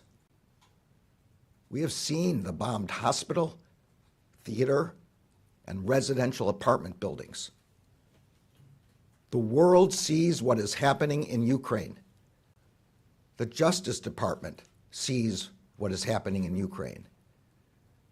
This department has a long history of helping to hold accountable those who perpetrate war crimes. One of my predecessors, Attorney General Robert Jackson, later served as the chief American prosecutor at the Nuremberg trials.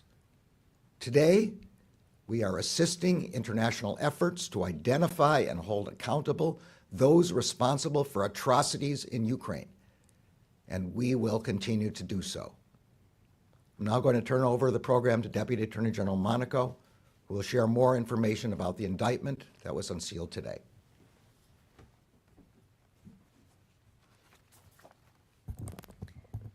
Thank you, Mr. Attorney General, and good morning, everyone. Thank you all for joining us today. As the Attorney General said, we are here today because of actions the Department of Justice has taken today and in recent weeks, actions that make clear that the same Russian government struggling to defend its unprovoked and unjustified war in the Ukraine is also corrupt at its core. The world has watched with outrage as innocent Ukrainians continue to suffer at the hands of the Russian government, and for decades, the regime has been propped up by pervasive corruption.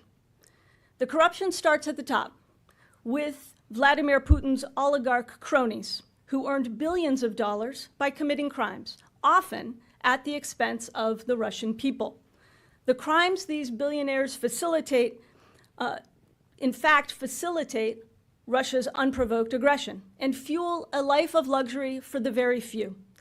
The world watches in horror as Ukrainians are forced to flee their homes, schools, and hospitals, and as they bury innocent civilians.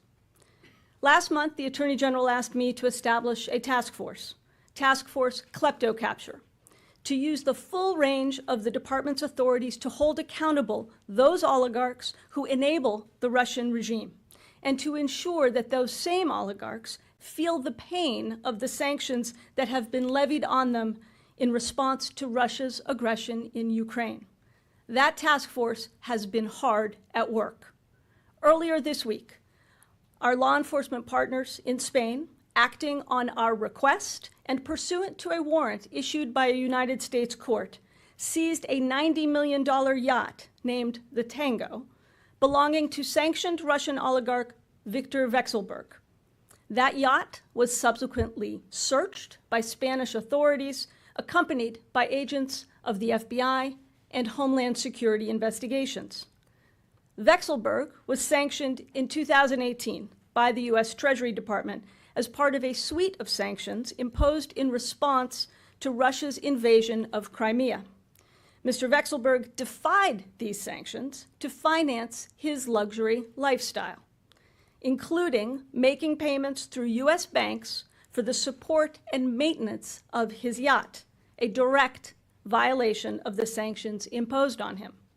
In seizing the Tango, the department demonstrated our commitment to holding accountable corrupt Russian oligarchs, a commitment we are not finished honoring.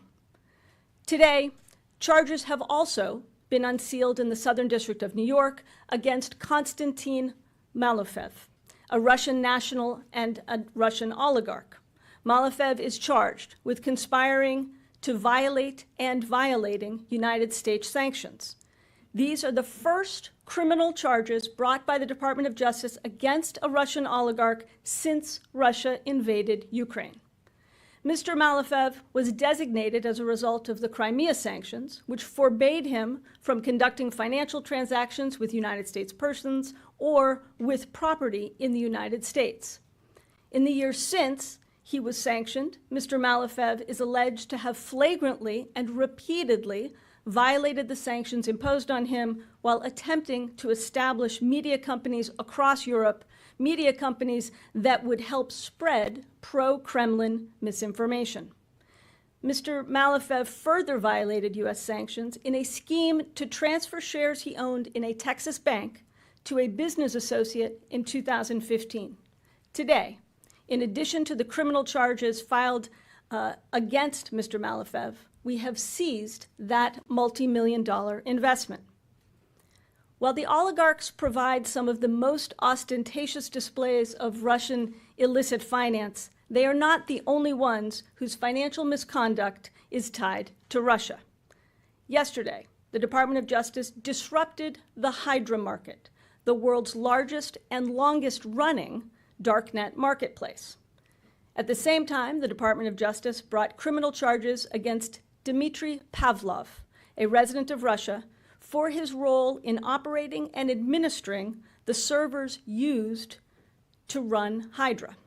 Our partners at the German Federal Criminal Police played a critical role in this operation and seized over $25 million in Bitcoin from Hydra. And our partners at the Treasury Department announced sanctions on the cryptocurrency exchanges believed to have facilitated many of Hydra's transactions. As alleged, Hydra enabled users in mainly Russian-speaking countries to buy and sell a staggering variety of illicit goods and services, including illegal drugs, stolen financial information, fraudulent passports, and even hacking tools and hacking services. Transactions on Hydra were conducted in cryptocurrency, and last year, Hydra alone accounted for an estimated 80% of all darknet market-related cryptocurrency transactions. Since 2015, the marketplace has received approximately $5.2 billion in cryptocurrency. Let me say that again. Hydra alone accounted for an estimated 80% of all darknet market transactions, more than $5 billion in cryptocurrency. Working side by side with our German partners, whose assistance was critical to our efforts, as well as our law enforcement partners at the IRS and the U.S. Postal Inspection Service here at home, the DEA and the FBI have ensured that cryptocurrency can no longer be used by these criminals to fuel their crimes. Taken together, these actions make clear that those who violate our laws should expect to face justice. As Russia and its aggression continues, we have our eyes on every yacht and jet. We have our eyes on every piece of art and real estate purchased with dirty money, and on every Bitcoin wallet filled with proceeds of theft and other crimes. Together with our partners around the world, our goal is to ensure that sanctioned Russian oligarchs and cyber criminals will not find safe haven. And now I'll turn it over to Director Wray to discuss another tool employed by the FBI to address Russia's aggression.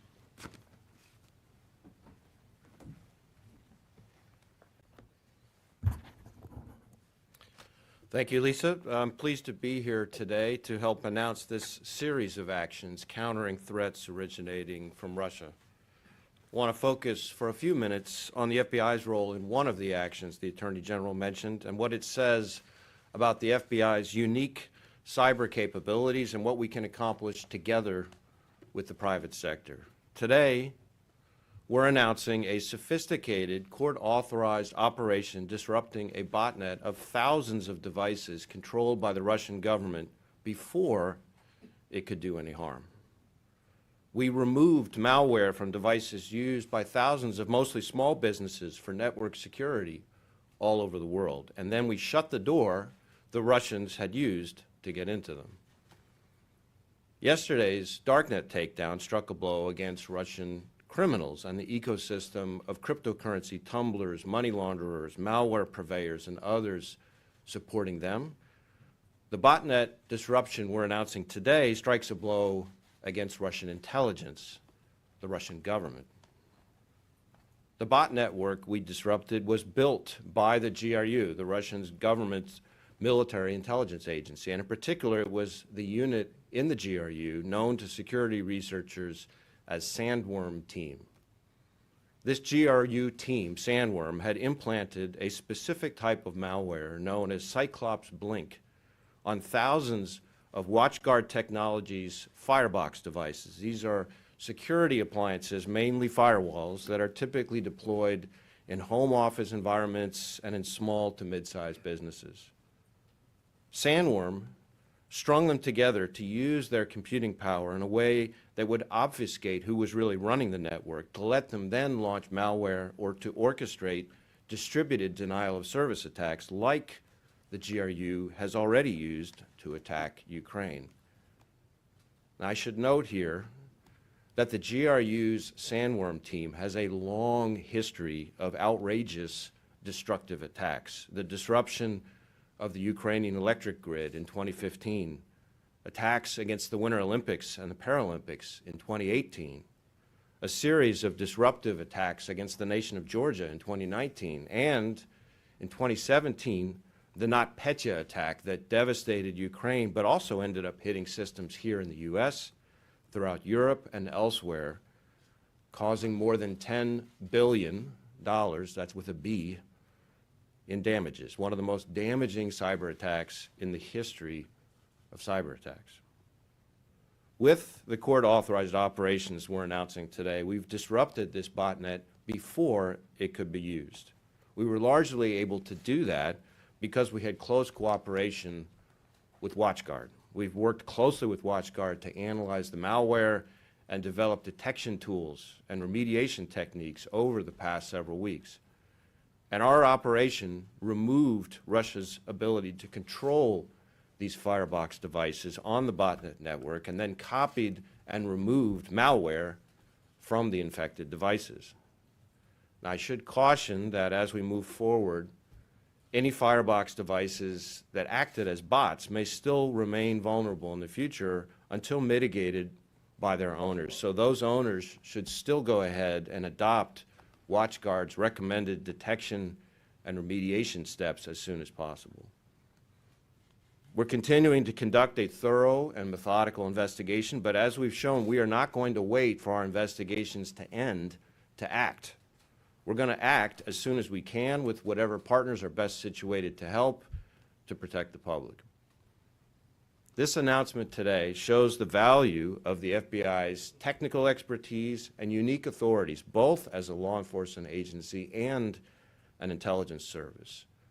That unique combination, both of which were essential to the success of this operation. It also shows what we can accomplish with our partners to help companies, like the thousands of mostly small businesses affected by this botnet, hit by threats like these posed by the Russian government. Our partnership with the private sector was key here. WatchGuard enthusiastically cooperated with the FBI to figure out the source of the infection and to counter it. That kind of cooperation makes successes like the one we're announcing today possible, and it'll continue to be important going forward. The Russian government has shown that it has no qualms about conducting this kind of criminal activity, and they continue to pose an imminent threat. And this global botnet disruption, in conjunction with the other actions discussed today, reflect an aggressive effort by the FBI and our partners to go on offense against Russian cyber threats wherever they appear.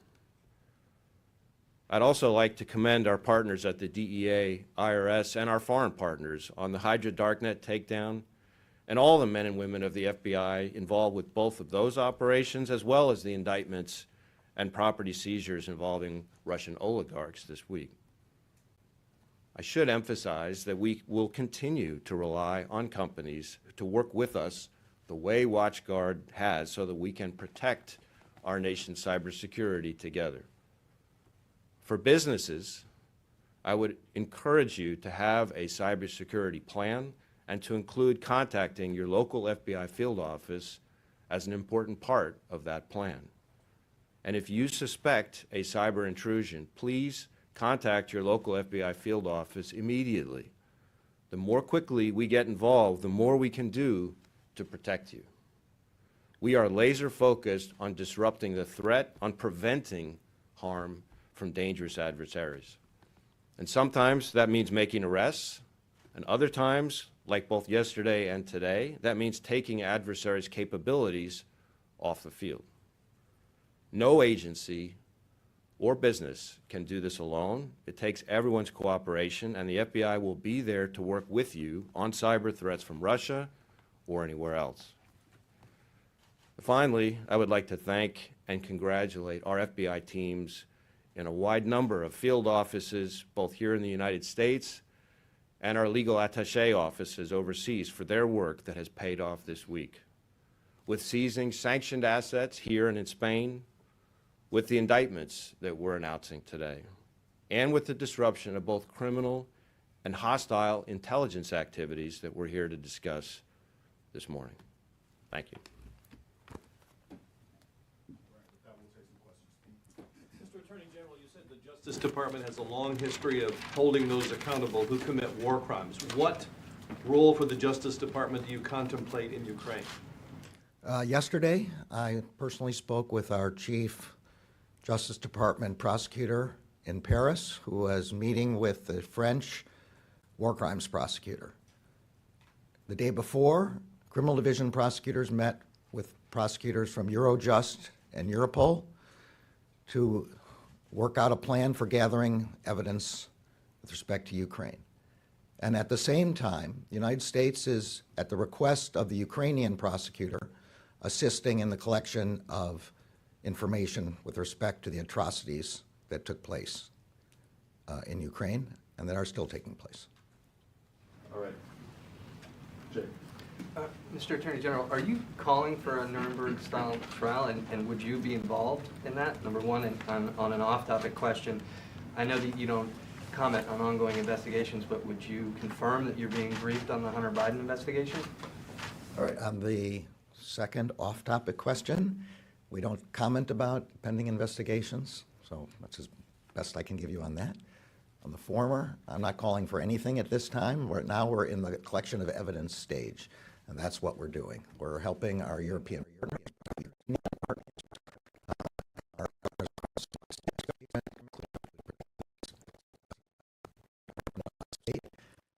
information on the atrocities that we have all seen in both photographs and video footage over this week. It can't help but pain every one of us to watch that, but that's what we will be doing, collecting that information for purposes of investigation. The announcement today is about sanctions dating back to actions that happened in 2014. Does the Justice Department need to move faster to make these sanctions matter in what's happening in Ukraine today? Do you need or want more authority in some fashion to move faster on sanctions? Well, I hope you were going to conclude that we were moving awfully fast, given the number of things that we've announced today and we announced before. Once sanctions are imposed, then the violation, that freezes. Then the violation of sanctions is attempting to move them, attempting to hide them, attempting to distribute them. So, of course, we're moving on the ones that have violated the sanctions rules. But we also have sanctions that the Treasury Department has imposed, and anyone who attempts to violate those sanctions will be prosecuted, investigated. There will be seizures as soon as we can. Mr. Attorney General, I'm wondering how much you're seeing evasive activity by Russian oligarchs that you're targeting at this point. Are they taking specific steps? What kind of specific steps are they taking to hide their assets? And then, if I may, can you just... Let's try that one first. So I'm going to turn to the Deputy Attorney General and the Director of the Task Force to answer that question. Thanks very much. Well, as the Attorney General mentioned, the sanctions activity, once those are imposed, that freezes the assets, and the criminal activity is in itself the evading of those sanctions, so seeking to move those assets. Now, I'm not going to disclose to you what we see in our investigations, but suffice to say that we have sophisticated methods and a great deal of expertise that we've brought together with the Klepto-Capture Task Force, whether it's money laundering, tracing, sophisticated cryptocurrency tracing efforts, you name it, we're bringing all of that to bear to go after the efforts to evade these sanctions using whatever means criminal actors use. I'll ask Mr. Adams if he's got anything to add. Thank you. I think as the indictments themselves lay out, the department's aware of a number of different typologies and processes by which people attempt to hide assets. There are obviously public reporting and very much public online Twitter feeds regarding the physical movement of ostentatious property that I think everybody's aware of. The department's aware of those and other efforts, and will continue to investigate evasion in all forms.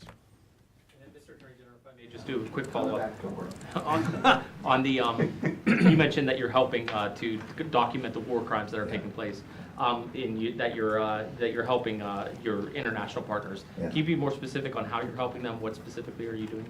Well, I think I've told all I can tell right now. We've been meeting with Europol and Eurojust in Paris over this week. And as I said, our most senior Justice Department Criminal Division prosecutor has been meeting with the French prosecutor, war crimes prosecutor, and we're working with the State Department team on a multinational effort to support the Ukrainian prosecutor. Mr. Attorney General, could you first identify the media organizations that you believe are linked to the oligarch, and then I have a second question. I don't know whether that was disclosed in the indictment, but I'll leave it. The specific names are not disclosed in the indictment. Mr. Malofiev is obviously a public personality, and we'll find plenty of information of him on open source. And then, if I may, it's been several weeks since the department received a referral from Congress on Mark Meadows, and the House is poised to vote again on 2 referrals today. What do you say to those who may be losing confidence in the department because it's taking so long? And do you have concerns that congressional referrals become somewhat toothless if the department doesn't take enforcement action? Yeah, so the Meadows referral went to the United States Attorney for the District of Columbia. Has been made quite public, and we will follow the facts and the law wherever they lead. We don't comment any further on investigations. Thanks. All right. Thank you, everybody. Thank you all. Thank you.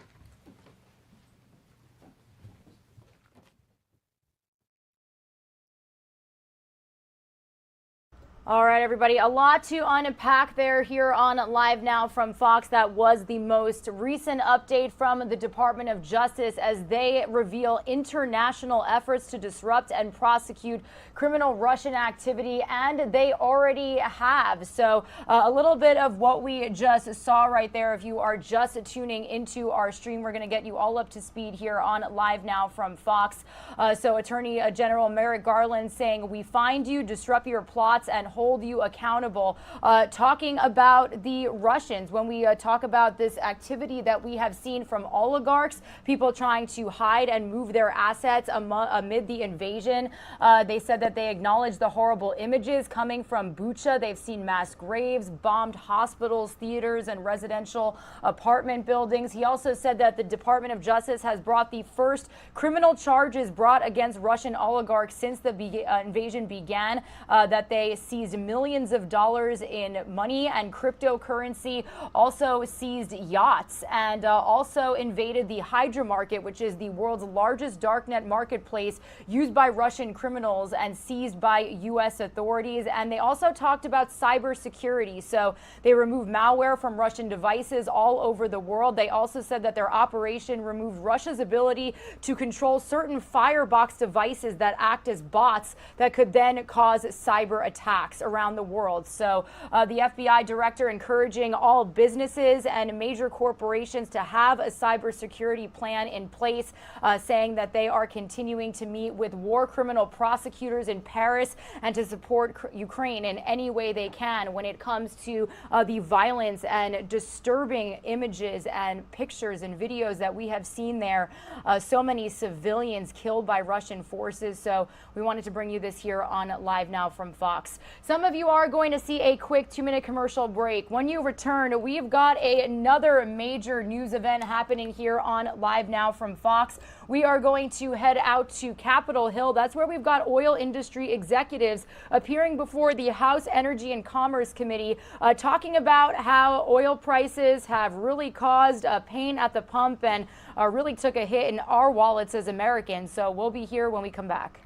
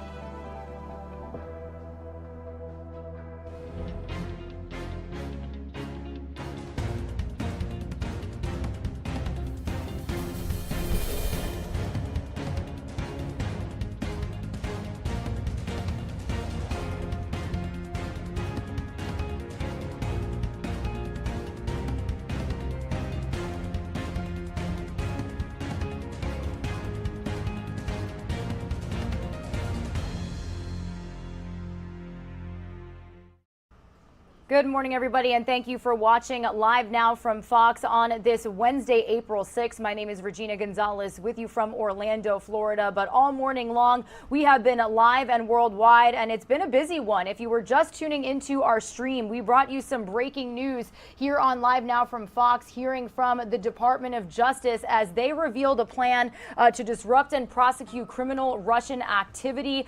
They do have a task force that has actually brought forth the first criminal charges against Russian oligarchs since the invasion into Ukraine began. It is now in its 42nd day. They seized millions in money, dollars, and cryptocurrency. They also announced the seizure of Hydra Market, which is the world's largest and longest running darknet market. And now we do know also that the operation removed Russia's ability to control firebox devices that act as bots that could then cause cybersecurity attacks. And that disruption reflects the efforts that are going forth when it comes to holding Russia responsible for war. So that is happening, and it's important to mention that this is all happening as the U.S. today is set to announce new sanctions against Russia. We do know President Biden is going to announce that the U.S., along with the G7 and European Union, will impose additional sanctions, causing further harm to the Russian economy and government. White House sources say these sanctions could weaken the Russian economy by 15%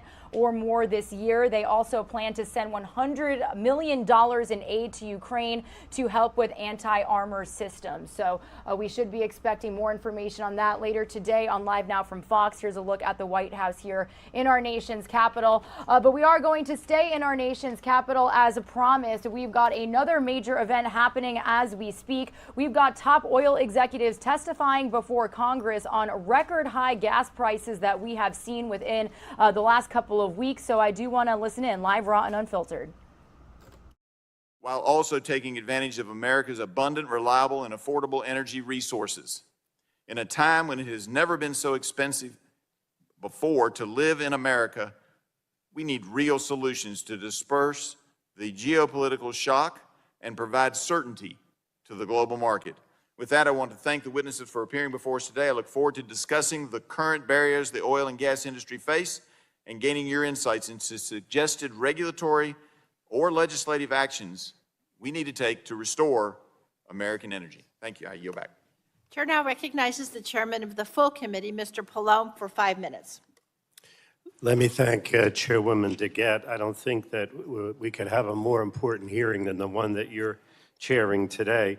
And we're here to get answers from the big oil companies about why they're ripping off the American people.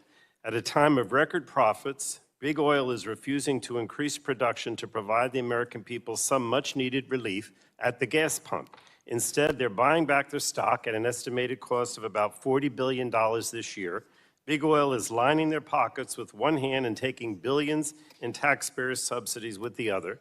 Meanwhile, the American people are getting ripped off as these companies choose to keep production low so that their own profits stay high. The American people are understandably fed up with these prices, and we're here today to demand answers from big oil about when they will finally start providing the American people some relief. As oil prices rise and Americans are hurting, the 6 oil companies testifying today made more than $75 billion in profits between them last year. It's also likely these companies will make even more money this year. In fact, on Monday, Exxon announced that its first quarter profits may be more than $9 billion. That's higher than last year's first quarter profits of $8.8 billion. And all these profits while Americans are getting taken for a ride at the gas pump. Even in the face of a devastating war in Ukraine and a bipartisan agreement to ban the import of Russian oil, several of the companies testifying today told their shareholders that they would rather make money off high prices in the market than invest in additional oil production. If these companies really wanted to do something about high gas prices, they would put their profits to work by increasing supply. Right now, the oil and gas industry has more than 9,000 approved but unused drilling permits, and they should focus on using them. The problem is not a shortage of permits or land. Big oil is choosing to keep supply low, prices high, and their pockets lined with the hard-earned dollars of struggling American consumers. And the game big oil is playing is unfortunately nothing new. For decades, American consumers have been subject to the whims of global petro dictators and the oil companies that benefited from doing business with them. Foreign adversaries like Russia's Putin can make prices unpredictable and unstable, and big oil is profiteering from our continued reliance on this volatile global commodity. Now, Republicans continue to push the same old oil above all policies, ignoring that these policies have led us to greater dependence on this volatile commodity. And where has all this gotten us? The United States now produces more oil and gas than any other country in the world, but Americans are still subject to the actions of the big oil companies. And Democrats have a different plan. We're focused on actually reducing costs for American consumers at the pump. And today, we also demand, or we're also involved in enacting 21st century all of the above policies that will give consumers real options, not just a 1970s choice between oil, diesel, and gas. The best way to protect Americans from oil price spikes is to curb our dependence on oil and transition to renewable energy, which is more stable, affordable, and generated right here at home. So Democrats have worked hard to bring real energy security to the American people. We've devoted billions of dollars to the Weatherization Assistance Program to reduce energy costs for homeowners, and the Low-Income Home Energy Assistance Program to offset rising energy costs. We've invested in electric vehicles to give consumers a choice and make high gas prices a thing of the past. And just last week, as mentioned by Chairwoman DeGette, President Biden announced an unprecedented release of oil from the Strategic Petroleum Reserve to help drive down prices for American consumers. So we've done our part, or we're doing our part, to try to produce or have more oil available on the marketplace. But now it's time for big oil to take some action to reduce the pain at the gas pump. Produce more oil. Produce more with the wells you have, the 9,000 permits that you're not using. I look forward to hearing from each of the witnesses today about how their companies can help the American people instead of lining their own pockets. And I certainly don't want to hear from any of them that that's not our responsibility. You know, we're just companies trying to make a buck. If anybody says that to me, I'm going to say that's unbelievable if that's your attitude here today. You can make a difference, whether it's more production or somehow, reducing prices, your wholesale prices. I don't want to hear that, we only do the wholesale prices. This is all done at the retail level. It's a lot of garbage. The bottom line is you set the wholesale price, and that's the biggest part of the retail price. So don't tell us that you can't do anything about it. You can do something about it, and we expect you to do that. Maybe it's a matter of patriotism. I don't know what to call it, but something must be done on your part. I yield back. Thank you, Madam Chair. I thank the gentleman. The chair now recognizes the ranking member of the full committee, Mrs. Rogers, for 5 minutes. Thank you, Madam Chair. I want to be very clear with the American people. This hearing is a deliberate distraction. We're not convened to address the pain you've been feeling at the pump for more than a year. If that were the case, Energy Secretary Granholm would be here to discuss how we can work together to flip the switch on domestic American energy to drive down the high cost of gas prices.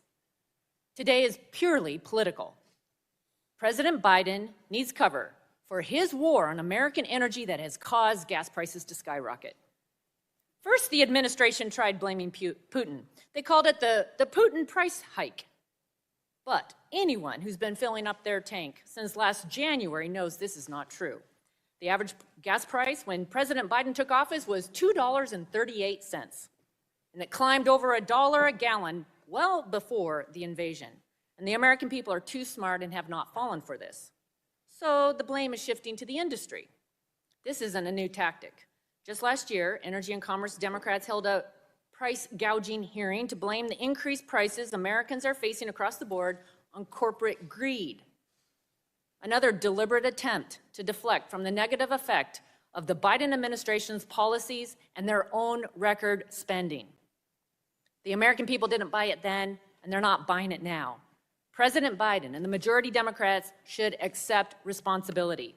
This is not the Putin price hike or the result of companies suddenly deciding to make money in 2022. This is the Biden price hike, and it's been a steady climb since he took office. Energy is foundational to life. When energy prices go up, so does everything else and every part of our lives. Thanks to President Biden's skyrocketing energy prices, Americans are suffering across the board for everyday expenses. Why isn't this administration reversing course? High gas prices are a feature of this administration's policies, not a bug. President Biden seems to want high gas prices for Americans to feel pain every time they fill up their tanks. Democrats have never made driving down gas prices a priority. Why? Because they want to usher in a green revolution. If you're wondering what life is going to look like under the Green New Deal, you're getting a small taste of it now. It's not reality, and it's not something that people can afford. Oil and gas are going to be needed for decades to come.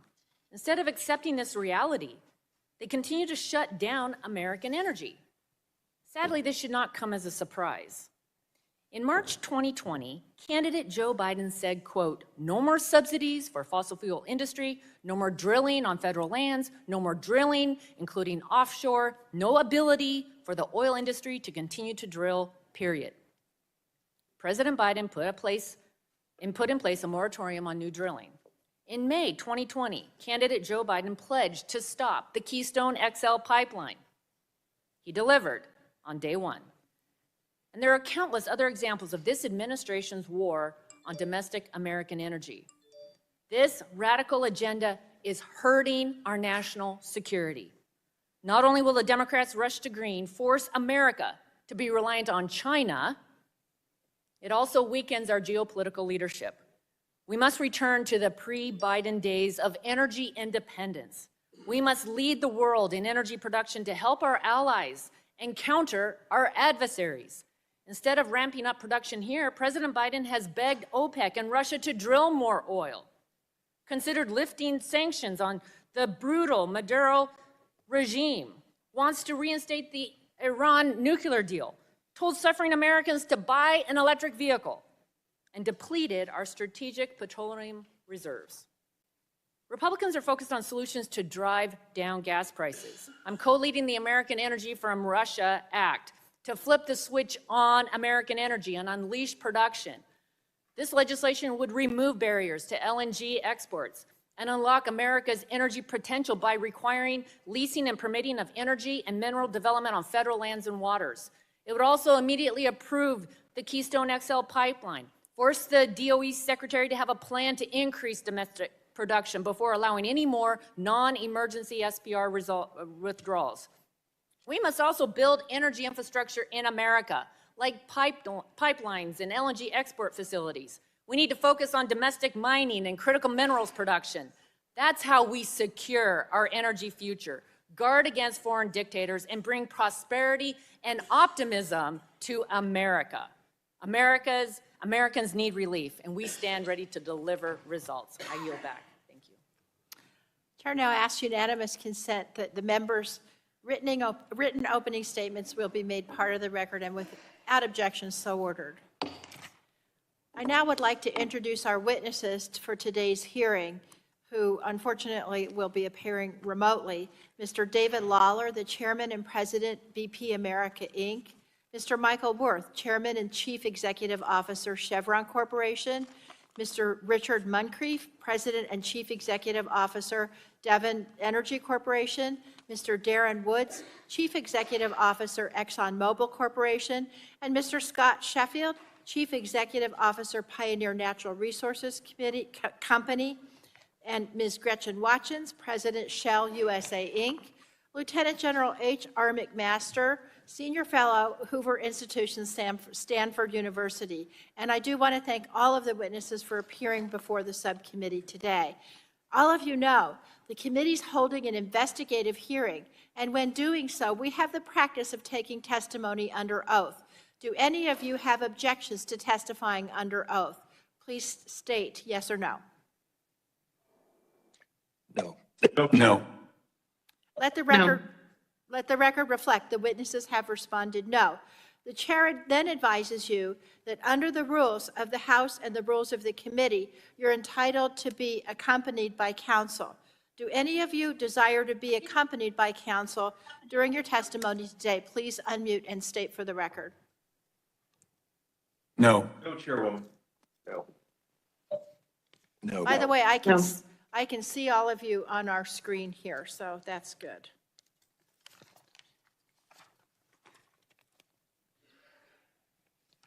So now I'm going to swear you in. And so if you would, please raise your right hand so that you may be sworn in. Do you swear the testimony that you're about to give is the truth, the whole truth, and nothing but the truth? Please unmute and state. I do. Let the record reflect the witnesses have responded affirmatively, and you're now under. You are streaming live now from Fox. Thanks so much for joining us on this Wednesday, April 6th. It's been a busy one for you, but if you are just tuning into our stream, we are live inside of this hearing regarding oil executives testifying before a House committee on record high gas prices. So to break it down for you, these are executives participating from 6 of the nation's largest oil companies. And again, they're testifying before a key congressional panel about the rising costs of gas. We're talking executives from Chevron, ExxonMobil, BP, Shell, Devon Energy, and Pioneer Natural Resources, all appearing before this panel, answering lawmakers' questions about the industry's role in the skyrocketing costs of oil. Now, domestic oil production and other corporate practices are also expected to be discussed, and they've already been brought up a little bit. The Democratic-controlled subcommittee is calling the hearing as fears grow. The oil industry could be profiteering off of the war in Ukraine. So executives are expected to tell Congress that they are boosting energy output, and no one company sets the price of gas. That's according to pre-release written testimony as they defend charges by lawmakers of gouging with these high fuel prices. If you drive a car, you are definitely familiar with the fact that it has cost you, especially if you're on the West Coast in California. It's a little more than $6-7 a gallon out there. So this is something that we are going to continue streaming for you here on Live Now from Fox. I also do want to let you know that we are expecting today to get more sanctions from President Biden towards Russian President Vladimir Putin and Russia in general. He's going to announce that the U.S. along with the G7 and European Union are going to pose additional sanctions that are expected to cause further harm to the Russian economy and government. Now, we don't have a set time or scheduled event where President Biden would be stepping up to a podium and announcing this news. If he does, we'll be sure to stream it for you here. But as of right now, it looks like we may just get some more information from White House Press Secretary Jen Psaki. We do have a briefing coming up here in just a couple of hours that we'll stream for you here on Live Now from Fox. We're also monitoring some severe weather. This is a look at our XRAD radar right now. We do know that a lot of the South has already seen so many storms, really damaging winds, lots of rain. We do know that flood watches are in effect for parts of Georgia, for the Florida Panhandle, and up in the Carolinas. So if you are joining us from any of these areas, be sure to be weather aware. Some of you are going to see a quick 2-minute commercial break. We'll be back on Capitol Hill listening to testimony from top oil execs when we return.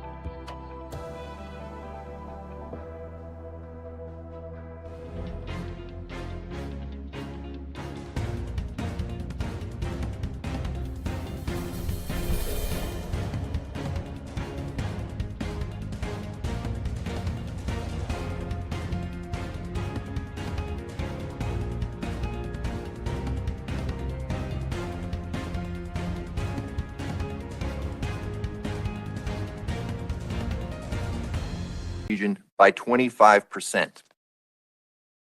Our U.S. onshore oil and gas operations, BPX Energy, a business that I lead, is driving down emissions while safely producing oil and gas in Texas and Louisiana. BPX plans to spend more than $1 billion to install a state-of-the-art infrastructure network that will significantly reduce emissions from our U.S. onshore operations through electrification. In uncertain times, one of BP's primary roles is to maintain the safe, secure supply of the energy on which societies depend. The importance of this role has rarely been clearer than in recent weeks. At the same time, BP will pursue our emissions targets and aims while continuing to increase our supply of energy from low-carbon sources. Thank you again for this opportunity. I look forward to your questions. Thank you. Chair now recognizes Mr. Worth for 5 minutes. Chairs DeGette and Pallone, Ranking Members Griffith and McMorris-Rogers, members of the subcommittee, thank you for the opportunity to speak with you today. My name is Mike Worth, and I'm the Chairman and CEO of Chevron. We're living through a critical and unprecedented moment in history. Over the last 6 weeks, we've watched the events in Ukraine with grave and growing concern. Russia's actions have cost many lives and displaced millions of people from their homes. The senseless violence and loss of life are heartbreaking. We appreciate the efforts of leaders across the globe to find a path to end the hostilities, and we support a prompt and just diplomatic resolution. In addition to the toll on human life, the crisis has also led to a surge in commodity prices, particularly with respect to energy. It is affecting people around the world, including here in the United States. This has added to the tremendous pressures that our economy and citizens were already experiencing from a global pandemic. At Chevron, we understand the hardship that rising energy costs have posed for so many Americans, from higher prices at the pump to increased rates for natural gas, heating, and electricity. And as the global landscape continues to evolve, we're focused on doing our part to provide Americans with access to affordable, reliable, and ever cleaner energy. I also want to be very clear about where Chevron stands. We do not control the market price of crude oil or natural gas, nor of refined products like gasoline and diesel fuel. And we have no tolerance for price gouging.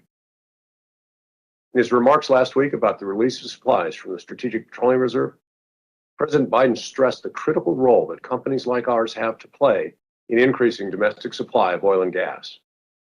At Chevron, we're committed to doing our part to contribute to this goal. We're pursuing the responsible development of oil and gas while also investing to advance a lower carbon future. We're answering the call for strong domestic energy supply by focusing on Chevron's core strategy, leveraging our strengths to deliver lower carbon energy to a growing world. Chevron has already committed to increase our capital spending this year by more than 60% compared to 2021, with approximately half of that increase going to oil and gas production and the other half to renewable fuels and lower carbon energy. This is expected to grow our production in the Permian Basin here in the United States from 600,000 barrels of oil equivalent per day last year to over 1 million barrels per day by 2025. As we make these investments, Chevron is focused on innovating to meet the energy demands of today and tomorrow. We're increasing American energy production, and we're also producing energy that is ever cleaner. That's why we've committed $10 billion between now and 2028 to lower the carbon intensity of the energy we supply.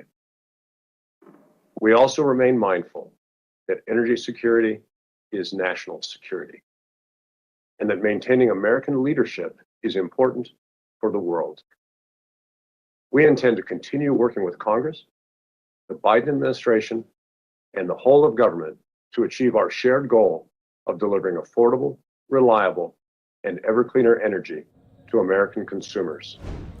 We're listening in to that House hearing featuring oil executives talking about high gas prices. There, we'll get back to it a little bit later here for you on Live Now from Fox. Hi, everyone. Mike Pace here. Thanks so much for joining us here today as we continue to give you live updates, news conferences, all in the mix here on Live Now from Fox. As you can see here, we have no teleprompters set up here because sometimes we just don't know what the next story is going to be. We live in the moment, which means we'll take feeds as they pop up and we'll switch them in and out. Just we let the news dictate where we're going. We don't have anybody really set up, okay, at this hour you got to do this hour you got to do that. No, we do it a little bit different here. That's one of the great things that we like it here on Live Now from Fox. But we do have some breaking news that we want to get to featuring right now an update on the Amir Locke shooting. There are no charges going to be filed against the Minneapolis police officer. You might remember this one here because the Hennepin County Attorney's Office, with the assistance from Attorney General Keith Ellison, has declined to bring charges against the Minneapolis police officer who shot and killed Amir Locke while serving a no-knock search warrant back in February. Hard to believe it was just only February with that one. Mike Freeman, the Hennepin County attorney, wrote that there is insufficient admissible evidence to file criminal charges in the case. Specifically, the state would be unable to disprove beyond a reasonable doubt any of the elements of Minnesota's use of deadly force statute that authorizes the use of force by the officer, nor would the state be able to prove beyond a reasonable doubt a criminal charge against any other officer involved in the decision making that led to the death of Amir Locke there. Just before 7 a.m. on Wednesday, February 2nd, the Minneapolis SWAT team entered apartment 701 in downtown Minneapolis to execute a no-knock search warrant in connection with a January murder back in St. Paul. According to the Minneapolis Police Department incident report, the SWAT team went to two apartments on the 14th floor before entering the unit on the 7th and loudly announcing their presence. The police department says about 9 seconds into the entry, they encountered a man holding a handgun pointed in the direction of officers. The police officer, a member of the 8th person SWAT team, fired at Locke, striking him 3 times, twice in the chest and once on the right wrist, according to the incident report. Locke was a 22-year-old black man whose family members said he had a permit to carry, was not named on the warrant that led to his fatal encounter there. So that is the latest there. The officer not going to be charged there because they says, well, they announced who they were. They came in, and then Amir Locke had a gun, and they had to use deadly force right there. You're watching Live Now from Fox, everyone, as we continue to bring you top stories and headlines all in the mix right here. We appreciate you joining us here, as always, giving you the top updates and news updates from across the country. And coming up here in just moments, we'll keep you in Minnesota because we're going to get an update on an officer that was shot at last night. Get the update on that officer. We know that the suspect is dead. What happened in this shooting? We'll have the very latest coming out of Roseville, Minnesota, coming up a little bit later here on Live Now from Fox. So we got always breaking news, news conferences to go to. Stay right here with us. We got a full slate of events today, so we'll be very busy. And thanks again for joining us here on Live Now from Fox. Let's take that 2-minute break. If we have it loaded, yes, we have it loaded up, ready to go. Let's go for it.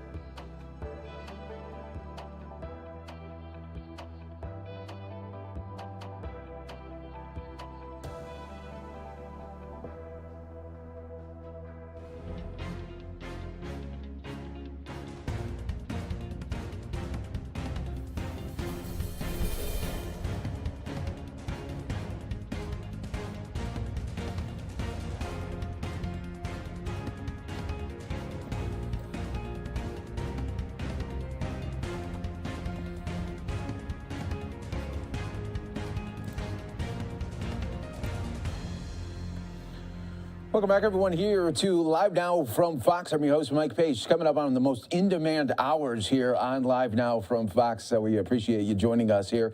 As always, you can see on the screen some of the events that we will be featuring later today. So it's going to be heavily involved here, and we appreciate you joining us here every step of the way, every hour. We're going to have updates for you from around the country. So we look forward to be bringing that all to you right here on Live Now from Fox. Coming up, as I mentioned earlier, the latest from Roseville Police here in Minnesota, getting an update on the officer that was shot yesterday. We're wanting to know his latest condition. Suspect dead in that shooting as well. So what happened? What led up to it? We're going to be learning a little bit more information coming up here in just a little bit. But we have,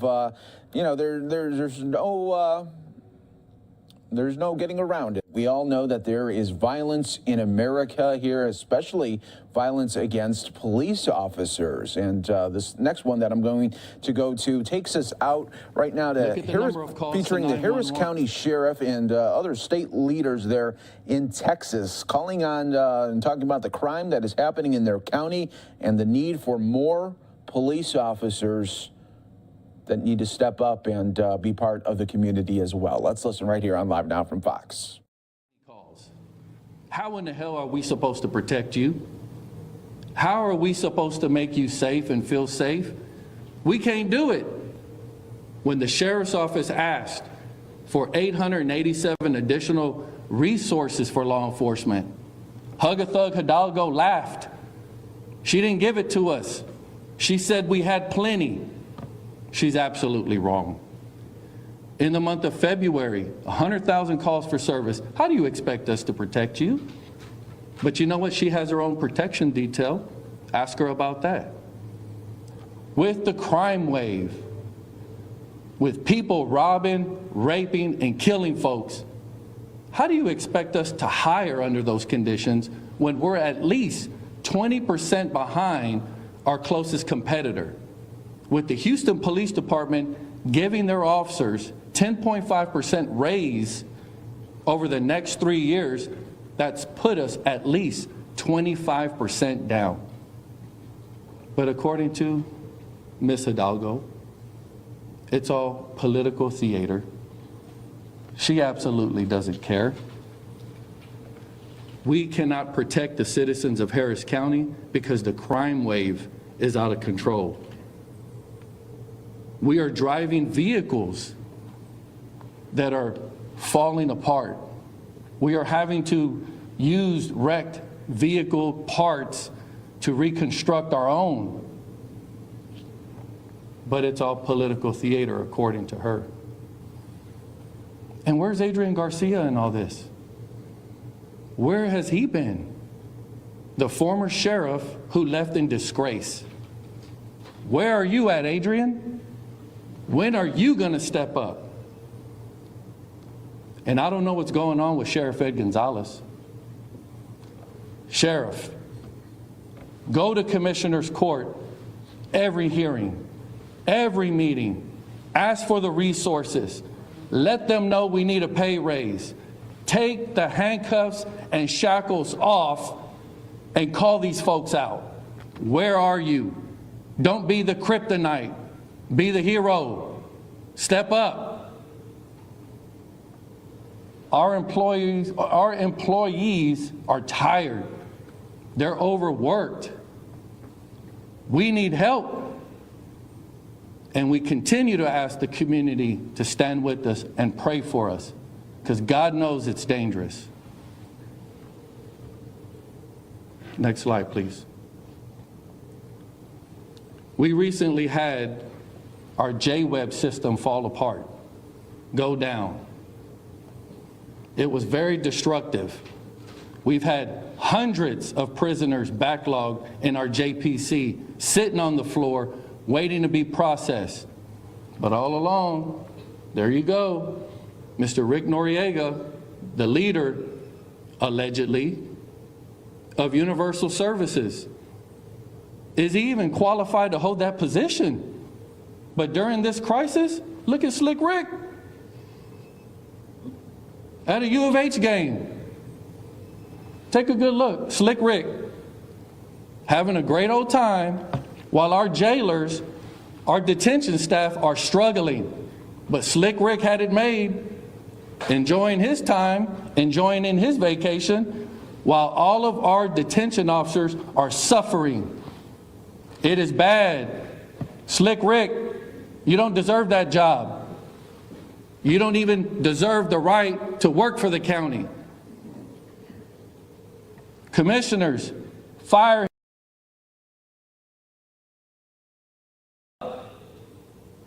Now's the time to act.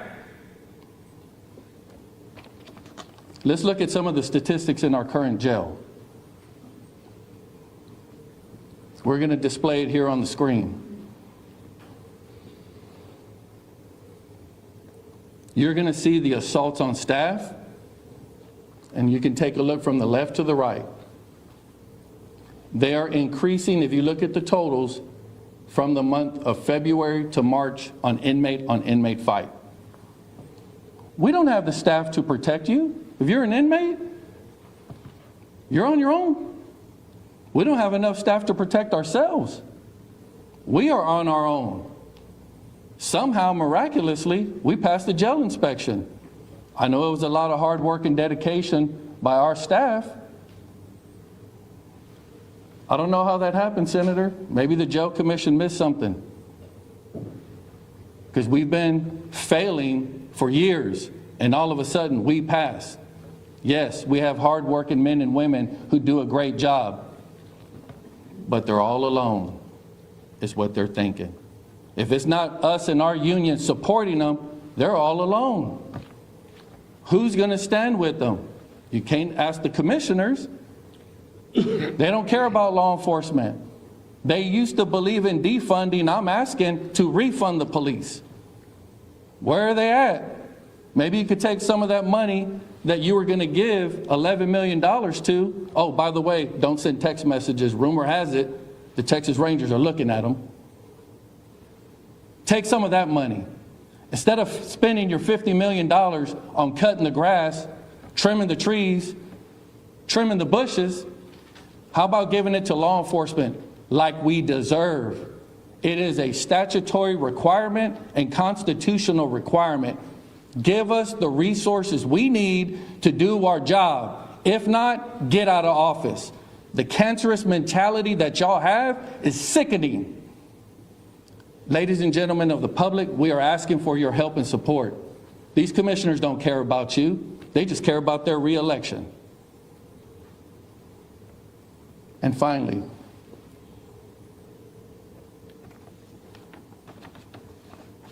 we can go back and sum this all up real simple.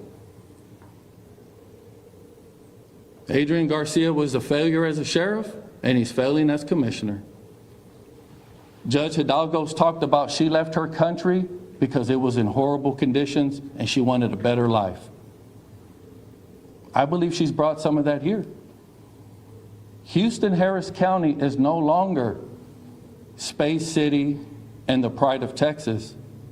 It is the murder capital of Texas. And it's because of their cancerous policies and lack of leadership, Harris County is out of control. And they need to be held accountable. If they would spend more time valuing the citizens of Harris County and taking care of law enforcement by giving us the resources we need and the adequate pay to hire, recruit, and retain our personnel, maybe, just maybe, this would be a better and safer county. But until then, all cancer must be cut out. All cancer must be disposed of. Ladies and gentlemen, I ask you, stand with law enforcement. Help us hold the thin blue line. And let's send their ass packing up out of here in November. They do not deserve the right to hold the titles that they have.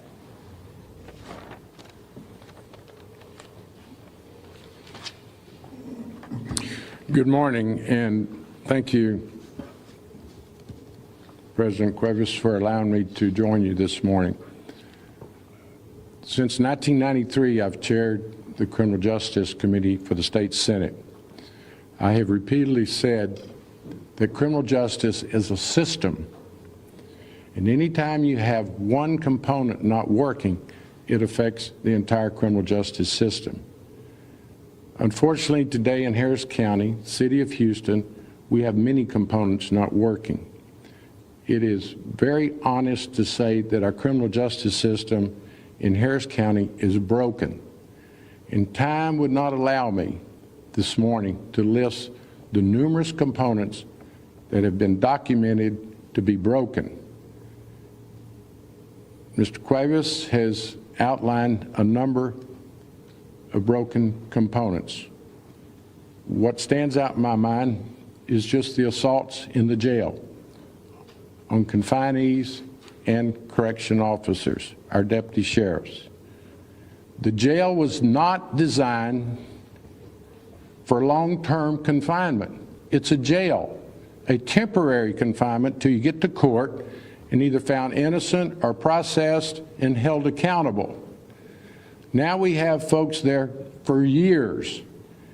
The programs are not there. The environment is not safe for inmates nor workers. So the backlog of the courts, to me, has to be resolved. If you talk to defense attorneys, they'll tell you the primary purpose in going to court now, mostly on Zoom still, is just a reset. The armed robbers, the murderers, the violent offenders know that that's the system now. You get arrested, you get a bond, or you get a reset at the courthouse. There is no accountability for the violent offenders. The industry of crime knows this. They're becoming more violent, more aggressive. It is unbelievable to sit and watch the evening news of people being pistol whipped at the retail store, the tire store. They don't want to go back to work. It's impacting every element of our society of working and living in Harris County. Seniors are afraid to go out at night. Retail clerks are afraid to go to work. Law enforcement is frustrated. They don't want to engage. So I'm here today to tell these heroes, as they prepare to bury one of their fallen heroes, don't give up. The public is on your side. Unfortunately, it appears no one is listening at the county that has the ability to make a difference. Every day, it's a new issue. I've been working on the 10% bond requirement. Put up 10% of the stated bond. The system is always assumed when they set the bond that you had to come up with 10%. Now it's as little as 2%, with the bail bond industry financing the remainder, which just incentivizes more robbing and stealing and murdering. The bail bond board had an opportunity to have a local rule. We're asking them to reconsider on April 13th. They must do so. We will pass a law in Austin requiring it, but that's a year from now. Take action now. That can fix that element. Deal with the backlog, whatever it requires. Night court. The city of Houston has a municipal night court. County, go to night courts. Go to weekends. Get rid of the backlogs. Let people know that if you rob and steal and murder, there will be swift and certain punishment. That has to be the new norm. It's not today. The computer glitch, unacceptable. You have to have backup systems if you're running a criminal justice system. And then they take the murderers of Officer Almendarez to court. The elevator doesn't work, so you can't even have the third suspect in court. The two that got there, you didn't have qualified defense attorneys ready to be appointed. I can go on and on how broken our system is in Harris County, and it just appears no one is listening. The catalytic converter epidemic. We will pass legislation next session that you cannot resell stolen catalytic converters. There was an attempt last session, but the industry, the Organized crime elements are getting around it. They're taking the elements in stolen catalytic converters out of state. We've got to raise the punishment and not make it theft from a motor vehicle, but theft of a catalytic converter, its own standalone offense, and we will name that in honor of Darren Almendarez. That practice of stealing catalytic converters is just one more example of how the crooks do not believe there's going to be accountability. So I'm here today to say we have a lot of work to do. Every level of government in Harris County, the city, the county, the state, and even the federal government. We should make that, by the way, the stealing of catalytic converters, a separate federal offense to get in and out of perhaps federal court quicker than we can the state courts. Every official at every level has to raise their game and take this as serious as the public. The public is scared as I stand before you today. I understand. I constantly urge people to be familiar with their surroundings. Watch who's following you when you leave an establishment. Watch in your neighborhood. Protect your family and friends and employees. But the violence is getting worse. Law enforcement needs additional resources, but more importantly is once law enforcement does its job, the courts have to do their job. We have judges that are still operating under COVID social distancing. We have judges that will still not have in-person hearings. I talk to defense attorneys and they do a Zoom from their law office and it's largely a reset. I'm here to tell you the career criminals know what's going on at the courthouse. They know that there's not being court held and trials and accountability. In fact, I'm told that it's so bad that they will be offered a plea bargain, for instance, of 8 years now, and they will turn that down because they think in a year from now it'll even be half that. The system is broken, and we've got to all join hands and say enough's enough, and that's why I stand with these deputies today. I stand with HPD, our constables, and everyone on the street trying to protect us. We have to stand behind them, but let them know help is on the way, but it's only going to come when our public officials take this as serious as the public and law enforcement does. Thank you all for being here today. Thank you. We'll open for any questions that you may have. I'm going to start with Senator Whitmire. We had an opportunity to visit the other day, and we talked about the big picture. Yes. The erosive impact of the crime going on the reputation of Houston, Texas. You've been working in this community, for this community, your entire adult life. Does that worry you that we will get a reputation throughout the country that will be a force that prevents people from moving here, businesses from moving here, if we don't get control of what's going on? Thank you, Greg. Of course it concerns me, and it is becoming known that Houston is a lawless community. Still a great place to live, but you have to be concerned about law. What also concerns me is the quality of life of Houstonians. I know, I speak to my constituents that are changing their routines. It's impacted my routine. You don't get gas at night. You don't go to Kroger on West Great with its vast parking lot in the evening. You're changing your routines. Also, what is concerning me is that it's becoming the norm. We cannot allow lawlessness become the norm, and we desensitize ourselves to what's going on.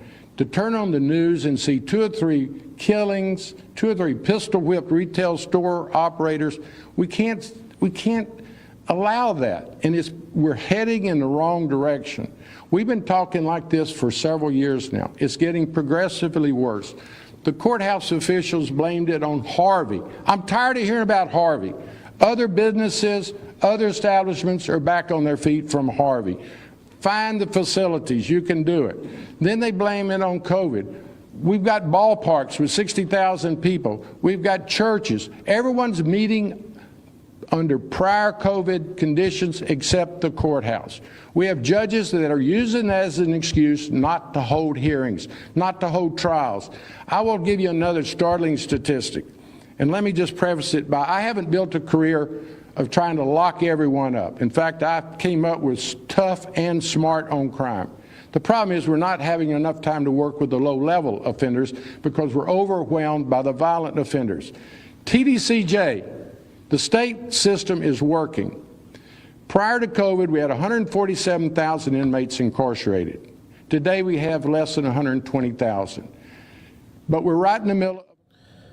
All right, everybody, we were hearing from the Harris County, Texas Police Union. They're really detailing what they are seeing in the communities as they are pleading for more law enforcement support there. I want to go out right now to breaking news out in Roseville, Minnesota, getting an update on a police officer that was shot, suspect dead yesterday. Let's learn more. Of West Owasso in Roseville. Thank you for your patience as we worked through the night to gather the information for today's update. Here's a summary of last night's incident. On Tuesday, April 5th, at 7:30 p.m., a 911 caller reported hearing approximately 15 gunshots in the area of 2900 block of West Owasso. Several more callers reported additional shots being fired at homes, and one reported that the suspect had a scoped rifle. When our officers arrived in the area, they immediately came under fire, with continuous rifle rounds being fired at the officers and their squad cars. Officers were unable to determine where the shots were coming from because the suspect had taken up a concealed position in a wooded residential area.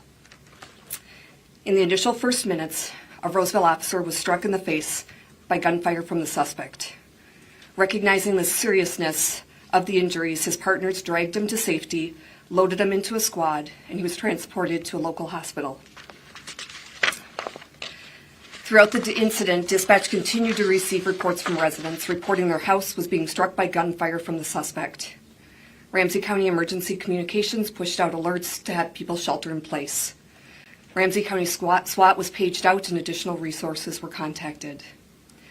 At 8:34 p.m., almost an hour later, a Roseville officer located the suspect outside of a nearby residence. A Roseville officer returned fire, and the suspect sustained a significant injury to his groin area. Officers immediately rendered first aid, and he was transported to a local hospital where he died a short time later. Listening to how things unfolded last night, I could not be prouder of the bravery and courage that was demonstrated by our officers. Knowing innocent lives were on the line, they ran to the threat and they did exactly what they were trained to do. All of this knowing that their partner had just been struck by gunfire. The suspect in this case fired approximately 100 rounds at officers and into homes in the area.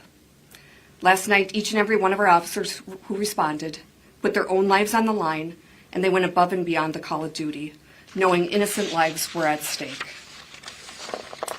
The quick thinking and heroic actions of our officers saved lives last night. Our thoughts are certainly with the injured officer and his family. We will not be releasing the name of the officer this morning, but I can tell you he's been with the Roseville Police Department for almost 3 years, and he is a well-respected, wonderful officer with our department. He is in stable condition, and we hope to learn more on his condition in the next few hours. Suspect in this case is a 43-year-old white male who lived in the area. His identity will be released following identification from the Ramsey County Medical Examiner's Office. Our department has had multiple mental health related calls with this individual, and we know there's going to be questions about that, and we'll be working to get that information out in the next couple of days. Our thoughts are also with the suspect's family this morning as they mourn and deal with their own loss.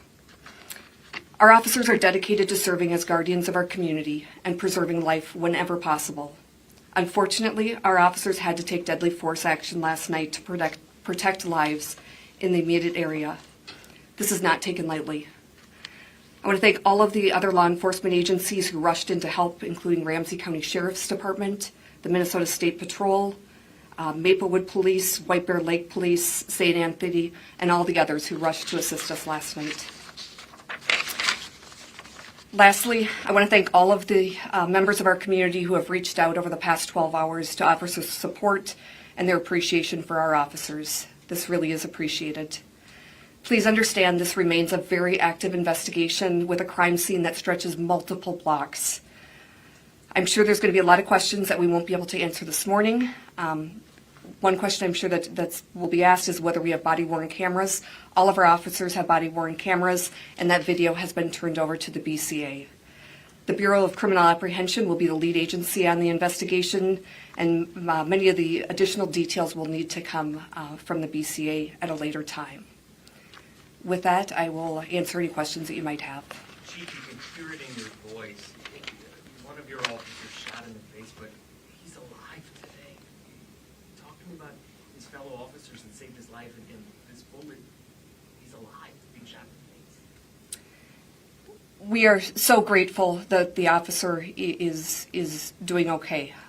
Anytime you have this serious of an injury in the face, obviously we all were very concerned.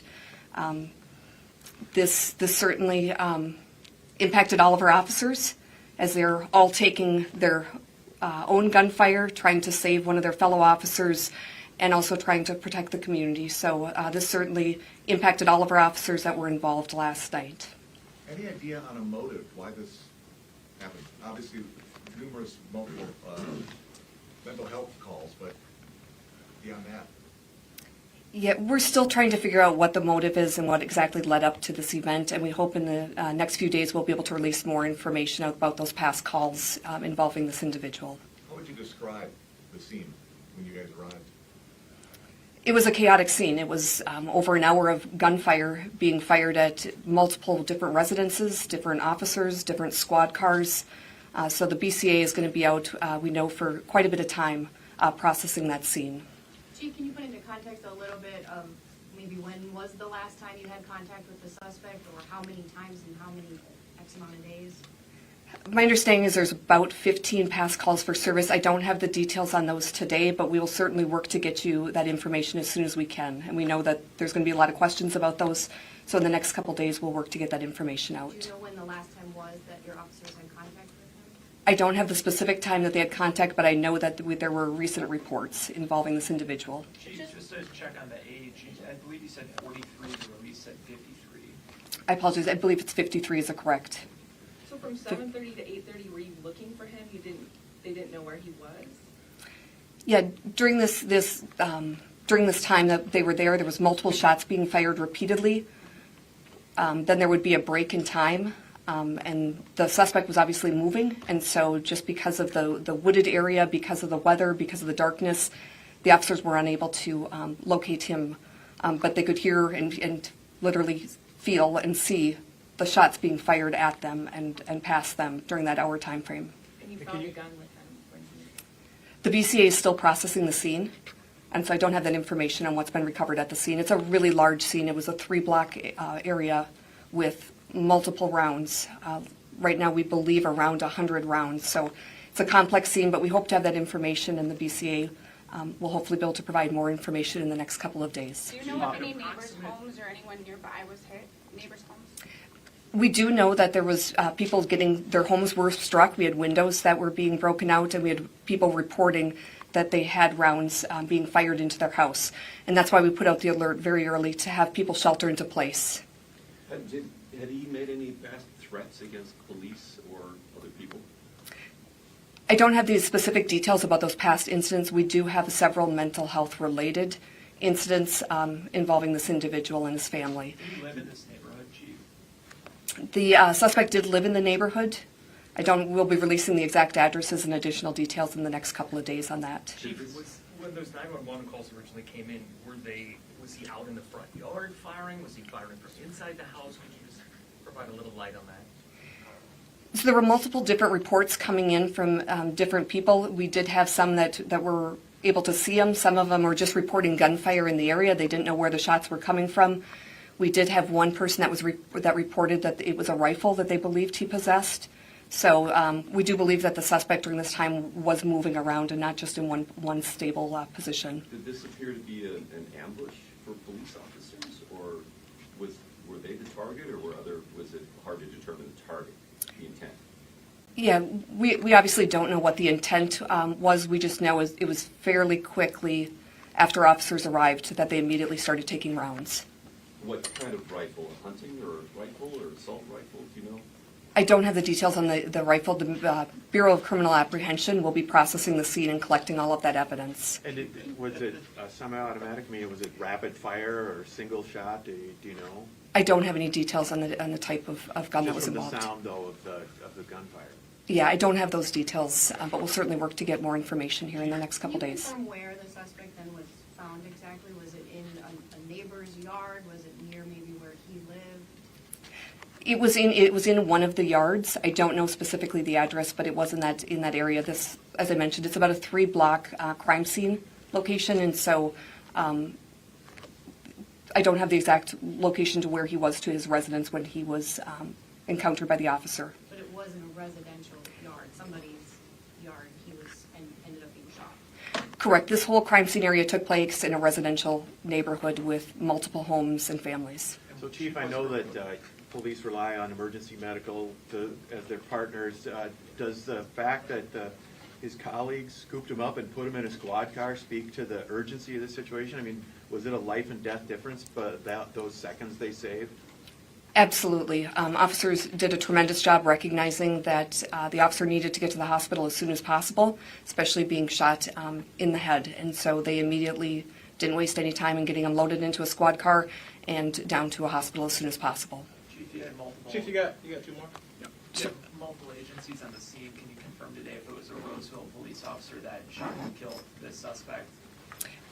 We know it was a Roseville officer that encountered the suspect, correct. But at this point, you don't know if the suspect killed himself or if he was shot by a police officer? Those are things that the Bureau of Criminal Apprehension will need to confirm once they've finished processing the scene. Was there a gun recovered? The BCA will be the ones that are processing that. They're still on the scene. We expect it to be a couple days of processing, and they would be the ones to recover the weapon at the scene. Thank you, everyone. We'll continue to provide additional information as we get that, and feel free to reach out to our contacts, and we'll be happy to provide the information as it becomes available. Thank you for being here. Roseville police wrap up there a very, very scary situation that happened there last night. Suspect firing more than 100 rounds at homes and officers in this 3-block stretch here that is a crime scene right now. Suspect dead there, officer in stable condition. But what must have sounded like a war zone out there on those streets there in Roseville last night. You're watching Live Now from Fox, everybody. We will take a quick 2-minute break. When we come back, we do have Senator Ted Cruz on the Senate floor. We'll listen to a little bit of that, all live right here on Live Now from Fox.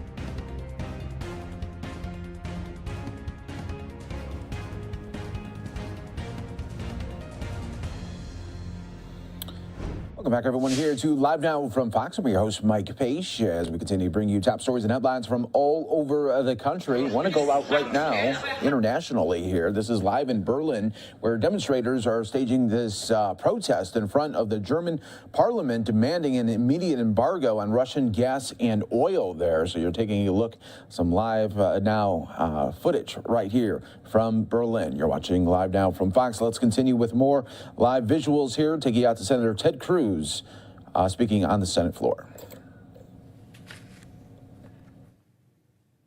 But there is no area that is more extreme than Judge Jackson's record on crime.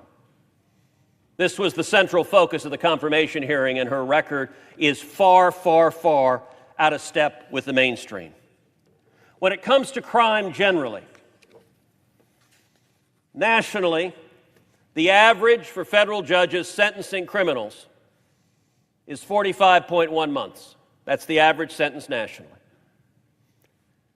Judge Jackson's average is 29.9 months, 33.8% less than the national average.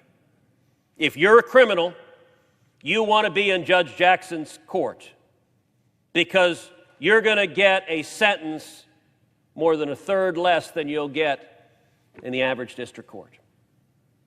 That is far out of the mainstream. As you know, Mr. President, there was considerable focus not just on her leniency on criminals, her leniency on violent criminals, her leniency on sexual predators, her leniency on drug dealers, but there was a particular focus on her very disturbing record as it concerns child pornography. When it comes to child sex offenders, it is a truly grotesque problem we face in this country. I spent a number of years in law enforcement. As the Solicitor General of Texas, I worked on many criminal cases. There are no cases that were more disturbing to me personally than the cases where people abused kids, where they hurt kids, the evil, sick predators who carry out unspeakable acts on little children.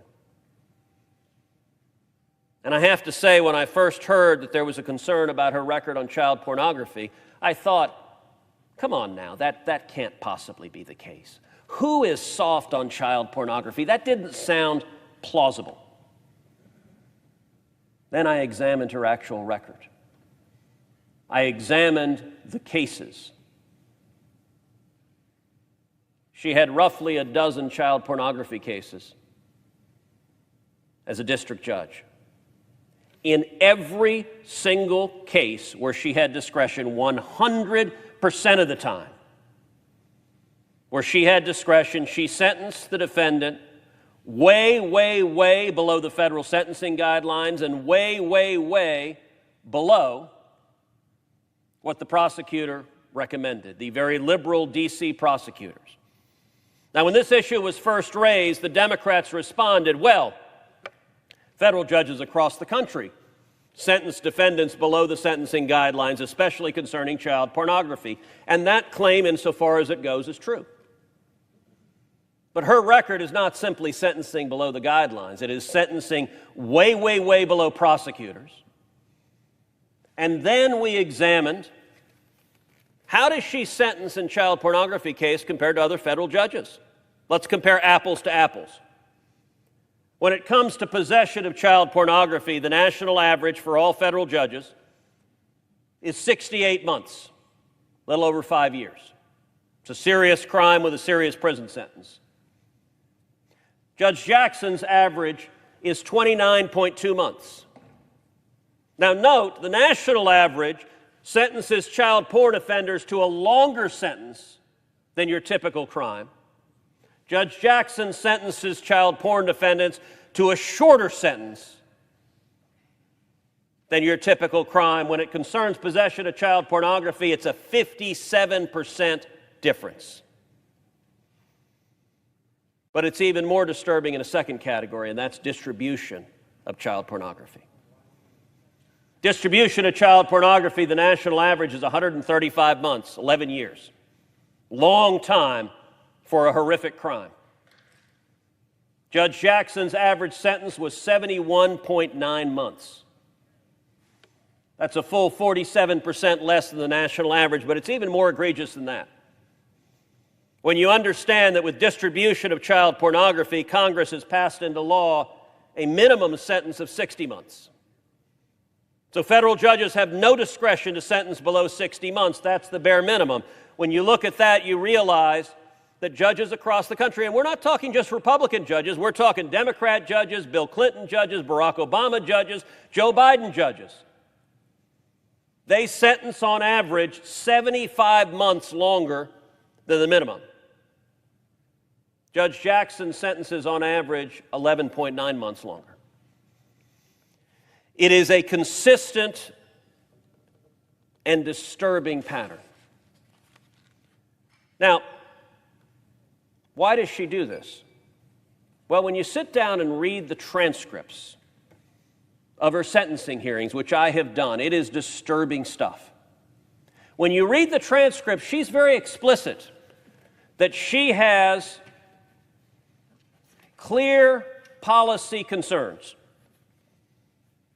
Under the sentencing guidelines, there's a stricter sentence for child pornography involving very young children. She refuses to apply that. There's a sentencing enhancement for child pornography involving sadomasochistic abuse of children, children being tortured. She refuses to apply that. If you look at what she has said, she says to the prosecutors, this is a quote from Judge Jackson at a sentencing hearing in United States versus Kane. She says, "You're obviously aware," she's talking to the prosecutors, "you're obviously aware of my policy disagreement. I just think it's very, very hard to deal with number of images as a significant aggravator." Now, what does this mean? There are two other aggravators for child pornography. One is use of a computer. The other is the number of images. In case after case, she refuses to apply them. On use of a computer, she says, well, at the time the guidelines were passed, this crime was primarily carried out through the mail. Now everybody does it through a computer, so I'm not going to use an enhancement for a computer. Now, Mr. President, I don't agree with her on that, but I understand that point. That point is not out of the mainstream. But there's another aggravator, an aggravator up to 5 levels for the number of images. And over again, she says she won't apply the number of images. I asked her at her hearing, I said, so you're saying that somebody who has videos of 1,000 children being sexually abused and somebody who has an image of one child being abused, that those are the same crimes, that you shouldn't punish the one offender more than the other? She refused to answer that question. That is extreme. It is radical. And that's not the law. Her disagreement, I would note, I believe I have 25 minutes, and Senator Thune extended the had a UC to change the time. The senator has used the 25 minutes allotted.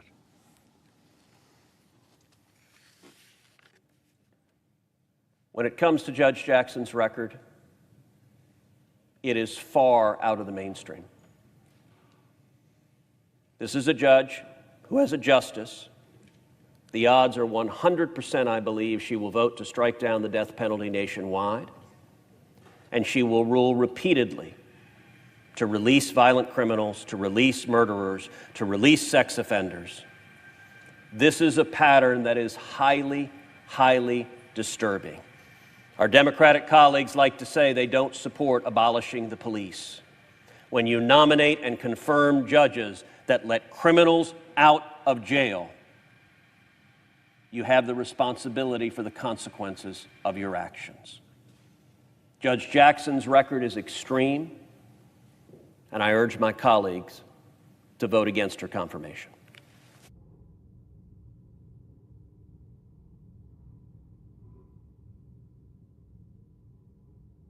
Senator Ted Cruz wraps up his Senate Remarks there on the floor there, talking about why he's not going to vote to confirm Judge Jackson there. And we could see a vote on the floor as early as tomorrow there. And it could happen all the way up until Saturday as well. That's from Fox's Chad program reporting on that. We're going to take our final break here of the hour. Stay right here with us. More Live Now from Fox coming up.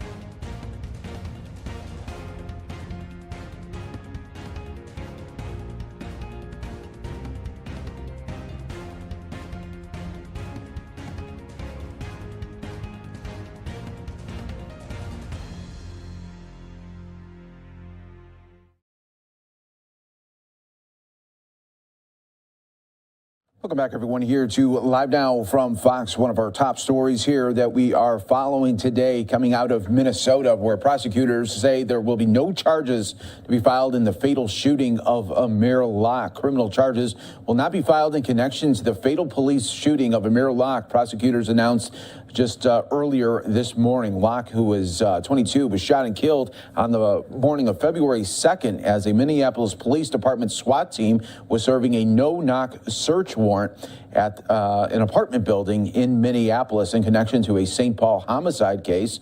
Locke wasn't named in the search warrant. The news comes just a week after the Hennepin County Attorney's Office received the case from the Minnesota Bureau of Criminal Apprehension.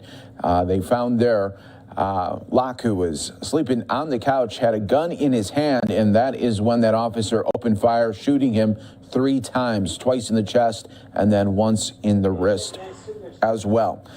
We are waiting to hear more from the prosecutors coming up here in moments. As soon as that happens, we'll bring it to you right here on Live Now from Fox, all in the mix right here. Well, coming up in about 30 minutes, everybody, we will be hearing from President Biden. Making some remarks ahead of him is Pete Buttigieg, who is speaking right now. Let's listen a little bit here on Live Now from Fox. Executive order requiring project labor agreements on federal construction projects above $35 million.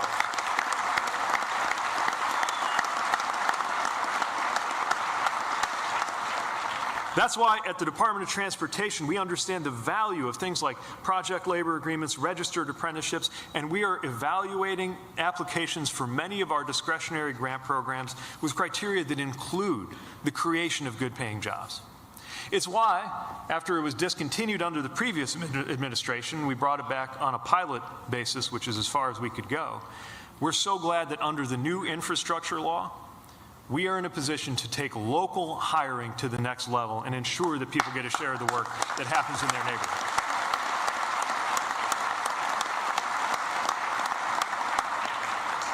And we are working closely with my friend and yours, Secretary of Labor Marty Walsh, to make sure that our transportation projects are creating those good jobs with a free and fair choice to form a union and with more pathways for people to access them.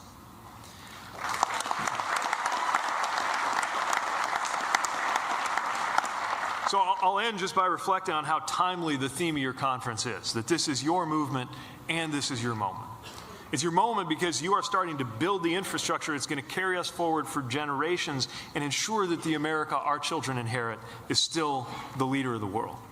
It's your moment because Americans are seeing the power and the necessity of unions to deliver the wages and the security and the dignity that every person deserves. We're seeing the strength of organizing growing across industries, from baristas at Starbucks to the warehouse workers of Amazon, and I believe that movement's going to continue to grow.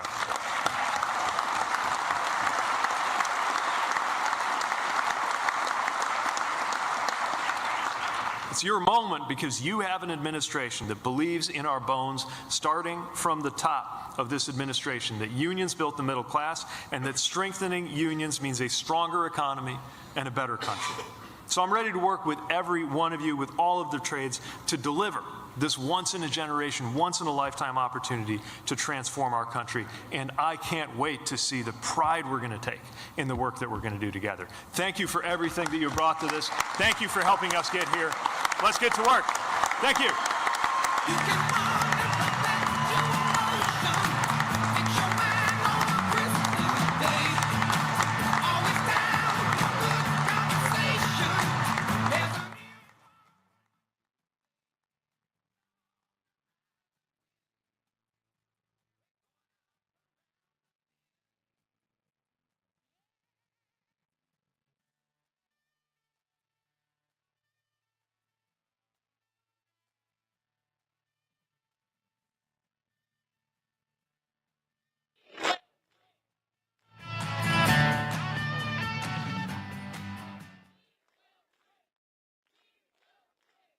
Secretary, we applaud your efforts and appreciate your watchful eye as we begin to build our nation's infrastructure. Our next speaker hails from the Commonwealth of Pennsylvania, representing the 17th Congressional District. All right, so we have Biden coming up at the bottom of the hour. We'll go back to that, but I do want to go out right now, getting an update on the from prosecutors on why the Minnesota officer Amir Locke will not face any charges there. Let's listen. I want to thank you as well, Hennepin County Attorney Freeman. I want to thank your office. I'd like to thank the BCA, and I'd like to thank my colleagues. And this is the kind of work that we have to do. But I want to just note a few things. Amir Locke's life mattered. At 22 years old, he was only starting out. He had a job. He was making ends meet. He dreamed of being an entrepreneur. He was interested in real estate and branding his own business. He was about to move to Dallas to start a music career as his father had before him here in Minnesota. Amir came from a loving family. His mother, Karen, and his father, Andre, and many other family members and friends who loved him dearly. He had family in the military and in law enforcement, and he admired members of law enforcement. According to news reports, Amir's parents counseled him about how to handle interactions with the police. Keep your hands visible. Don't make any sudden movements. One thing Amir was not a suspect. Our investigation found no evidence that he had any role in the homicide investigation that brought the police to his door at 6:48 on February 2nd. Amir was a victim. He never should have been called a suspect. The role that County Attorney Freeman and I took on was to determine whether the current law permitted us to file criminal charges in Amir's death. And in so doing, we had to evaluate all the evidence to Minnesota's use of force statute, which is rooted on a 33-year-old Supreme Court precedent called Graham versus Connor.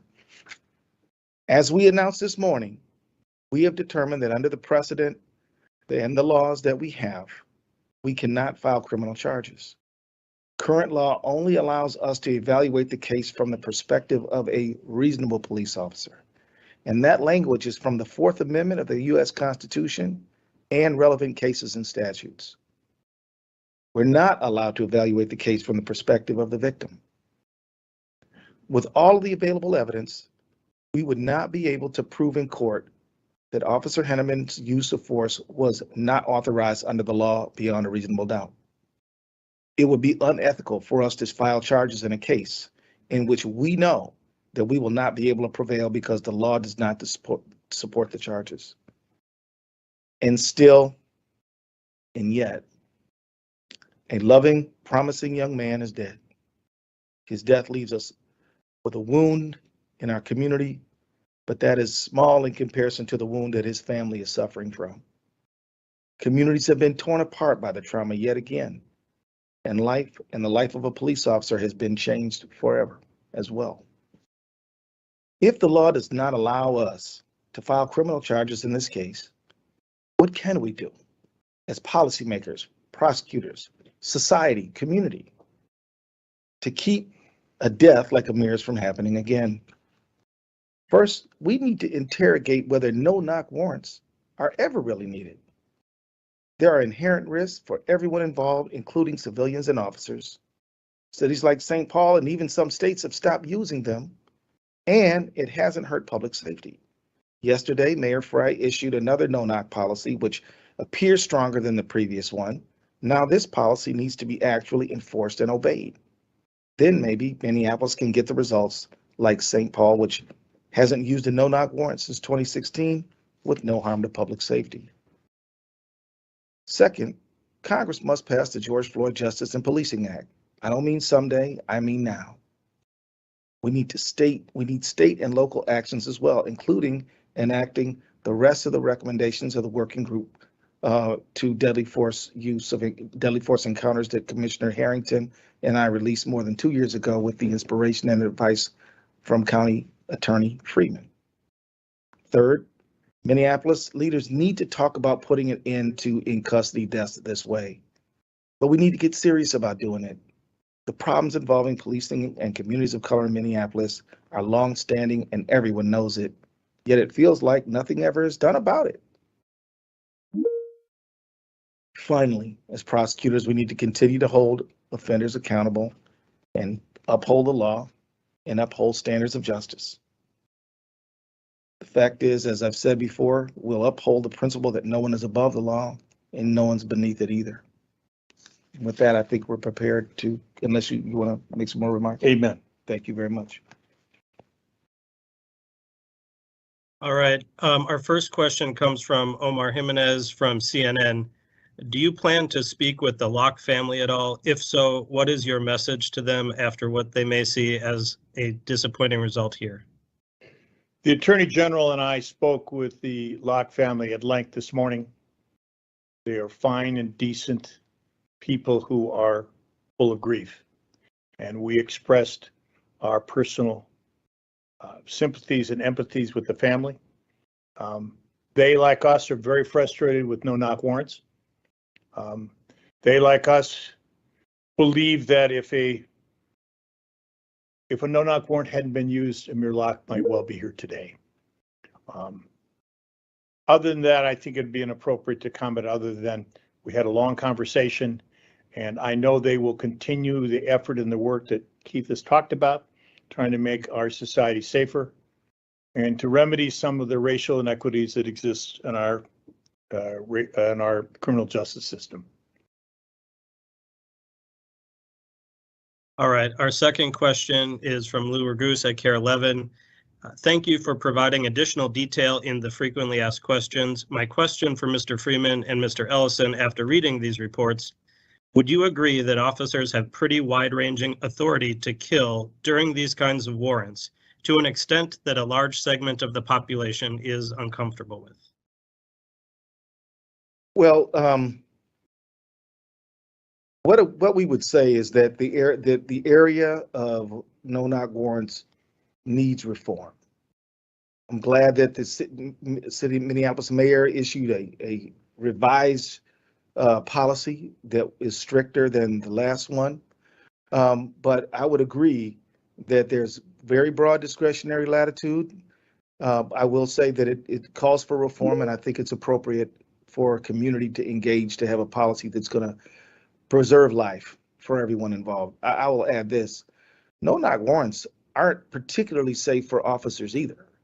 they have attendant risks on both sides, civilians and officers. So it's appropriate to investigate and to come up with policy that works.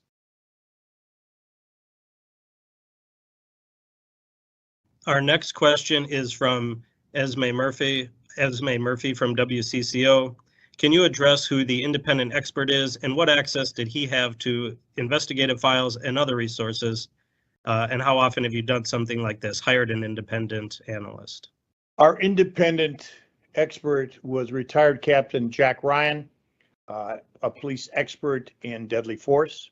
He had access to all of the evidence we did, including the body-worn cameras, the statements by the police officers, the search warrant. He did a thorough, complete, and independent review of this. Jack Ryan has been involved in cases in Minnesota before, and at least several of those cases, he's been quite critical of the Minneapolis Police Department and actions of the police officers. But in this case, he agreed with the conclusions that Keith and I and our staffs arrived at independently, that the law and the facts did not support a prosecution of Officer Hanneman in this case. All right, our next question is from Steve Karnowski from the AP. Did Amir Locke have a carry permit as his family has said? That issue it wasn't relevant to our analysis. His family has said that, but because it didn't really matter, he was in a home, he was in lawful possession of the firearm. He was not a person who couldn't have a firearm. So, that issue, while I know it was raised in the press, ultimately doesn't impact the decision in this case. Our next question is from Andy Mannix from the Star Tribune. Does the body footage for Hanneman support the claims that Locke was pointing at him? When will we see the rest of the footage? To answer the latter part first, the body-worn camera video will all be up on the Bureau of Criminal Apprehension's website today, if it's not up already. The body-worn camera footage for Hanneman and the other officers show the gun that Amir Locke was holding at the time he was shot. It shows that Amir Locke was holding it by the butt of the gun in a shooting position, although his finger was not on the trigger. That gun was pointed directly at Officer Hanneman. During the body-worn camera, it seemed to dip down a bit and then come back up.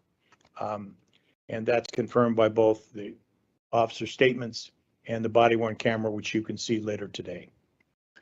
If I may add, the term pointing might imply a level of intentionality that we don't know whether Amir Locke had or not. We don't know what was on his mind. It could have been an inadvertent moment. We don't know if he was pointing it, but the video does indicate it was pointed in the direction of Officer Hanneman. Good clarification. Our next question is from John Collins with NPR. Why not let jurors decide whether the evidence shows that the officer's actions were, quote, reasonable? Now, as a prosecutor, you have an ethical responsibility to not bring charges when the law and the evidence show that you can't prevail. We have the burden. We have to prove the case beyond a reasonable doubt. And it is our conclusion that we cannot prove this case beyond a reasonable doubt that the officer's actions were unreasonable. This is an important justice matter because you don't want to put anybody on trial for a case simply to meet public demand.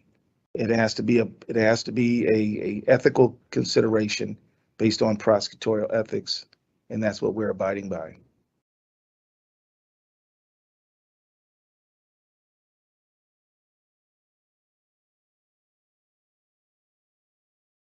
I've received a question that says, what department was Jack Ryan with? Was he with MPD?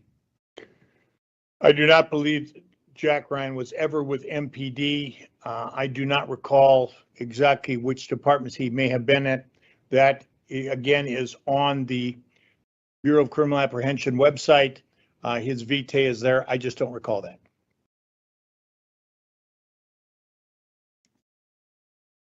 Our next question is from Scott at Minnesota News Network.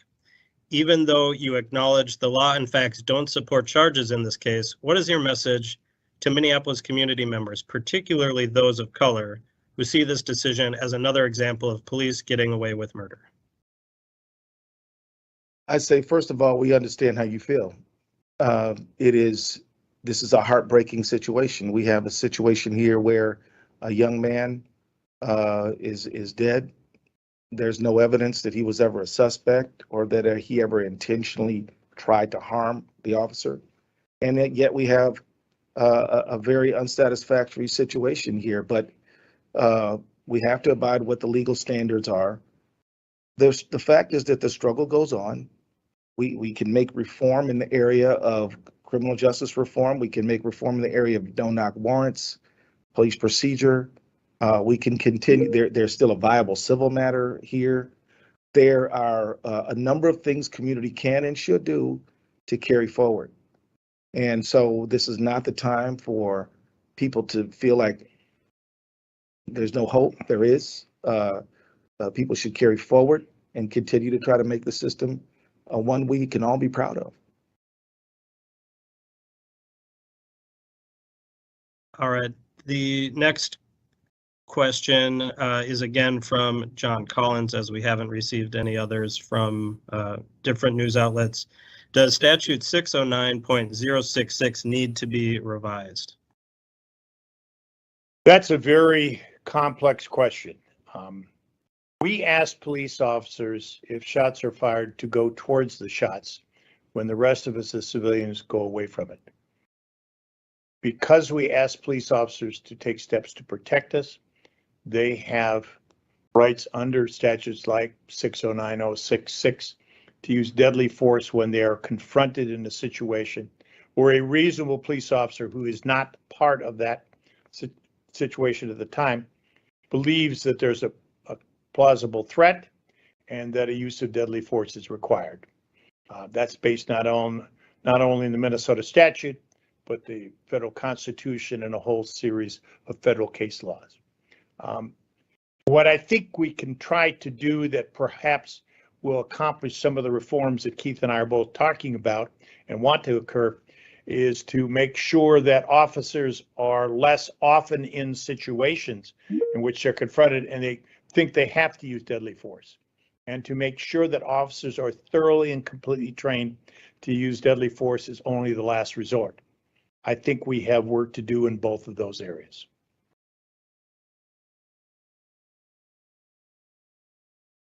Let's see. We have one more question. It looks like from Lou Regrus at Care 11. Under the apparent circumstance of Amir Locke waking up with a gun and potentially believing this was a home invasion, what would have taken for charges to be appropriate in this case? You know, I do appreciate Lou's question, and I understand why he's asking it. It simply is beyond the scope of our mission. It would require us to speculate, and I don't think that that is the right thing to do at this time. I think this is probably a good time to wrap up. Let me just say in conclusion, I agree. It looks like we've answered the questions. I really support what Keith said in his opening. We've got lots of work to do in the criminal justice system to make it safer. And this death is a tragedy and was not necessary. But we are honor bound under our ethical rules only to charge cases in which there's sufficient admissible evidence to prove it beyond a reasonable doubt, and we believe it's there. To charge a case like this would simply be wrong. And I really appreciate the courage and the commitment of the Attorney General and his staff and mine, buttressed by the opinion of Captain Ryan. This is not a fun part of our job. We try to make it as professional as we can, but our hearts still go out to the family, and we need to make a situation where these kinds of situations don't exist. Yeah, thank you, Mike. And let me thank again the family meeting with the family today was something that is essential that to do. They have the right to transparency. They have the right to understand why. And I just want to say I can't think of a more dignified family under the circumstances that they're in, and I just hope the community continues to rally around them and continues to demand that we have a fairer, better system. So with that, I think that's probably it. Thank you.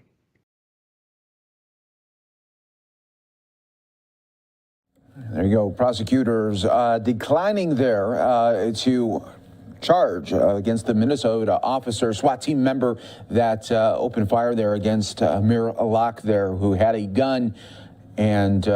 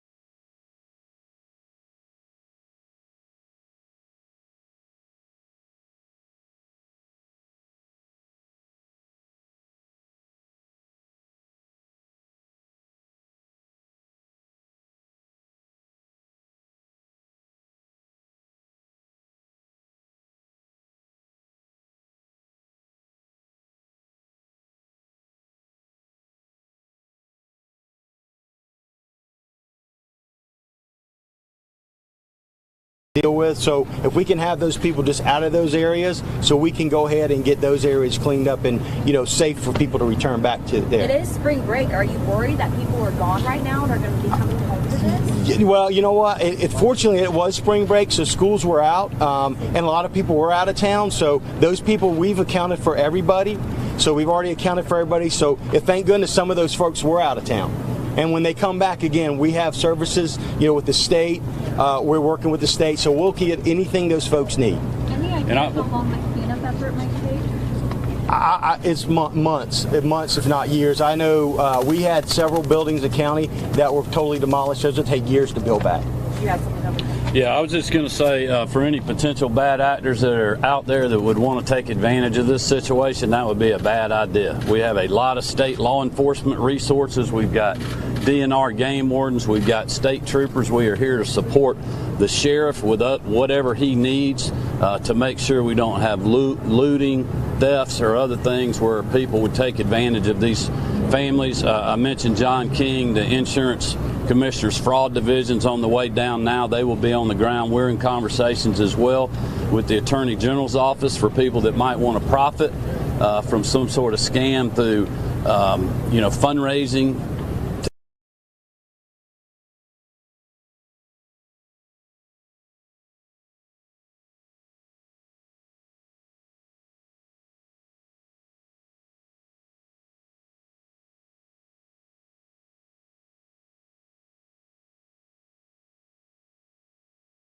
Is working and putting up some temporary towers. They got two. Budget has 15 brand new tax proposals that they've got on their production of oil and gas. So at the time that they're saying to companies, y'all should produce more oil, you're the problem, they're not looking in the mirror, seeing 15 new taxes that they're releasing, trying to cut off access to capital, trying to be able to make us more focused on what's happening internationally. There are lots of issues. Enough. Last question. This is not a result of Putin's war. This is a result of Biden policies, and everyone knows it. And they can try to change the subject all they want to, but everyone knows this is a direct result of the Biden policies that are here. That's our frustration. There is a way to produce more American energy. There is a way to be able to bring prices down. They're just not willing to do it at this point. There's a whole series of us that are going to have the opportunity to be able to talk through this, and I want to be able to check in with everybody. Thanks for being here. Senator Barrasso's up next. Well, thanks, Senator Langford, for your continued leadership on this. The American people are paying the price and feeling the pain of the policies of Joe Biden as President of the United States, and specifically with energy. This past weekend in Wyoming, people were paying about $2 per gallon more than they were the day that Joe Biden came into office. That means they don't have that money for other things in terms of their lives, in terms of their children. The people are having to change the way they drive, they shop, and they live as a result of Joe Biden's policies, which has driven up the cost of gasoline all across the country. So what's he going to do about it? Well, he made a speech and he said he was going to release energy from the Strategic Petroleum Reserve. This is the third Hail Mary pass he's thrown on this in the last 6 months. This is going to be incomplete just like the others, but he's going to continue throwing Hail Mary passes all the way through the election in November, at which time the American people are going to stand up and say, we're done with this. We're going to turn over the House and the Senate.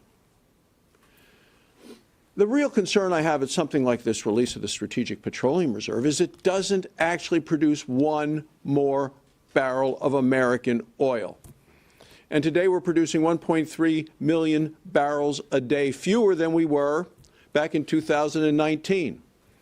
And some people call this release a gimmick. I say it's much more dangerous than that. And the reason is because he's drawing this emergency supply down to a level that we haven't been down to that low level since 1984. So what happens if there's a real emergency? Look, the American people get it. They know what we need to do. We need to produce more American oil and gas. The president knows what he has to do, but he's refusing to do it because he is so beholden to the liberal left. He needs to allow for sales of oil and gas leases on public lands. There's not been a single one since he's been president.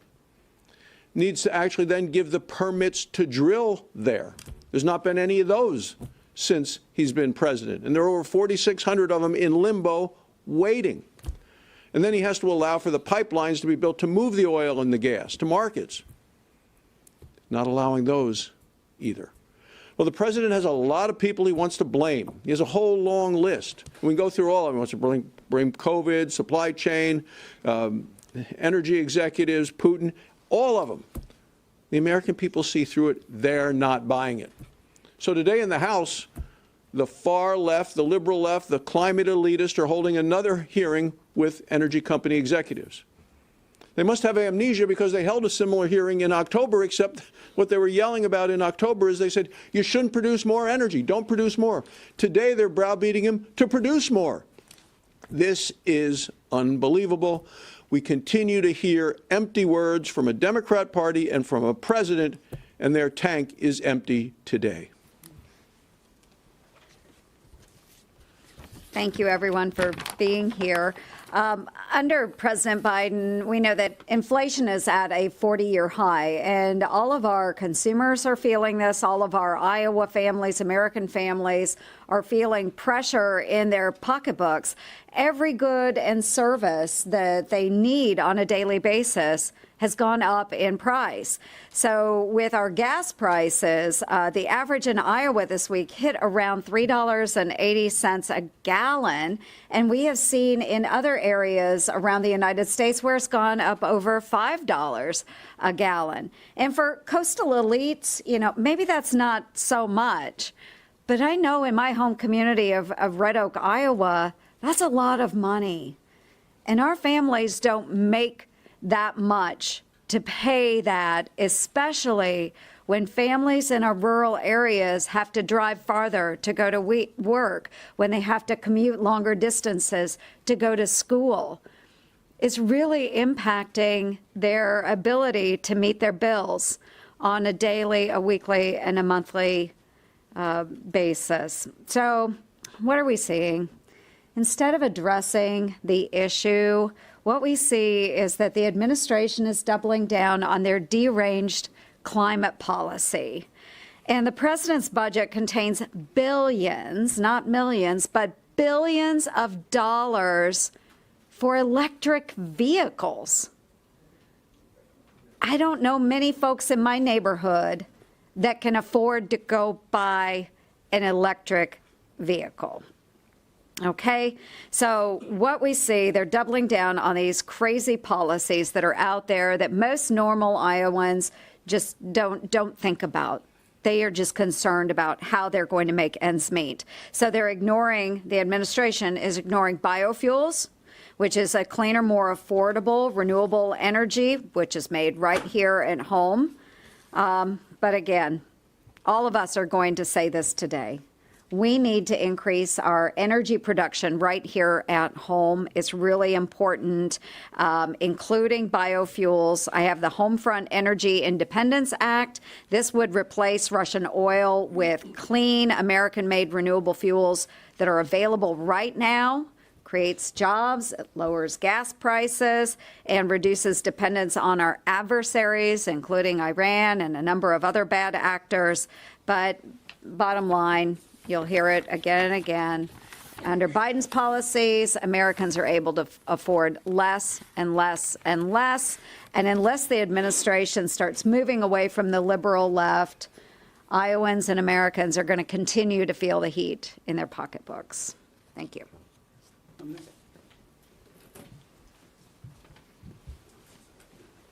As I have said before, the problem is that the oil is in Louisiana and Texas and Oklahoma and Kansas and North Dakota and Alaska and in many other states. But the dipsticks are in Washington, D.C. This is a problem of simple economics. And in my opinion, the Biden administration will continue to and do what may be irreparable damage to the American people's pocketbooks and standard of living and to America's national security until the president transitions to an all-of-the-above energy policy. Take national security. We know that it will be very difficult, if impossible, to defeat Putin until we cut off his cash flow. You can't cut off his cash flow until you cut off his oil and gas exports. You can't cut off his oil and gas sales, his exports, much of which go to Europe, until Europe has a way to replace the fossil fuels. America has a way to help Europe replace those fossil fuels, except for one problem. The Biden administration has put its boot on the neck of the oil and gas industry. And until the Biden administration takes it off, the American people and the Western world will continue to suffer. Good afternoon. The price of gas is a huge component in the cost of living of Kansans and Americans, and it's done nothing except go up. About $1.08 more in the first year of the Biden administration, and it's related to the policies of this administration. It's the fact that the Keystone Pipeline, it's the fact that no more leases. It's one thing after another with a belief that electricity is going to solve our transportation problems. You know, oil and gas is produced in the United States. Unfortunately, many of the components necessary for electric-powered vehicles is produced in places around the globe that are off limits and are our adversaries. We have homegrown solutions to our energy challenges, and this administration is refusing to accept or pursue any of them. So I would have thought there's lots of things to shake one's head at in Washington, D.C. Common sense, not necessarily politics, would tell us that at a time in which inflation, of which the price of oil and gas is a huge component, common sense, not politics, just common sense, even political common sense that would say how to satisfy Americans, the voters, would say, let's produce more oil and gas in the U.S. But no, the administration's first choice was let's ask Russia to produce more. If you're really worried about the climate aspect of oil and gas production, why would you not want oil and gas to be produced in the United States, where we refine our crude into gasoline in a much more environmentally sound way than any place else in the world? If you're really worried about oil and gas, why would you encourage Russia to increase their production? Then we face the national security aspect. So just common sense tells us to fight inflation, let's produce our own energy. Instead, every policy of this administration is to discourage, to decrease that opportunity. And then evil Vladimir Putin invades the Ukraine. So now for our national security. I thought, well, the Biden administration didn't do anything for inflation, for Americans, for Kansans, and the price at the pump. Incidentally, the price at the pump, that's a very small portion of the consequences of high gas and oil prices. Fertilizer to grow crops in Kansas is significantly made from components of natural gas. All the things that are produced in this country often, almost without exception, involve petroleum products. Everything goes up when the price of oil goes up. So one would have thought, well, the administration didn't do what they should have done to combat inflation. But now we have a national security challenge. Surely, in this circumstance, we'll decide that we're going to help Europe meet its needs. We'll better meet our needs. We wouldn't deplete our emergency supplies of oil at a time of national defense crises. But no, the administration chooses to go to Venezuela, to Iran. Let's look at those countries to help us out in a national security crisis. Once again, the administration has this totally wrong in a very dangerous way. Now it's not just the cost of living, it's also our national security and the lives of Ukrainians and the jeopardy of Europeans, because we continue to fund Russia, Vladimir Putin's war in Ukraine. This is the craziness of that one would hope we'd never see in a country that has the ability to meet its needs and help our allies, has the ability to do something about the price at the pump and the price of fertilizer and the price of products across the shelves of grocery stores and hardware stores of Kansas and the country. But for this strange reason of trying to satisfy the far left and the environmental extremists, we can't do anything that makes. This administration refuses to do the things that make just common sense to Kansans and Americans. It's time for us to become energy independent again, by utilizing all of the above options that we have to produce energy for America and the world in America. See, Hoven, you're up. Yeah, sorry, go ahead. No, that's good. Biden administration needs to take the handcuffs off our energy producers. We can produce a lot more oil and gas. We do it with the best environmental stewardship in the world. But the Biden administration needs to take off the handcuffs. This is supply and demand. Look, less than 2 years ago, we were producing about 13 million barrels a day. Now we're down to about 11.5 million barrels a day. That's less supply because of the Biden administration's energy policies. My state alone, North Dakota, we were producing 1.5 million barrels a day. We're down to 1.1 million barrels a day. It's because of the energy policy of the Biden administration. You can't bring a restrictive energy policy that reduces supply and expect to get some relief in terms of prices at the pump or the availability of energy in this country, or even our ability to help our friends and allies in Europe as we're trying to help Ukraine as they face this horrible invasion by Russia. This makes no sense. How can the Biden administration tell the people of America they're trying to solve the problem when they are the problem?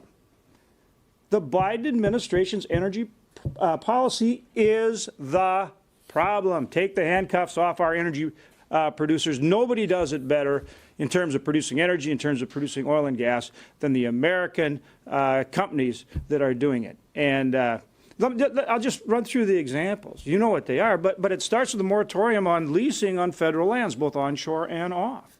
And then the Biden administration says, oh, well, no, they have these leases. Well, sure, but if you hold the lease up with regulation and court challenges, they can't produce them, can they?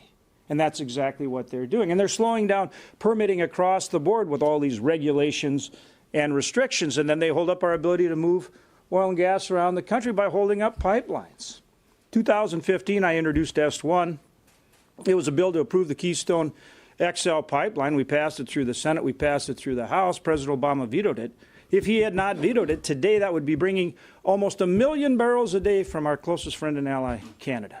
That's 830,000 barrels a day we don't have because of that energy policy. It's that simple, and they continue to do it. They're blocking our ability to move natural. We have stranded natural gas in our state, maybe in Oklahoma and these other states too. We can't get our gas to market because we can't get the permits for the gathering systems and the pipelines to move the product to market, let alone getting it to our allies. And we need LNG facilities to get it to our European allies so we can continue to cut off the Russian war machine. The way you cut off the Russian war machine is you cut off their ability to sell energy. And when they can't sell energy to Europe because we're providing it, then the Russian military has no funds. And when we cut off their funds, we shut down their economy. That's how we cripple their military and help our friends and allies in Europe and help Ukraine. It's as simple as that. This is not a complicated thing. It's simple. It's supply and demand. And the Biden administration needs to quit telling the American people that they're trying to help when they are the problem. How do you put forward a budget with $2.5 trillion in taxes, a lot of those taxes on our energy producers? What signal does that send? Does that tell the energy producers to go out there and invest and produce more energy? When you say we're going to tax the living heck out of you if you do? They need to change their energy policy. And until the Biden administration changes their energy policy, don't tell Americans that you're trying to help when your policy is the problem.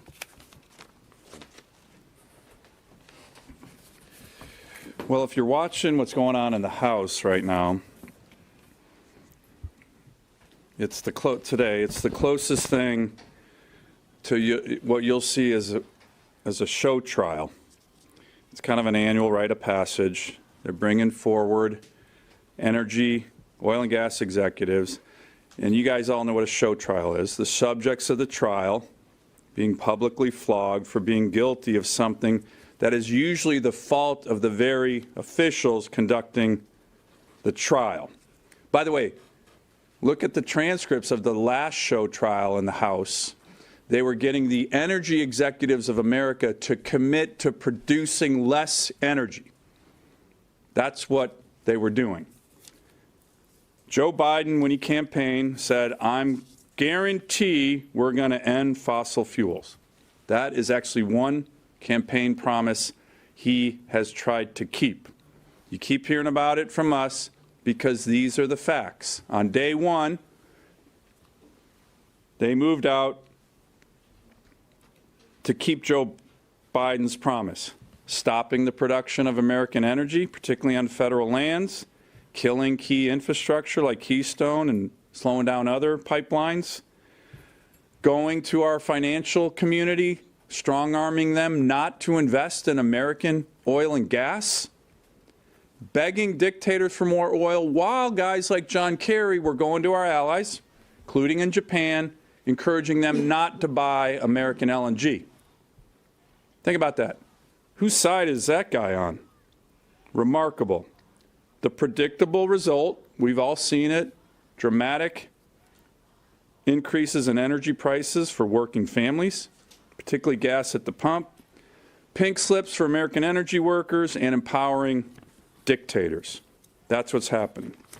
So here's the deal, though, and this is a real problem for the Democrats. You're seeing it here in the House, or in the Senate and in the House. No one is being fooled by these show trials. I was home over the weekend. Want my colleagues to see that. That's my little poster board. Okay. Now, this is 100. I filled up my truck. My truck was actually 3/4 empty. So that was filling up my truck in Alaska, $109. Had it been fully empty, it would have been $142. To fill up the tank of one truck in America, devastating to working families. But nobody's being fooled. Nobody's being fooled. This is what literally was on the pump in my home state. Joe Biden, I did that. I did that. Right? Nobody in America is being fooled. This isn't Putin. This is Biden. He did that. And if this show trial that we're going on in the House right now, we're actually trying to find the culprits of rising energy costs, the witnesses wouldn't be American energy executives. It would be this guy. It would be John Kerry. It'd be Gina McCarthy. It'd be Deb Haaland. Those are the people crushing the American working family with higher energy prices. Those are the people responsible for laying off patriotic American energy workers, like in my state. And those are the people who have been empowering dictators who produce energy as well. And as we're all seeing here, it's got to stop.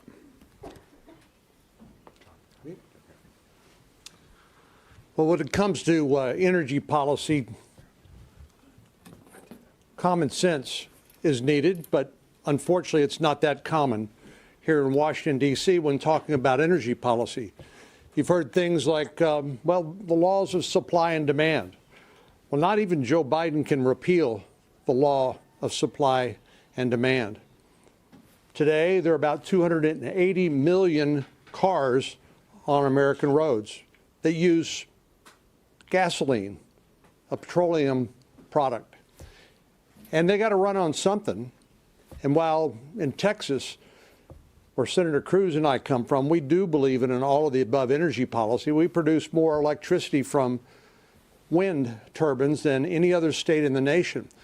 But each of these has a role to play in our economy. And right now, we're playing what has become a world-class sport here in Washington, D.C., which is called the blame game, without offering any real solutions to the American people. Things like reducing the having a gas tax holiday, so you pay 18 cents less per gallon on your gas. Unfortunately, what they don't tell you is that denies us access to the funds that are necessary to build roads and bridges on which your vehicle can ride. Games like, well, let's release 1 million barrels a day from the strategic petroleum reserves. If you unleash American energy, you can produce roughly 5 million barrels a day from one field out in West Texas called the Permian Basin. 5 million. But Biden tells you to be satisfied. We're really doing something about this by releasing 1 million a day. And as you've heard before, it's not producing new oil. This is oil that's already been produced and been stored for an emergency. And heaven forbid we would have a real emergency. But this has also become a national security imperative as well.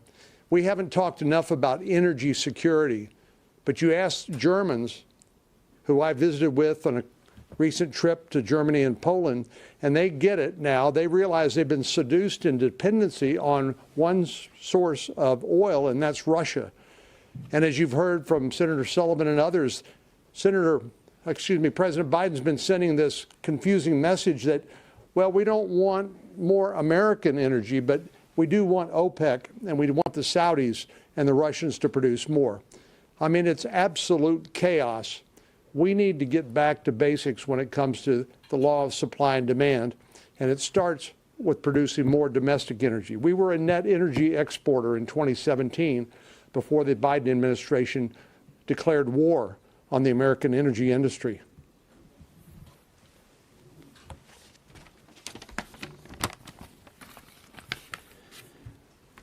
Since Joe Biden entered office, we've seen inflation skyrocketing, higher than any time in the last 40 years.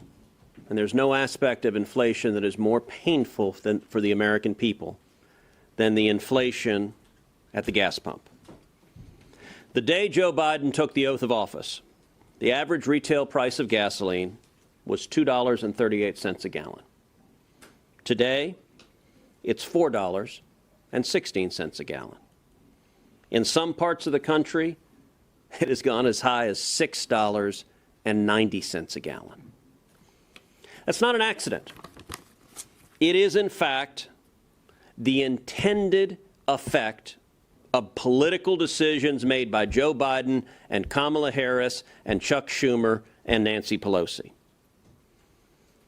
It is also not principally the result of the war in Ukraine. It was instead the result of Green New Deal zealots in the Biden administration. Before Putin's tanks had rolled into even 1 inch of Ukraine, gasoline prices had already risen 48% because of Biden's misguided policies. Just like with inflation, the administration has had 5 stories on inflation. First, they said it didn't exist. Don't believe your lying eyes. Then they said it's transitory. It exists, but it's going away soon. Their third explanation was it's a high-class problem, whatever that means. Their fourth explanation was, yes, it exists. No, it's not transitory, but it's a good thing. Inflation is a sign of just how well the economy's going. And now they've settled on Putin, Putin, Putin. Blame it all on Putin. Every Democrat has that talking point. Well, you know what? The person principally responsible for the price at the pump is Joe Biden. Here's what Joe Biden promised in the campaign for president. He said, quote, no more drilling on federal lands, no more drilling, including offshore, no ability for the oil industry to continue to drill, period. Ends. He told you what he was going to do, and he did it. When it costs you $100 to fill the tank of your truck, that's Joe Biden's fault. When it costs $100 to fill the family's minivan, that's Joe Biden's fault. A whole series of policies. On day one, he canceled the Keystone Pipeline. The next week, he stopped all federal oil and gas leases, stopping development on what produces 24% of the nation's energy. On May 7th, Biden's Interior announced plans to take 30% of U.S. land out of production. On June 1st, Biden repealed leases on the North Slope of Alaska, totaling 16 billion barrels of oil. On October 7th, Biden eliminated Trump's permit streamlining regulations. On October 29th, Biden's Interior began using the, quote, social costs of carbon in permitting, a new kind of analysis designed to deny permits and stop production. On March 21st, just a couple of weeks ago, Biden's Security and Exchange Commission announced new regulations aimed at reducing investment in oil and gas, cutting off equity financing, and cutting off debt financing. This is Biden's fault, and the American people are hurting every day at the gas pump. We had one thing to that as well. Then this last week, he announced 15 more taxes that he wants to be able to put on energy production. So it's been relentless in the process. Let me open this up for questions. What questions do you have? Yes, sir. Senator, the questioning today in the House hearing, the Democrats drilled down on these executives. So that's funny. It's drilled down on the oil executives. That's clever. Yeah. Retrospectively intended. They drilled down on this question of capital expenditures, the fact that these companies are not investing in production.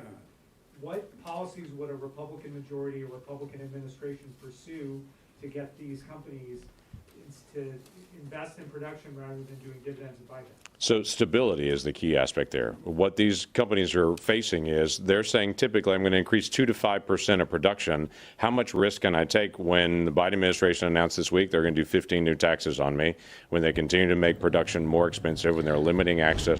All right, that was Senate Republicans going off there talking about the gas prices here in America, how they keep going up, and then pointing blame to President Biden. You're watching Live Now from Fox. Everybody, we are going to now go to President Biden. He is speaking live here. Let's listen right here on Live Now from Fox.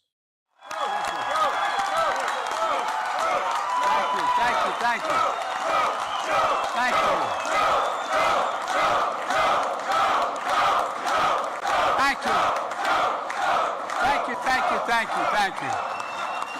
You better stop, I'll start believing it. Please have a seat if you have one. It's good to be home.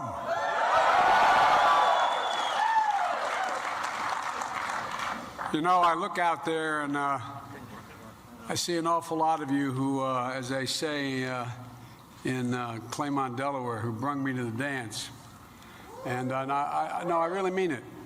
There is no exaggeration. I'd not be standing here without labor, without union labor. Folks, as we used to say when I was a senator, if you excuse a point of personal privilege, before I turn to my main remarks, I'd like to have to briefly address the horrifying reports of the atrocities taking place in Ukraine and the steps the United States is taking to respond in close coordination with our allies and our partners. And I'm sure you've seen the pictures from Bucha and just outside of Kyiv. Bodies left in streets as Russian troops withdrew. Some shot in the back of the head with their hands tied behind their backs. Civilians executed in cold blood. Bodies dumped into mass graves. A sense of brutality and inhumanity left for all the world to see unapologetically. There's nothing less happening than major war crimes. Responsible nations have to come together to hold these perpetrators accountable. And together with our allies and our partners, we're going to keep raising the economic cost and ratchet up the pain for Putin and further increase Russia's economic isolation.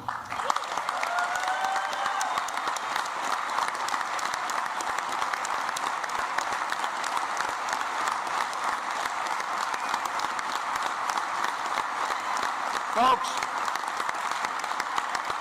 the steps we've already taken are predicted to shrink Russia's gross domestic product by double digits this year alone. Just in 1 year, our sanctions are likely to wipe out the last 15 years of Russia's economic gains. And because we've cut Russia off from importing technologies like semiconductors and encryption security and critical components of quantum technology that they need to compete in the 21st century, we're going to stifle Russia's ability and its economy to grow for years to come. Folks, this is the United States. And we're taking additional steps in lockstep with our allies and partners to raise the economic pressure on Putin. First, the United States will impose full blocking sanctions on Sberbank, by far the largest financial institution in Russia, and Alfa Bank, its largest private bank. We're locking down any accounts, any funds that those banks hold in the United States. They'll not be able to touch any of their money. They'll not be able to do any business here. And second, I'm going to sign an executive order that's going to ban any new U.S. investment in Russia. More than 600 private sector companies.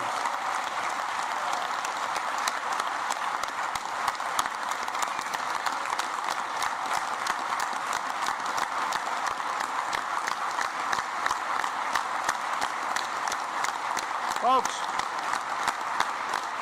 corporate America is stepping up and change.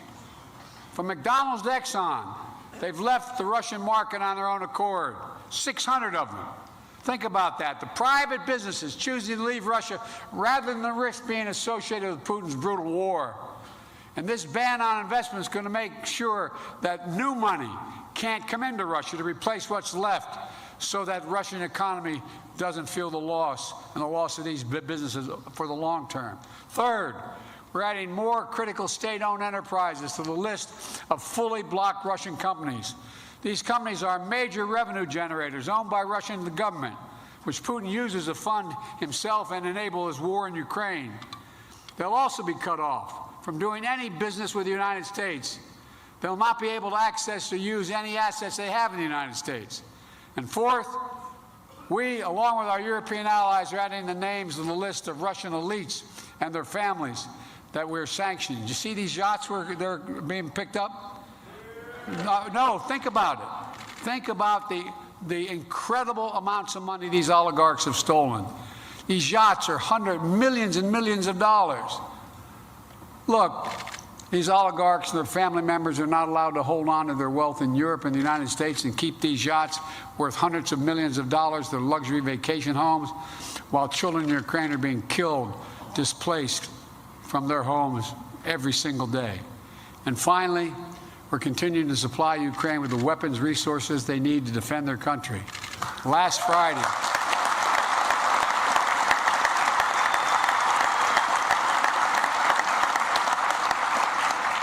Friday, we announced millions in funding to procure new equipment for Ukraine.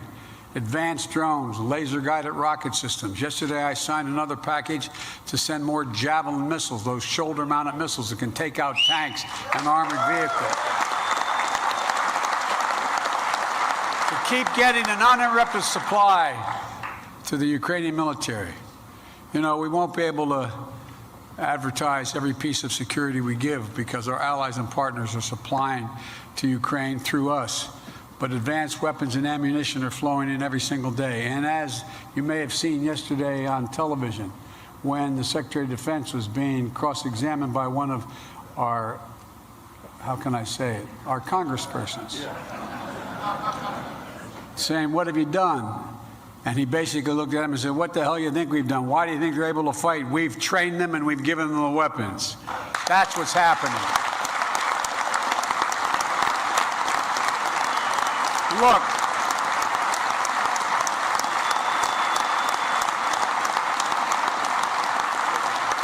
thanks to the bravery, the grit, and the fighting spirit of the Ukrainian people, Russia has already failed in its initial war aims.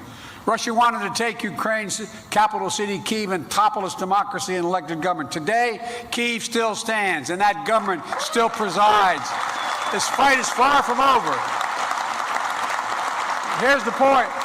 This war can continue for a long time, but the United States will continue to stand with Ukraine and the Ukrainian people in the fight for freedom. And I just want you to know that. And by the way, if I got to go to war, I'm going with you guys. I tell you. I mean it. I want to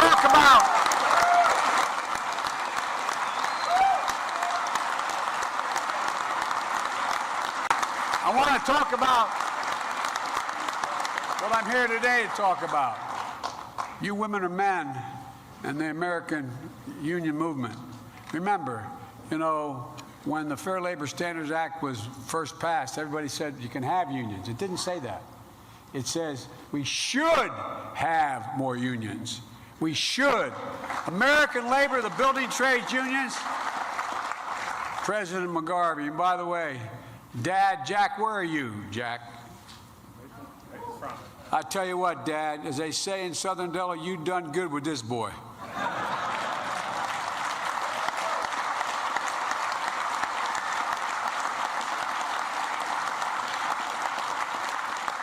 And you know, I just know Jack's a Philadelphia guy. You know why?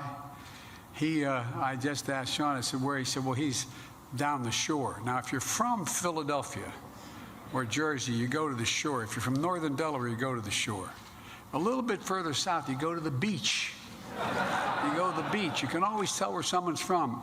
And Dad, I asked whether or not you, like my wife Jill is from Philly, still talks about Broad Street, the Broad Street run, you know, and you see, and Jeet, yet,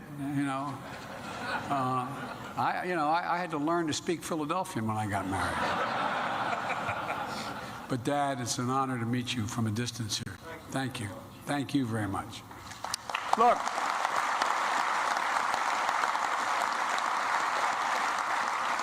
It's good to be with you all, and I mean that. You know, there's an old expression, as I said earlier, you go home with them that brought you to the dance. And you folks brought me to the dance. And the people who brought me to the dance were union workers, not just workers, union workers. IBW, iron workers, boilermakers, teamsters, laborers, bricklayers, masons, plumbers and pipe fitters, painters, plasterers, roofers, operating engineers, steel metal workers. You're all represented in this room. And so many more who are not in the building trades that are union members across the country. I want to thank you for what you did to support my election this last time out. I remember going to a guy sitting down here a little further to the right when I refused to, I wasn't going to introduce my climate plan until I decided I was going to speak to a guy from the IBW, because I wanted to make sure you all knew what I was doing and why it not only was good for the environment, but good for labor. And I sat down with that guy right there, and he thought about it, and he went out and he talked to other people, and you all stepped up. And I mean it sincerely. You're probably the biggest reason why I'm standing here today. I've never forgotten not only what you've done for me, but more importantly, what you've done for this country. You're the ones who literally built this country, and that's not hyperbole. And you heard it 1,000 times when I was running for office, that we're going to build this economy, not from the top down anymore, but from the middle up and out. That's how you build America. Because we know that when the middle class does well, the poor have a way up and the wealthy are just fine. And that's exactly what we're doing. And by the way, the reason there is a middle class is because of unions. Unions. Fact. Unions. That's a fact.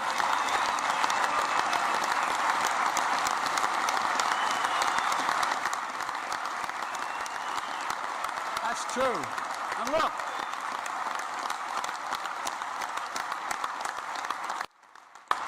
not only you provide a good living, but what you do more than anything else, my dad used to say, you allow people to have dignity, the dignity of their work, to be treated with respect. When it comes time to rebuild the economy, before I did anything, as I said, I talked to you. I laid out my plan for economic growth. I talked with a lot of the folks sitting behind me here and others in the union movement. And with your help, it was a darn good plan. And look at the results. Our economy created 431,000 jobs in March. 7.9 million since I became president. More jobs in 14 months than any president in the history of America has ever created because of you. Unemployment's down to 3.6% from 6.4 when I took office. The fastest decline in unemployment to the start of the term of a president ever recorded because of you. And the economy grew 5.7% last year, the fastest growth in 40 years. I know people are still hurting. I'm not unaware of it. As my dad would say, every time that price of the gas went up at the pump, guess what? It was a conversation at our kitchen table. It mattered. It affected outcomes. It affected what we did. But in the process, we were able to cut the deficit by $360 billion last year. And it's been a long, tough stretch, but Americans are back to work. Our economy has gone from being on the mend to being on the move. It started with the American Rescue Plan. When I took office in the midst of the worst economic crisis since the Great Depression, you all remember the lines of cars stretching for miles, waiting for a box of food to be put in their trunk. Not just poor folks, folks across the board waiting for that box of food. Because the American Rescue Plan helped 41 million Americans put food on their table. Because of the American Rescue Plan, we helped keep a roof over the heads of 4 million people.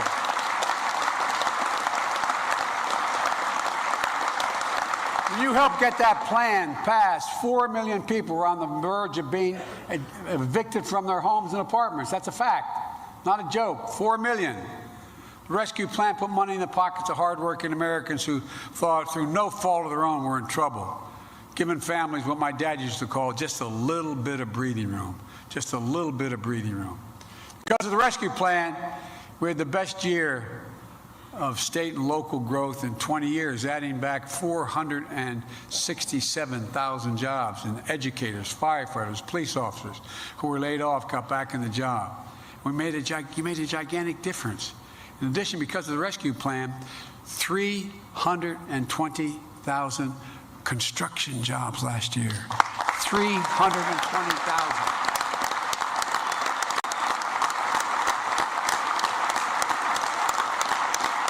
You're building America again.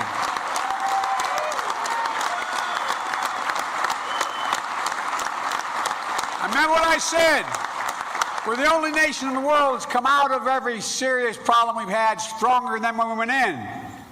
And there are now more construction jobs today than we had before the pandemic. The leading financial firm, Moody's, Wall Street, estimates that because of the rescue plan, 4 million more jobs were created, and unemployment is 2% lower than it would have been had we failed to act.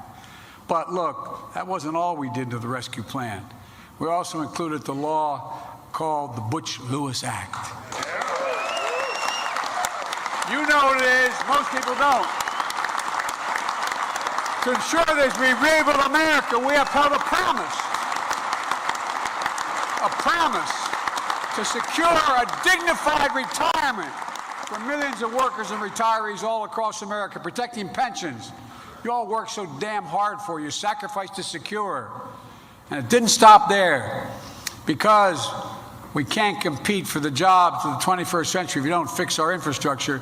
That's why it was so important to pass the bipartisan infrastructure law. You know, and now not only is it infrastructure week, infrastructure decade. Infrastructure decade. No, for real. Already,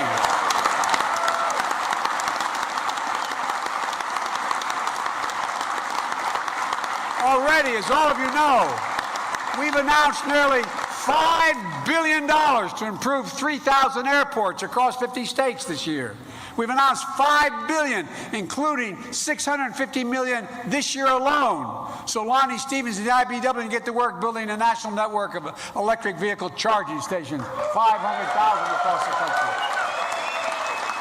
We've announced $4.7 billion to cap and plug hundreds of thousands of orphan wells and gas wells spewing methane into the air, creating jobs as good as the jobs of the folks dug those wells got paid in the first place. Same folks. Nearly $17 billion for ports, waterways, and dams. 700 projects already announced across 50 states. $52.5 billion for highways and road repairs this year. $5.4 billion for bridges this year. The I-5 bridge over Columbia River in Washington State. The I-95 bridge in West Haven, Connecticut. The Jefferson Highway. US 61 East Baton Rouge Parish in Louisiana. There you go. The list goes on. Not only that, we're getting rid of poisonous lead pipes in 10 million homes and 400,000 school and child care centers.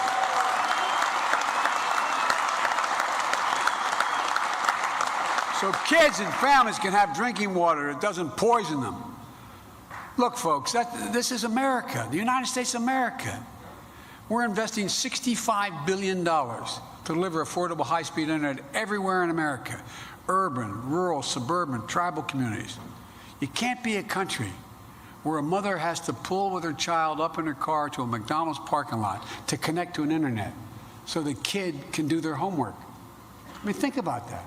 It's the United States of America.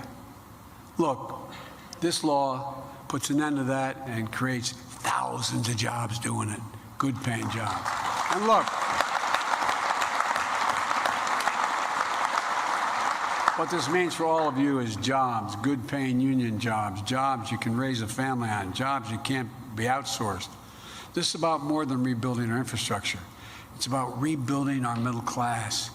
I'm so sick and tired. I was raised by a dad, not a joke, who when things would go bad, I remember we weren't poor, but we lived in a 3-bedroom split level house with 4 kids and a grandpa living with us.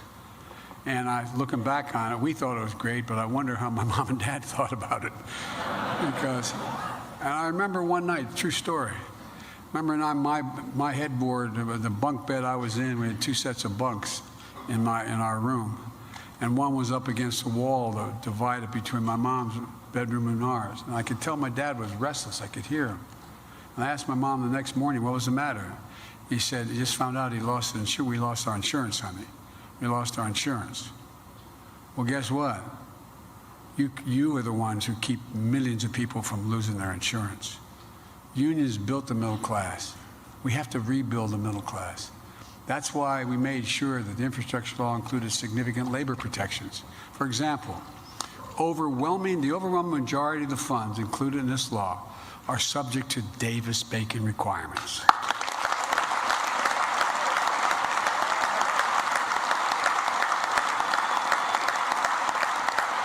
And by the way, as you may remember, when the President Obama asked me to do the Recovery Act back in our administration, the previous one, we didn't do any you guys didn't do. If they wanted the money, they had to show me that they were doing it and paying a prevailing wage. As you know, that means folks who are rebuilding the country are going to earn a prevailing wage now. And by the way, the Labor Department, led by a proud former president of the Labor's Union 223, Marty Walsh.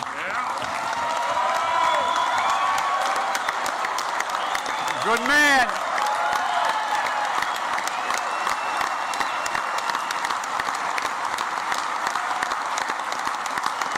If I'm in a foxhole, I want Marty next to me. Look, he recently proposed a new regulation to strengthen prevailing wage. Another thing the law does is help expand registered apprenticeships. Wasn't it wonderful when business said, don't worry, we'll do the apprenticeships? Wasn't that a great, generous thing for them to do early on? Well, come on, man. Union partnerships that allow workers to earn while they learn, that matters. Because laying a strong foundation for the future of this country is about more than having strong roads and bridges, ports and airports that can compete with any in the world. It's also about making sure that here in America, folks who work hard and live their lives, they have an opportunity to live it with dignity and respect. That's what unions are about, in my view, about providing dignity and respect for people who bust their neck. That's why I created the White House Task Force on Worker Organization and Empowerment, to make sure the choice to join a union belongs to workers alone. And by the way,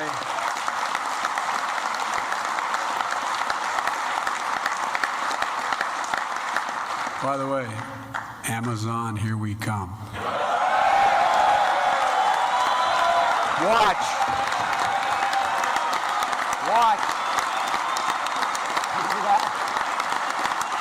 Well,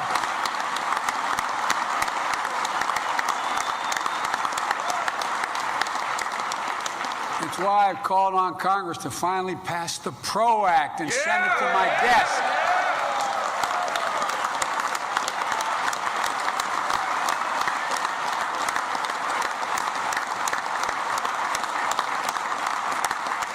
That's why we're strongly encouraging grantees to get infrastructure funding to use what we know as the project labor agreements. You know what they are. The vast majority listening to this won't know, which helps ensure the people building major projects are well-trained, highly skilled workers who have a voice on the work site. Look, you all know why this matters. Union members get higher wages and benefits like health care and insurance and paid leave, protections against discrimination and harassment, safer, healthier workplaces. But there's another reason, the basic American reason. Workers who join a union gain power, the power over decisions that affect their lives. When you've got a union, workers' voices are heard and heeded. Unions provide, in one word, democracy in the workplace. Organizing. Joining a union, that's a democratic and democracy action. Unions aren't just good for workers who join them. Rebuilding America with union labor is smart for business and the American public and for our entire country. Union workers, and I'm not just saying because you're sitting there, but give me my word, you're the best in the world at what you do. Highly skilled, highly trained. You've got a voice in the workplace, a sense of ownership in the project. When union workers are on the job, projects are completed efficiently and they're completed professionally. That's good for the American taxpayer. It's good for families in every neighborhood where infrastructure projects are underway. And so we're going to keep investing in you and your families. We can and we must do more. For example, there are nearly 1.2 million extremely qualified women who haven't returned to the workforce. There's a simple reason. There's no affordable child care for them. Many families pay up to, in this city and other major cities, they have up to $14,000 a year for one child. When I got to the Senate, as some of you know, right after I got elected in November 17 and December 18th after that election, I got a phone call saying my wife and daughter had just been killed. A tractor trailer broadsided them, and my two boys weren't supposed to make it. My boys did make it, thank God. But the point was, everybody thinks I commuted every day because I was this good father wanting to go home. That's true. But I couldn't afford daycare. So I had my mom and my sister and my brother. I had to do it from home. I had no choice. And I was making a good salary. I think at the time we were making $42,000 a year, which was a fair amount of money. I couldn't afford child care. And these women can't afford it either. If you cap child care, as I proposed, at 7% of a family's income making less than $125 grand a year, you could cut in half the cost of child care, saving thousands of dollars and freeing so many people to be able to go back to work, particularly these women who are totally qualified but have no alternative but to stay home.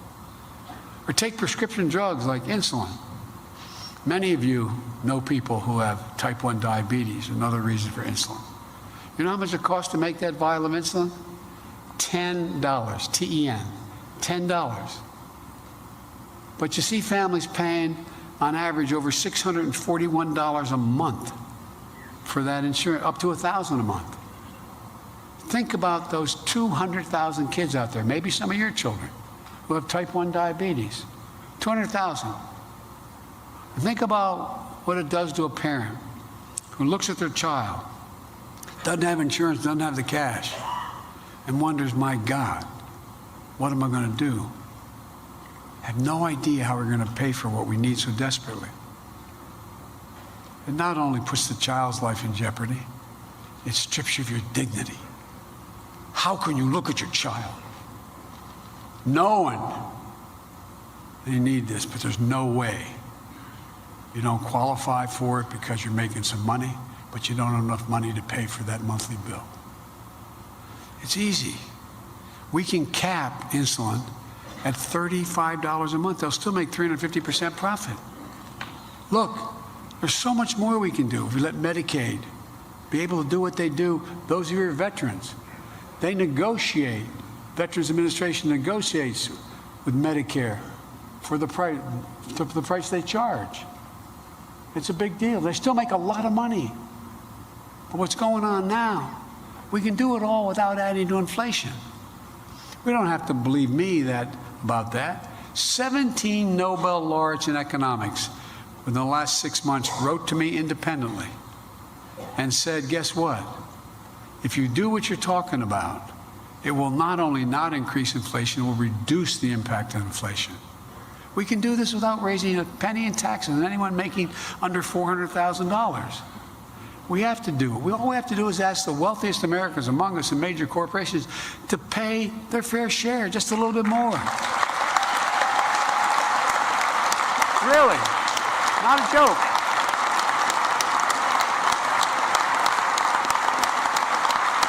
Not a joke. I made a commitment. No one making less than $400,000 in my administration while I'm president will pay a penny more in taxes. That's why I held up the passage of the infrastructure bill. They wanted to add a fee for highways. I said, no, ordinary people are going to be paying for that. I'm not for that. We got to have everybody chip in and pay their fair share. Look, folks, there's no reason why someone making $10 million a year should pay a lower tax rate than a married couple who are a firefighter and a school teacher. But that's how it works.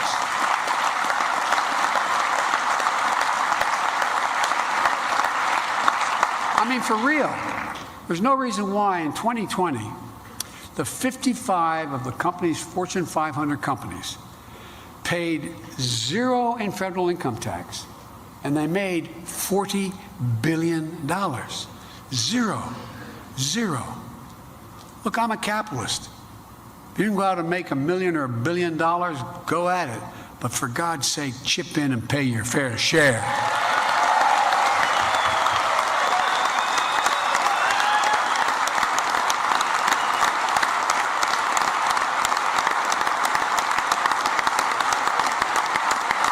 I think a lot of my friends are registered Republicans living out there. They think that too. I mean, it's just so outrageous. That $2 trillion tax cut, the last guy. What was his name? Anyway, the last guy. I forgot it. He never showed up for the inauguration. But anyway. But all kidding aside, I shouldn't kid.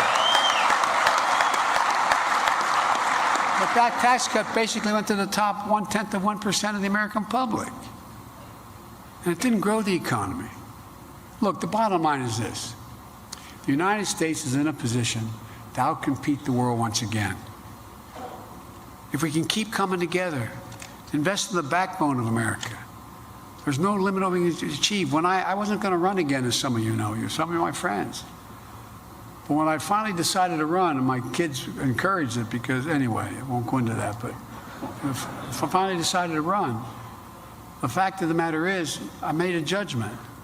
We just had there's no reason why we have to keep it the way it's been. When's the last time trickle-down economy has trickled to anybody you know? No, I'm serious. I'm not joking. I'm not joking. So look, I said I was running for 3 reasons back then. 1, to restore the soul of this country. And by that I meant decency and honor and honesty in what we're going to do. And 2, to rebuild the backbone of America.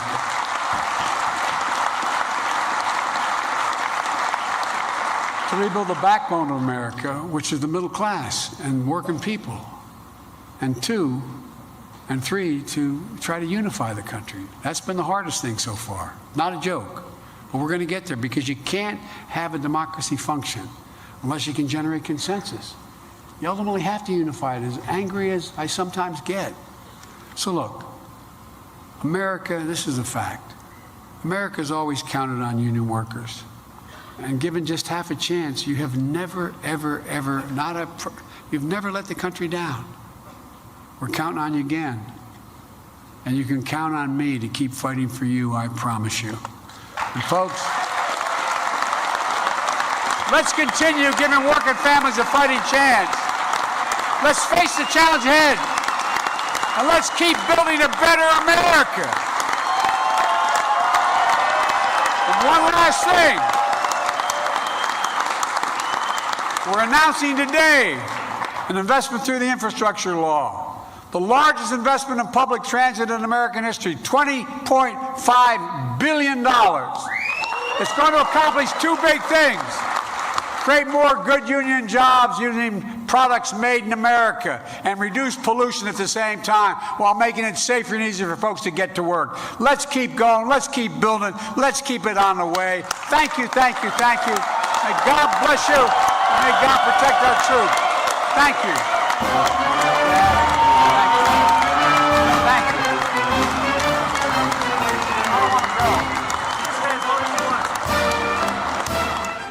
All right, President Biden wrapping things up again, kicking it off, talking about the new sanctions that he is continuing to put on Russia as punishment for their invasion that is still continuing in Ukraine. Of course, we're going to stay on top of the latest when it comes to the news of the war in Ukraine, as well as all the other top stories happening right here across the United States. Thank you to everyone who's here with us on Live Now from Fox. You can see he's got a lot of hands to shake as he exits the stage here.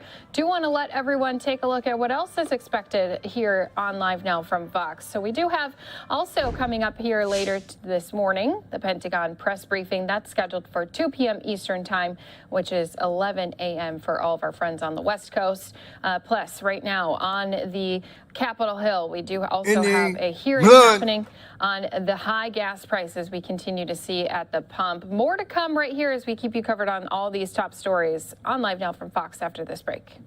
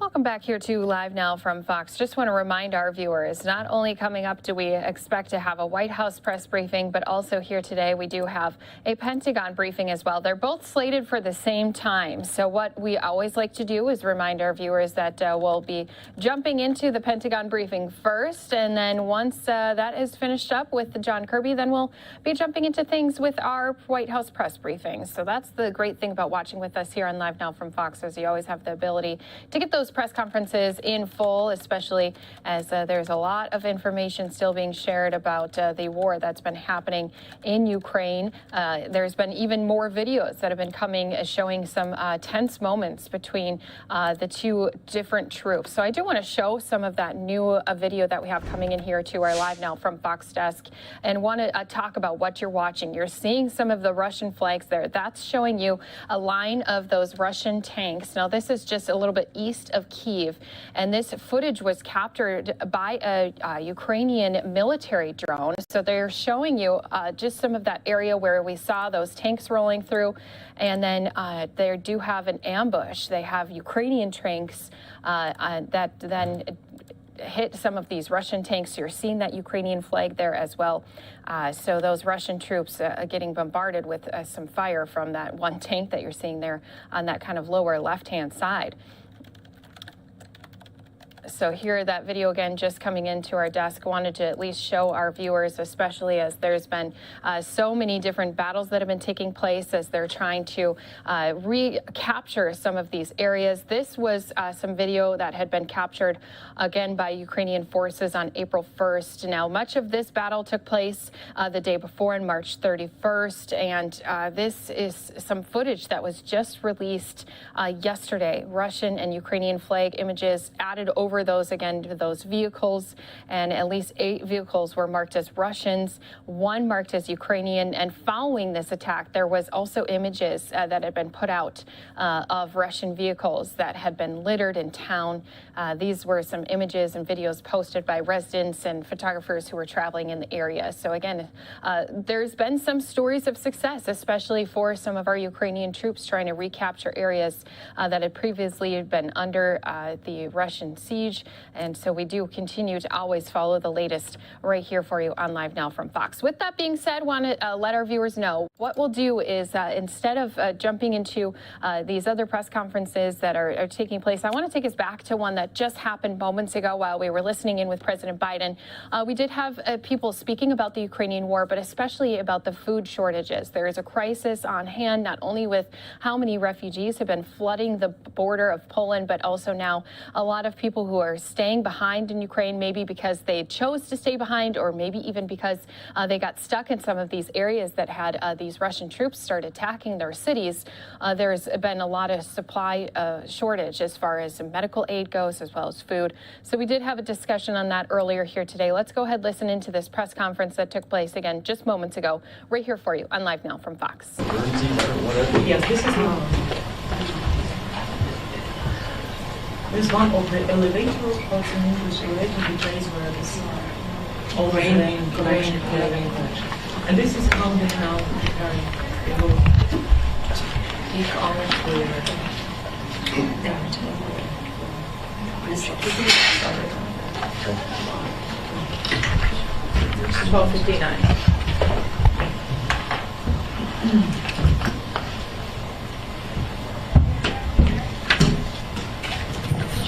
Well, good afternoon, everybody, and I want to thank Senator Joni Ernst for being here with me and welcome everybody on behalf of myself and her for attending this Ukraine briefing, the war in Ukraine, and talk about its impact on food insecurity and world hunger. Before I do that, I want to make sure we introduce everybody here at the table with me. I'll go down to my far left, and this is Dr. John Newton. He's the chief economist for the Republican Senate Ag Committee. Dr. Newton is in charge of fact-checking me and make sure I don't miss anything or say anything wrong. We appreciate his staff helping us prepare for this event. Dr. Hannah Hopko is here to my left, and Daria Kaliniuk is here to our right, and Maria Berlinska as well. 3 Ukrainians that are here representing the Ukrainian civil society leaders, and Senator Ernst and I had the pleasure of meeting them several weeks ago in Poland as well, and I'm sure she'll get into that. This is day number 42 of Putin's unprovoked war that caused unspeakable suffering in Ukraine, and it's brewing a perfect storm in the Black Sea. If this war doesn't end soon, we'll reach a point of no return, and food insecurity will engulf the globe. World hunger will be the pandemic of 2023 and 2024. Senator Ernst and I are here today to warn everyone that where today there's food insecurity, tomorrow there can be famine. In fact, I think the stage is set for a possible another Arab Spring. It's important that all Americans understand we'll not be immune for this impending food insecurity plague. Americans and all citizens of the world will see empty grocery shelves and undoubtedly feel the sting when they check out at the cash register. Today, I'm going to do my best to paint the big picture. Senator Ernst, I think, will go to the next level, and our guest will dot the I's and cross the T's. But let me tell you about this perfect storm that's brewing. The Black Sea is the gateway of a land flowing truly with milk and honey. It has food sources that supply the rest of the world. If you look at our map behind us, you see Ukraine and all the great nations surrounding the Black Sea and how very much they are so important to the food chain of helping the world. And I think it's important as you look just not where these products are grown and made, but where the wind trades take these products to. The Middle East, Africa, and the Far East. Right now, Ukrainian farmers should be planting corn and sunflowers and soybeans. but instead they're having to turn their plows into weapons. The USDA has told us that there's almost 100 million people that are having food insecurity right now. 900 million people, almost a billion. A billion people around the world have food insecurity right now. And about 30% of those are in Africa and 40% in Asia. Again, this is where the trade winds blow, the food, the riches of Ukraine and those surrounding the Black Sea to supply them for food. And every day this war continues puts us closer to a hunger pandemic and famine. And the world's going to feel these ripples. This storm is going to cause ripples across the world. Let me tell you about the rest of this perfect storm. It's just not the war in Ukraine. There's drought across the world. We've supplied a map with you all discussing where this drought is. Significant drought in different layers from mild to moderate to severe. There's civil unrest and wars across the world as well. It's not just in Ukraine. And there's a COVID hangover that's more greatly impacting poorer countries that are already engulfed in the economic consequences of COVID and already suffering inflated prices. And these even higher food prices will spell catastrophe. And again, I think of the Aryan Spring and that setting that's occurring right now, that if something doesn't change soon, the world will have many more challenges ahead of us. You know, back here at home and in other agriculture powerhouses across the world, we're all seeing the impacts of high input costs. The 4 F's, fuel, fertilizer, feed, and finance. Maybe we'll get time to talk about those a little bit more later on today, but the cost of fuel, fertilizer, and pesticides for that matter, the feed for our cattle in Kansas, cattle in Iowa, hogs in Kansas, those prices are going up, driving up the cost at the grocery store as well. And I hope we get a chance to talk about finances. I think about, Joni, in Great Bend, America, we have a co-op. And this summer, June and July, my farmers will be harvesting wheat, and they're going to bring those crops to the co-op in Great Bend, America. And you've got co-ops like this, I bet, every 30 miles along the train. Even more. And what we're going to see is rather than buying $5 bushel wheat, those co-ops are having to finance $10 or $12 bushel wheat, corn in the fall as well. And then those co-ops hang on to this food, the corn, the wheat, for 30 days, 60 days a year, again borrowing money at higher interest rates as well. Our farmers having to borrow money, whether it be for tractors or for fertilizers. Finance is a big issue right now for American agriculture and everybody across the world. I think that those are the highlights, and that's the big picture of what I want to talk about. And I'll just take a moment here and sit and turn it over to Senator Ernst and get her comments on the situation as well. Yeah, thank you. And thank you, Senator Marshall. It is really wonderful to be able to have this opportunity to share some thoughts on the situation that we are facing, and with war in Ukraine and the greater impacts of not just loss of lives, but loss of livelihoods, and of course the global impacts to this impending crisis. And for our visitors here today, thank you very much, coming from Ukraine and really visiting with us on this world stage about not only the impact the war is having on their own lives, on their communities, but what it could do to those of us involved in agriculture here in the United States and around the world. So just a quick overview. There are about 400 million people, including the Middle East and Africa, that are dependent upon Ukraine and Russia for their food. At least 14 African countries import half of their wheat, including Egypt, the world's largest wheat importer from Ukraine and Russia. Russia has effectively shut down the Black Sea for exports because no carriers will take the risk of shipping in an active war where multiple cargo ships have been damaged by missiles. Ukraine's railways are struggling. They have a backlog on the country's western border as traders are looking for alternative routes for their exports. During this planting season, production will drop about 40 to 45% in Ukraine due to the availability of fertilizer, pesticides, and diesel fuel, something that's not talked about often enough, because that diesel fuel is being used by their military right now to fight the war. Russia is using food as what we call a quiet weapon, and they are targeting agriculture. The high fertilizer prices and shortages will have a very hard impact on developing countries where farmers can't afford it and will have reduced yields. Their cash-strapped governments will be forced to import large quantities of staple crops. The World Food Program Executive Director David Beasley says the impact is like nothing since World War II. And this is what struck me, this quote. And he said he's having to take food from people who are hungry and give it to those that are starving. That means we're facing very dire circumstances. The best and quickest way to address the food security crisis is for Ukraine to win the war. That is an absolute must.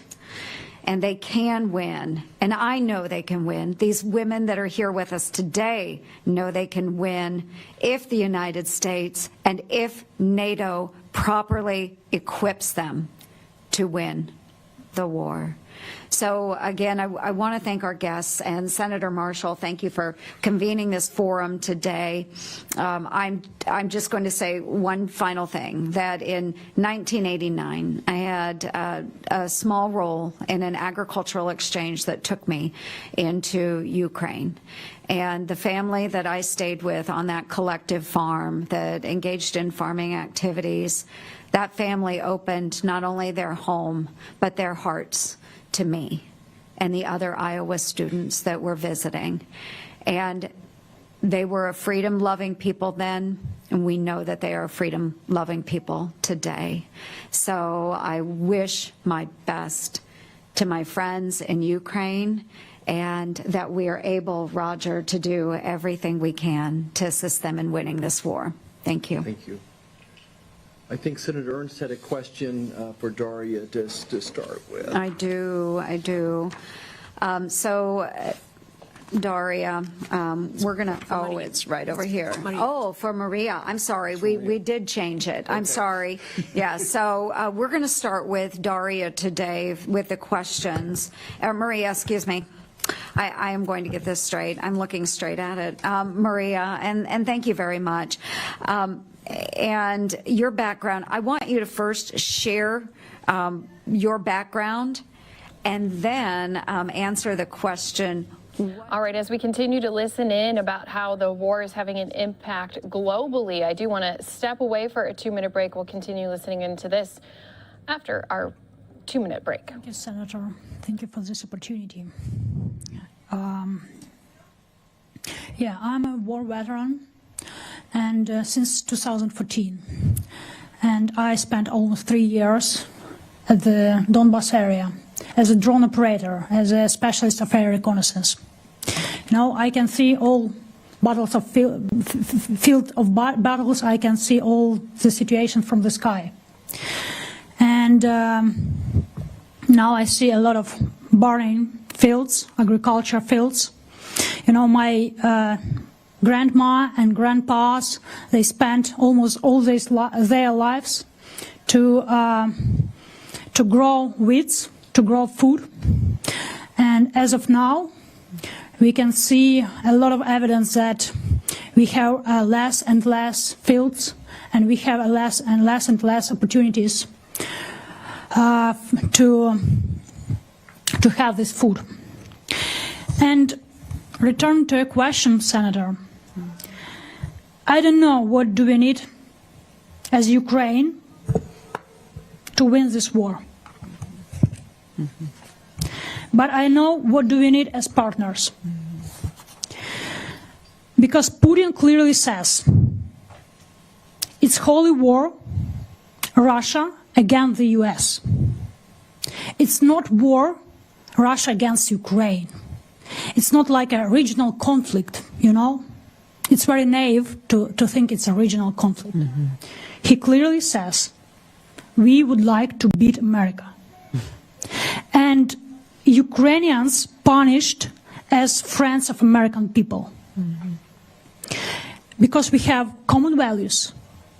We have a lot of common things. For example, when I grew up, I listened a lot of American music, from American Pie to, Deep Purple and so on. Hemingway and Salinger, Mark Twain, King, my lovely writers. So it's very naive to think that if Putin will take us, he will stop 5 nuclear plants, a lot of food supplies, a lot of resources, a lot of rivers, ports, airports. What he will do with all these sources? He will use these resources to attack again and again Western world. And Ukraine, as a part of this Western world, attacked first. But it's not, it's only start of this war. That's why I'm asking to stop this war while it's in Ukraine. And, some people said, answering me, what about China? China not support Putin officially, but officially. China is already in war. How? By technologies and intelligence. A video I can show you. When we are using Chinese drones, radio stations, even cell phones, they are precisely shooting us. They sharing our location with Russians. And that's why it's war between, as of me, I'm not, again, politician. I don't understand full scale and full picture of this chess game, a geopolitical game. But what do I know for sure? As a soldier, they will use our resources to attack Western world, China and Russia, these totalitarian regimes, against our open societies, against our values, against our democracies, against free people. So,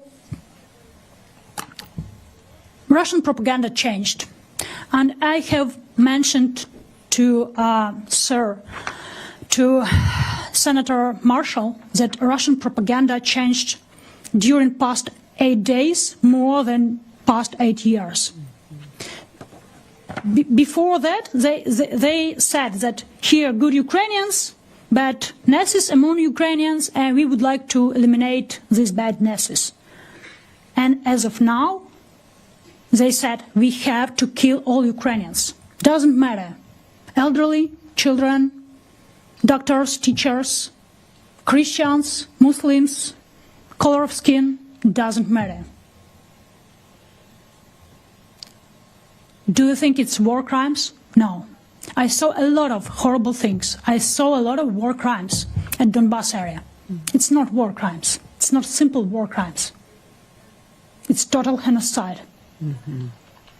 It's total genocide of all nation. Only because we choose to be with America. We choose to be with Western civilization. And last but not least, we have brave soldiers as of now. You know, some experts said that we will lose in 3 days. 41 day. 42nd, as of now. Ukrainian society united as never. And all we need is weapon. As a soldier, I don't ask you about boots on the ground, because I don't like American girls and boys be wounded and died. I don't like any like a type of deployment for American soldiers. But what do we need? Maria, if we could just stop just for a second. We're going to come back to that. I promise. The last postscriptum, if I can, on behalf of all my brothers and sisters in arms, I guarantee we will beat Putin. We will beat Putin, and we will save all free people of the world. Thank you. Thank you, Maria. Some very passionate words being made again. Our U.S. senators sitting down here with some leaders from Ukraine. We're going to step away for another 2-minute break. Right back here with more on the latest in the war in Ukraine when we return. I know that we want to circle back to some of those issues. If you'll forgive me, though, I want to turn back to agriculture just for a second and ask Dr. Hopko a question. Ukraine grows 10% of the world's wheat exports, 15% of the world's corn exports, and 50% of the sunflowers. The #2 producer of honey and the best cookies I've got to eat in a while anyway. So we look forward to trying these this evening. We also know that your husband works for Cargill, an American-based family company with presence in Kansas and in Iowa. And obviously the shelling that's occurring has impacted one of the Cargill plants. How has this war impacted the infrastructure overall, and specifically the agriculture infrastructure? Thank you, Senator Marshall, Senator Ernst, for having us today and to allow us to tell the world about Russian aggression against Western civilization and how it creates a global food crisis. You are right saying that Ukraine's contribution is equivalent to feeding about 400 million people, not counting Ukrainian population. So every second to third piece of bread that are produced from Ukrainian wheat in Africa and Middle East. So this is really important. You are right that we are #1 sunflower oil production. And by the way, one of the factory of American company you mentioned, so the factory was in Donetsk. And after Russian military aggression in 2014, what they did, they destroyed $80 million investment. So this is how Russians, they brought destruction, devastation, and actually they're destroying not just investment, they're destroying people's life. So this is why today when we are talking about also important, this is what I brought from Vinnytsia region. This is small company, small family business. They produce these hearts, these cookies, and also honey, and like also asking, Hannah, could you please bring us to Ukrainian armed forces more weapons, more military assistance that we could return back to feed the world, because this is really important. And I told, okay, and this is like with love, and they wrote here, the time of Ukraine is come and the victory will be coming.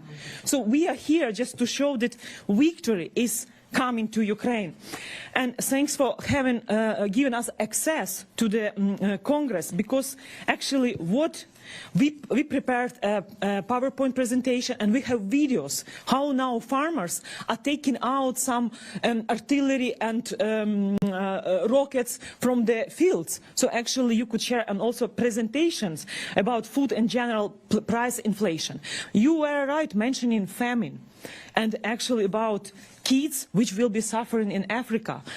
And you know the story of Ukraine, survival in the last century during the 2 world wars, and actually when Stalin organized the artificial hunger, famine, genocide against Ukrainians. We were known as a bread basket of Europe, of the world. And this was the way of punishment from Stalin regime to kill all Ukrainian nation. What Putin is doing now, because all this cult of Stalin within 22 years of Putin's leadership.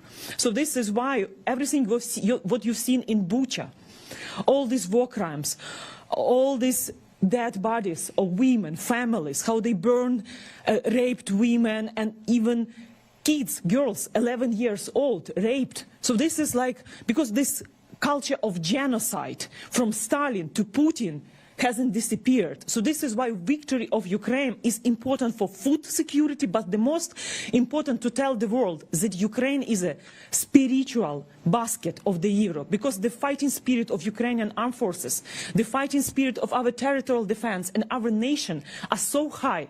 So we came here because we believe in God. And in Bible, in Matthew 7:7 is written, knock the door and the door will be opened to you. So we came, and thanks to both senators, that they opened their doors for us. But we want American leadership, your president, your national security council in particular, who don't understand, and not mentioning genocide, which is happening now. So what we need now, so world will face starvation, hunger riots, refugee migration without Ukrainian food supply. And there is no sufficient alternative to cover this. This is why we need to faster way to win this war. And actually another important reason, and I hope your State Secretary during his visit to Europe, he will convince European partners, NATO partners, to do more for us, unblocking of Ukrainian seaports. It's a key for world food security. Action to be taken urgently. International pressure on Russia. More sanctions, tougher sanctions, escalation of the problem via major food buyers, China, Turkey, Egypt, embargo and blockade of Russian sea exports, and also provision of powerful anti-ship weapons to Ukraine. And of course, support by US Navy and Royal Navy UK to clear Black Sea from mines and minesweepers. So this is really important, because when everybody is saying that they take care about Ukraine, so we need actions now, because within these 40 days, of course, it's great to hear that Putin is a war criminal, but it's not enough for Ukrainian armed forces, which are now in eastern Ukraine, in Donbass, in Kherson regions. So this we have to protect the Black Sea, we have to protect Ukrainian nation, and give us, as Churchill said, give us the tools and we will do the job. So this is what we need, and thanks to senators for supporting us. But within the next 2 weeks, this is very important, because Russian army is very demoralized. So we, within these 42 days, we demonstrated how we are defending our nation, how we, Ukrainian armed forces, is a real and true European armed forces. And we don't understand why Polish fighter jets are not in Ukraine yet. So all these people from Vinnytsia who are now thinking how to plant, the planting season is at risk. So they are asking, please bring us more military assistance. Bring our army ammunition, tanks, fighter jets, anti-tank missiles, and even to switch off Russia from GPS, because they are using GPS and this excess of navigation when they are rockets, using this system to destroy farmers, attack maternity and children hospitals, military base, fuel storages. So why we are praying, begging you to help, because we don't want people in Africa, in Middle East, to not just suffer, to face famine, and just 6 months ago ahead of us.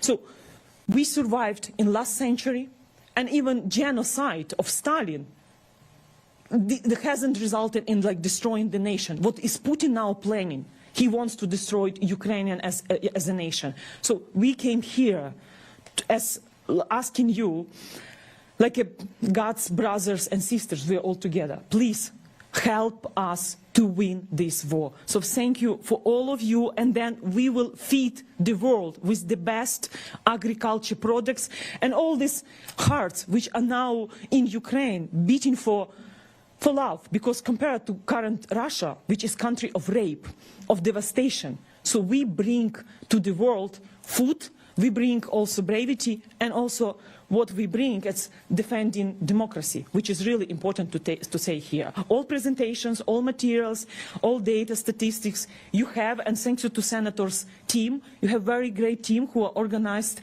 and all these presentations. Thank you, Dr. Hopko. All right, guys, do want to remind all of our viewers that we do have a Pentagon briefing that should be underway here any moment. Also, do have now a shot inside of the White House as our press briefing is scheduled here at the same time. So waiting on these two events, we do also have another update coming to us out of Minneapolis after there was an announcement made earlier here today that there would not be any charges filed in the case of Amir Locke. We'll remind you more about that story, plus give you some reaction from the mother of Amir after this short break.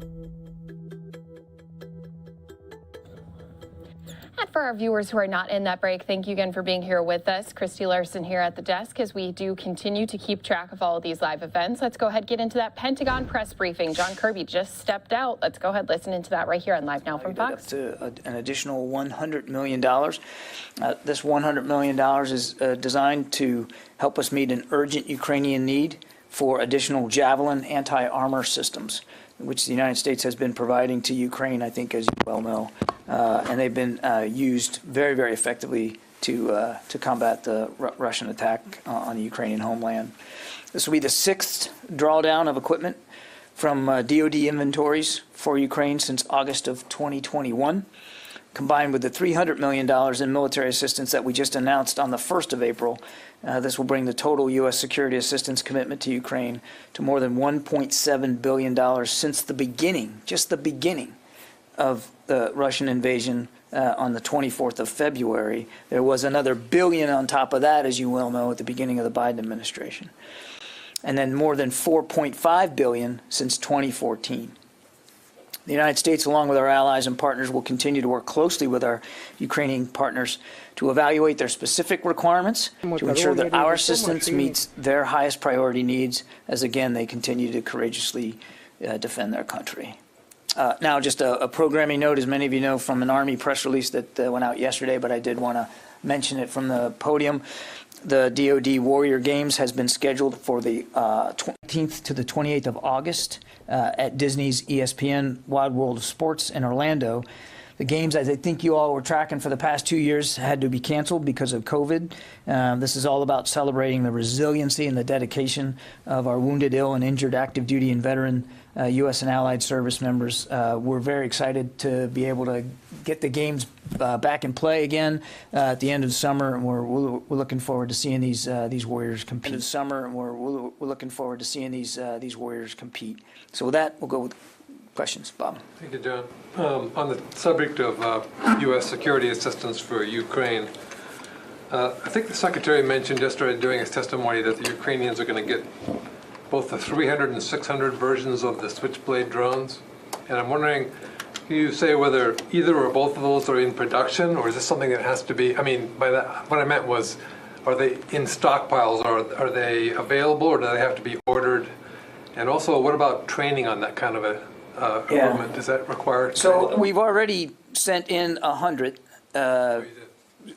Switchblade UAVs that were already in our stocks. We sent them in from those stocks. I don't know where they are in the transshipment process, but they arrived over the earlier this week. So they'll be getting into Ukraine quickly if they aren't already there. That's the 100 that President Biden announced a couple of weeks ago. We're in discussions with the Ukrainians about future usages of Switchblade drones, and of course we'll keep that option open going forward. I'd rather not get into specifics about each shipment in terms of what variant of the Switchblade, but we're going to keep talking to them and working with and helping them get additional ones if they need it. Now, this is not a system that the Ukrainians typically use, so there is going to need to be a little bit of training It is not a very complex system. It doesn't require a lot of training. An individual could be suitably trained on how to use the Switchblade drone in about 2 days or so. So when you heard the Secretary and the Chairman talk yesterday about some training that was being done for Ukrainian military members, that's what they were referring to. They were referring to a very small number of Ukrainian soldiers who were already in the United States and had been since the fall, since well before the invasion, for military educational purposes, professional military training. And we took the opportunity to having them still in the country to give them a couple of days worth of training on the Switchblade so that they can go back, and they will be going back soon, back home, to train others in the Ukrainian military. And we'll look at, that doesn't have to be the end all of it. I mean, we'll look at other suitable opportunities if needed to provide more training on the Switchblades if it's necessary. But that's what they were referring to yesterday. Okay. So there is either version in full production so that you could readily supply additional? Well, I can't. I'm not going to speak for the manufacturers. I understand it. They are capable of manufacturing both of these versions. And just to be clear, one version has a bigger warhead than the other and potentially penetrating capabilities for, say, armor targets. I won't speak for the manufacturer or what their production line is. My understanding is that production line is open. They're capable of producing these.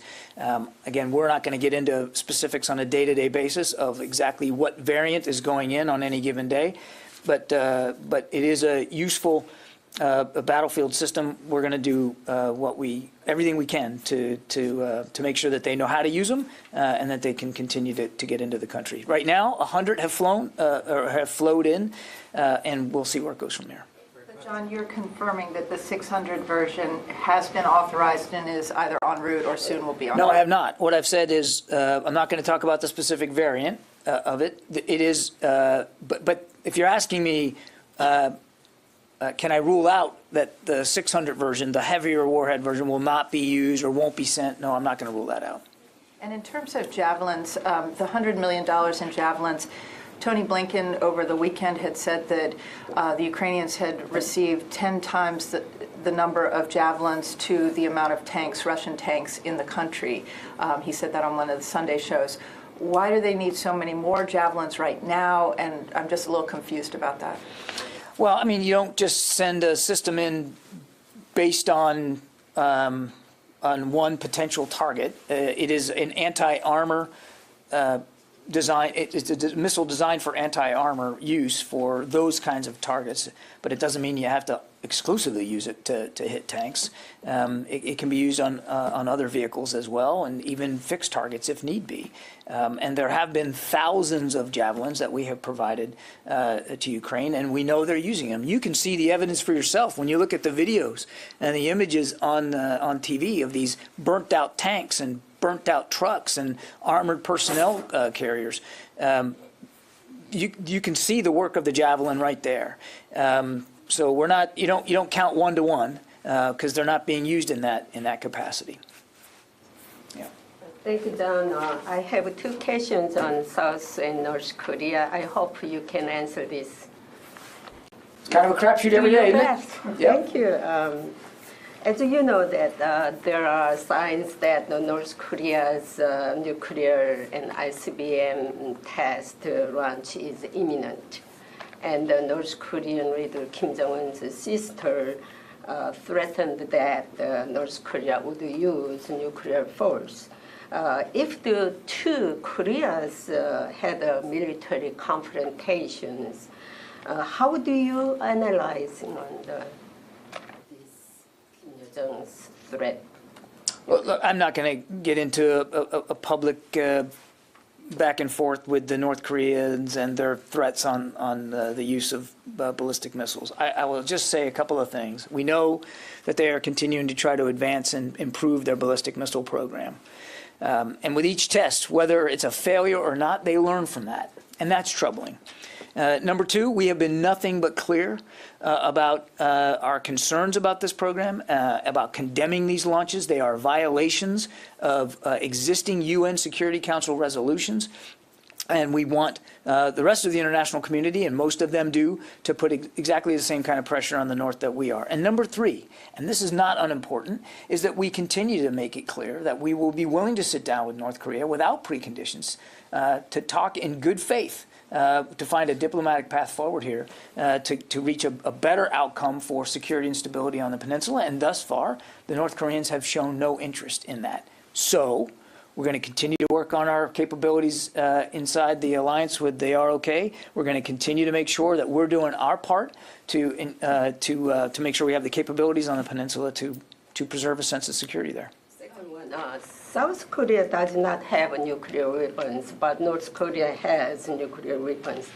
Have you considered deploying U.S. tactical nuclear weapons in South Korea for the sake of I'm not going to talk about balance between North and South? Yeah, nice try. I'm not going to get into talking about. I'm just not going to. I'm not going to engage in hypotheticals like that, Janie, and I think you know why. Our job is to make sure that we're contributing to the alliance in meaningful, tangible ways to the security of the peninsula and to other allies in the region. And we look at our posture every day with that in mind, and we're in constant consultation with our ROK allies. David. If you allow me, I'm sorry, if you allow me, I have some follow-up questions on that. So April 15th will be the 110th anniversary of birth of North Korea's founder, Kim Il-sung, and South Korea and the U.S. will resume the large-scale field exercises from April 18th. All this combined, that it is very likely that North Korea will do something more provocative this month. So do you have any plans, or can you share any measures that will enhance military readiness in Peninsula this month? And my second question is, so South Korea's newly elected President-elect Yoon Suk-yeol sent a delegation, policy coordination delegation to Washington, D.C., and I know they met with Secretary Austin yesterday, and the head of delegation told South Korean reporters that he will discuss a deployment of U.S.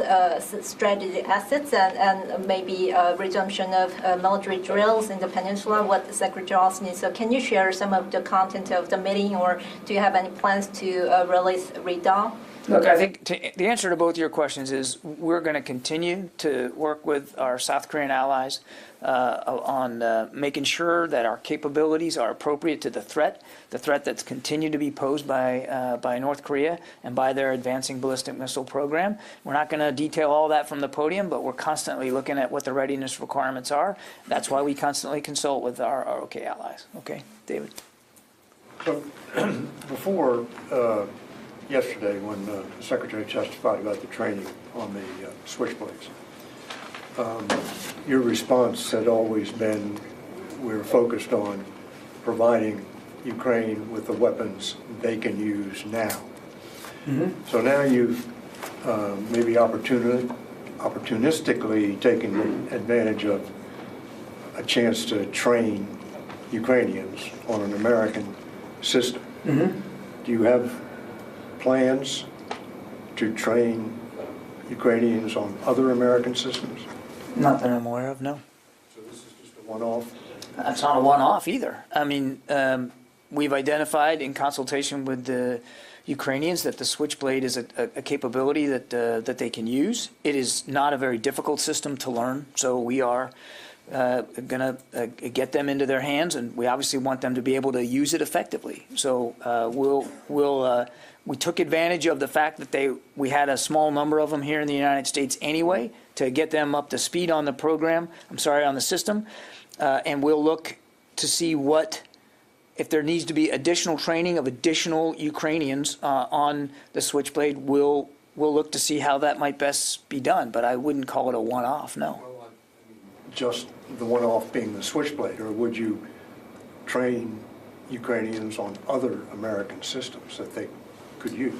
I know of no other American systems that are either being planned to go in or are already in that they require additional training on.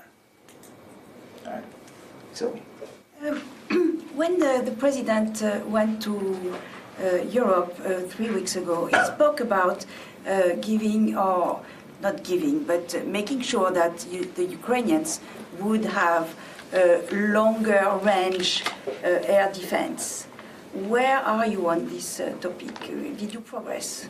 We are still very actively discussing the possibility with a range of allies and partners for the provision of long-range air defense systems, which are complex systems and which we know that the Ukrainians already know how to use.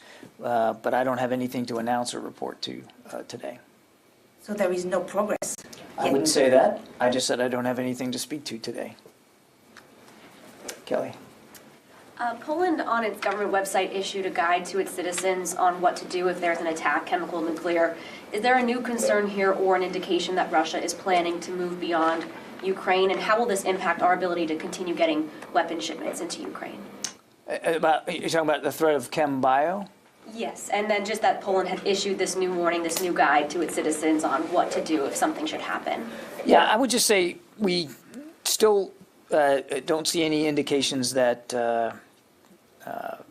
that the Russians are shipping in or planning to use chemical and biological weapons. I think President Biden has been nothing but clear about the need for the international community to respond. Well, that would include the United States if they did something like that. We just haven't seen that that sort of imminent threat. Certainly fully respect the government of Poland and the way that they want to inform and educate their populace about the potential there. That seems prudent to me. But we haven't seen anything that speaks to an imminent chemical, biological attack inside Ukraine. And as for how that affects the shipment of things on the ground, thus far, those shipments proceed, and they are getting into Ukraine, and that material is getting into the hands of Ukrainian soldiers, and we want to see that continue for as long as possible. And so we're working with a range of allies and partners there in the region to make sure that that we're handling this in such a way that those shipments can continue to flow. And just from the conversation that the Secretary had with Minister Reznikov last week indicated that's happening, that they're getting that material, and it is getting into the hands of the fighters, and it is getting use on the field. And again, you can see it for yourself in the imagery coming out of Ukraine. I would say, and I know you've heard me say this before, and you're probably tired of it, but it is, I think we should not lose sight of the fact about how fast, not just the size and scale of the security assistance that the United States alone is providing, but other nations are providing, and how fast this is moving. Typically, from the time it gets signed, at least the last couple of security packages, drawdown packages, from the time the president signs it to it actually arriving in the region, it can be as little as 4 days. And then it's not like it's sitting in storage for a week or two. We're able to get this material because we're being so careful and so nimble in how these ground shipments are going. We're able to get it, into Ukraine and often into the fight within 48 hours sometimes. I mean, that's incredibly fast. I mean, the $350 million that the president signed out several weeks ago, we got that, we got that completed in about 3 weeks. Never been done that fast before. So we're going to keep doing it as much as we can, as fast as we can, and we're going to be as careful as we can so that flow can continue. Because they're in a very, very active fight, particularly now in the East. Warren. The $100 million, is that only replacement missiles for Javelin launchers, or are you sending in more launchers as well as more replacement missiles? I would just say, if you look at what we said, Orrin, it's $100 million for anti-armor systems. Not just the missiles. And a question on the one of the things you said you'd send in Friday's announcement, the $300 million. You also said Puma, which is a surveillance drone essentially from the same company that produces Switchblades. Is that system something Ukraine has already been trained on, or does that also require? Is that also something they'll